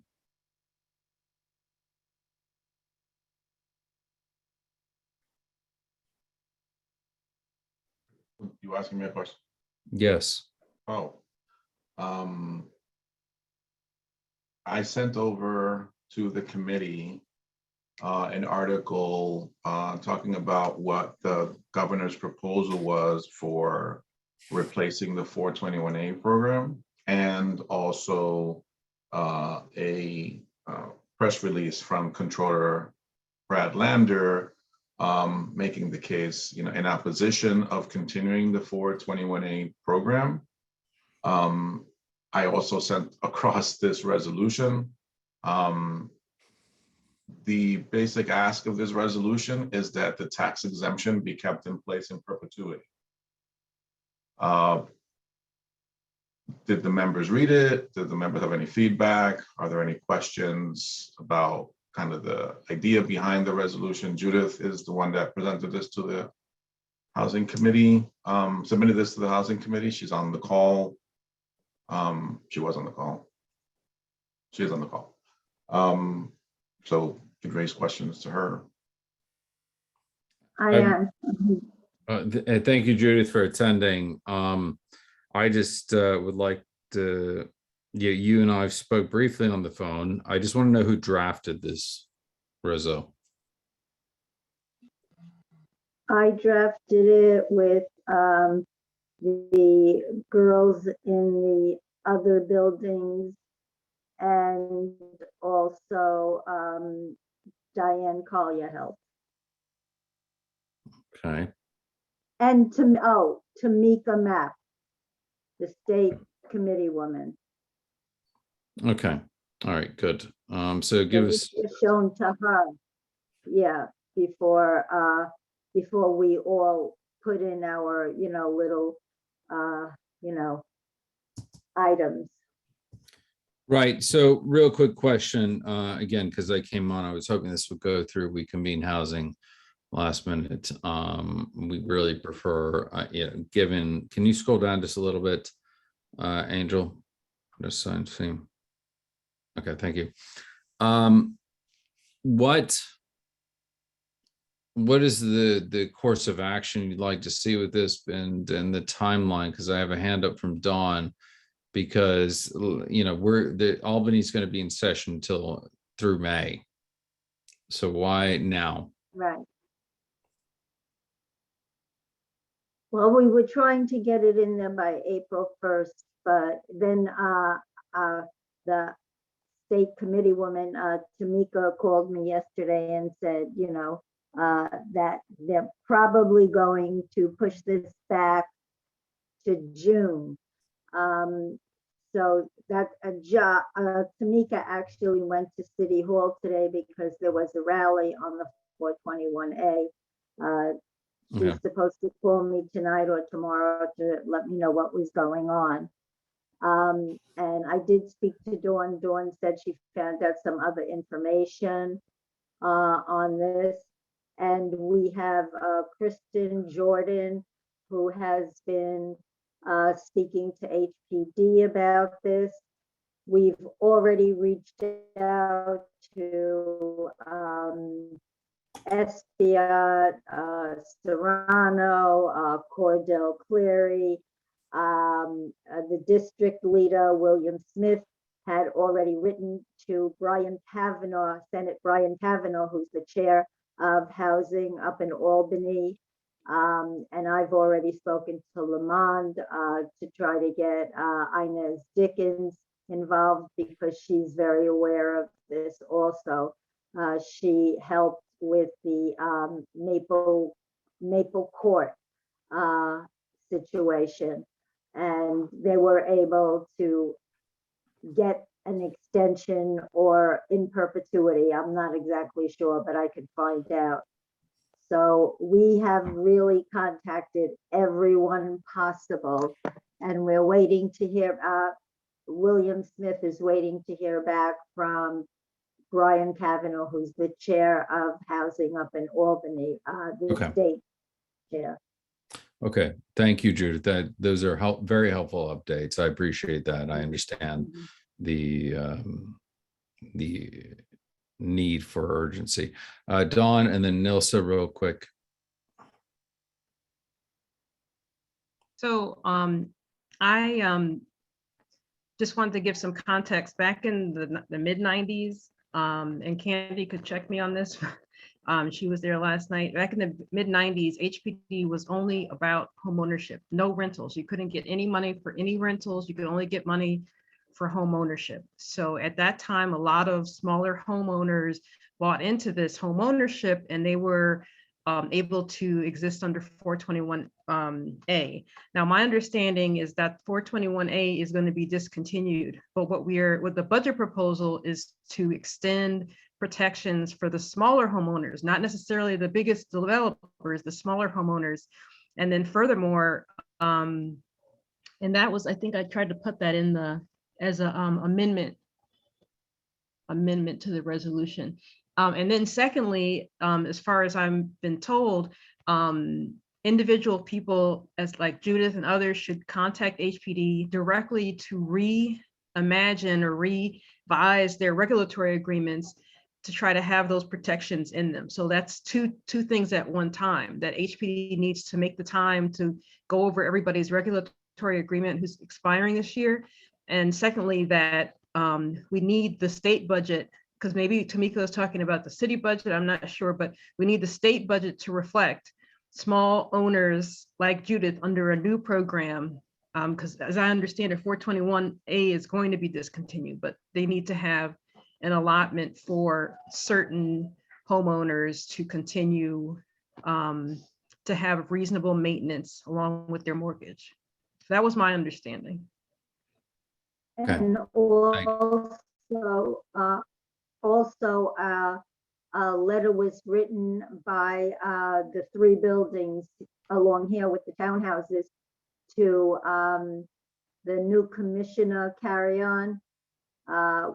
They didn't hear back from him, but a letter was written on March 9th to the new HPD commissioner, but we didn't hear back from them yet. Okay, thank you. That's helpful. Thank you, Dawn. Nilsa. Just for clarity's sake, did I hear that there was a sense of urgency, but it may be pushed back? So if that is the case, then why can't housing vet this next month? Because I'm hearing just from a standpoint, and I know that people will ask, because it says whereas CB11, but it seems like this has been drawn up by a lot of people that may not be members of CB11, where things generally go through our committee and get voted on by committee. So if there is a potential where the need is not there, let's say by April 1st, can housing look at this so the housing members can opine and put in their stuff so that we can vote on this or discuss it in April? So Nilsa, this information was just presented now at this moment, and had this been brought to me earlier prior to this meeting, I would have recommended that to happen, which I think it's April 4th is the housing committee meeting, and that would have been ample time to review it. So again, this was just presented in this moment, and thank you, Judith, for presenting your conversations from today. No doubt at our normal housing committee meeting, but again, we try to pivot because we're able to do it in a virtual environment while we have it. We were trying to be as proactive as possible, and that was the point of that. So thank you very much, Nilsa, for bringing that up. The budget is time sensitive, so that's what we're concerned about. And tomorrow we're having, I mean, all the buildings and townhouses, we're having a petition signing at 18 East 116th Street, right off Madison Avenue. We have a restaurant that is allowing us to put up tables for signing the petition, not only for this, but the fair share also. Yep. So if I'm hearing everyone correctly, this is a work in progress right now. And we've had a real update, live updates today, which means that we don't have anything imminent and we understand the budget process. Thank you, Dawn. And thank you, Nosa. So if they're given that, I would prefer we gather more information, more research, and this goes to housing. But we wanted to validate the concerns because we do care, and this is something that needs more fleshing out. And especially with Hochel's proposition that will come before housing. There are about 500 to 600 lots just in East Harlem. We're not even talking about the rest of the city because this is going to affect everyone in the city, not just the Community Board 11 area, which has about 500 to 600 lots under this program. And we feel like we're at the cliff. And if we just take one more foot, we're going to fall off. No, we're completely empathetic to that. So if there are no objections to, if there are no objections to lay this on the table until Housing Committee in April. Xavier, I have a question. Is everyone clear on, why the expiration of the 421A, the pending expiration of that program is relevant to the properties that Judith is referring to? So like, there's a lot of properties that receive 421A benefits, but there are rental ones and there are home ownership ones, right? And with the rental ones, if this hasn't been stated, those properties, once the exemption is, the term of the exemption is over, then those rental units go into rent stabilization. It's a different situation with the co-op condos, right? So what's being asked here is for the tax exemption to be in place in perpetuity. It's a hell of an ask, right? And what we need to clarify is this something that is feasible? Is this something that's being entertained? Is it something that would be entertained, right? To say that, these buildings, these home ownership properties would be forgiven property tax responsibility forever is like a really serious conversation, right? I don't want to make anybody pay anything, but like, it's a heck of an ask. And we need to really, we need to put that question very clearly before whatever the policymakers are, because it's a different thing than the rental properties. Like Hochul's, I sent the link to the article. Hochul's proposal, at least what was what was shared in that article, is speaking to rentals, not speaking to home ownership. And I think we need to clarify that so that we can be responsive to this ask, responsibly. Yep. There's no just there's when we were on the Zoom with we were on a Zoom. In fact, the managing agent was on the Zoom too, because he manages all of this, all the properties here. And we did ask for it in perpetuity, but then we also said, of course, we don't know if that could ever happen, but then can we get like the developers now that are building, they're going to have like a 40-year exemption. So we would take even that. So it wasn't just in perpetuity, whatever extension or program they can put us in, even for a 40-year, I mean, that would be just as viable. Because we, like I said, in this community, we constantly say we need, housing. And the properties that were built here were built under the auspices of affordability. So now what happens when it becomes unaffordable and you're going to have thousands of people not knowing where to go or what to do, and then people aged in place. And what happens to seniors that are in these buildings also? I mean, Right. that's another issue.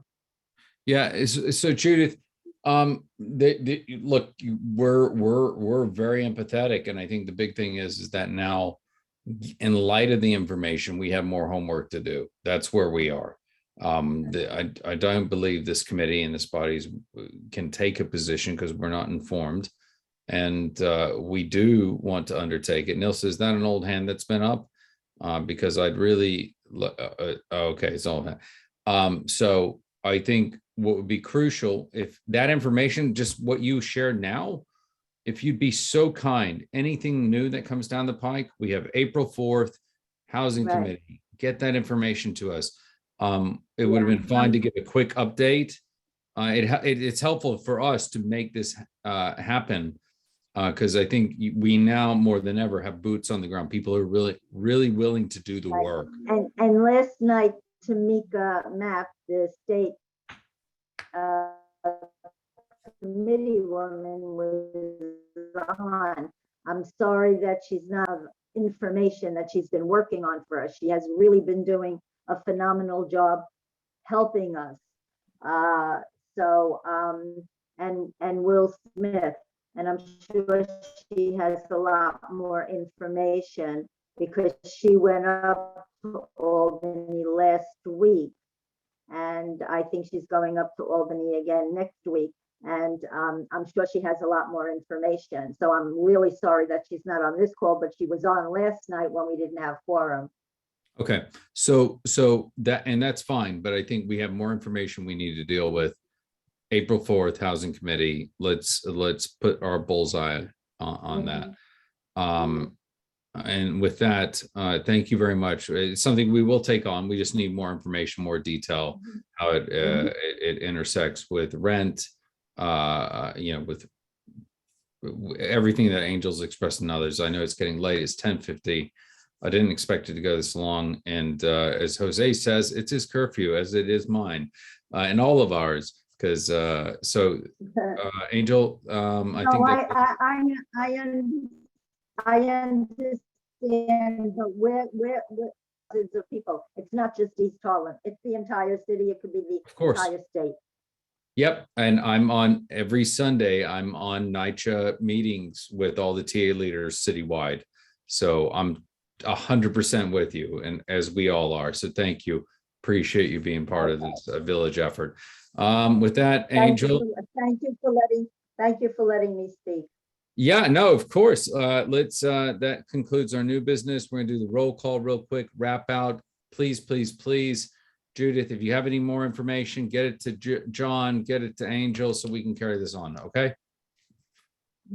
Here. Brilliant. Roll call.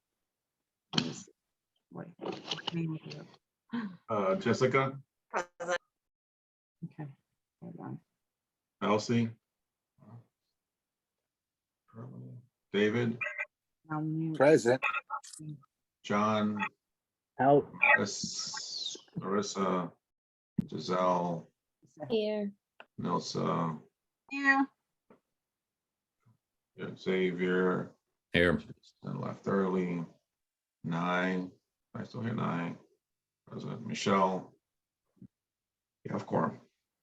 Thank you. That concludes our meeting at 10:52. Apologies that it went so Good long. night. Discussed a lot of issues that we're addressing. Have a good Good night. night, We'll see you at full board next Tuesday. Good night, all.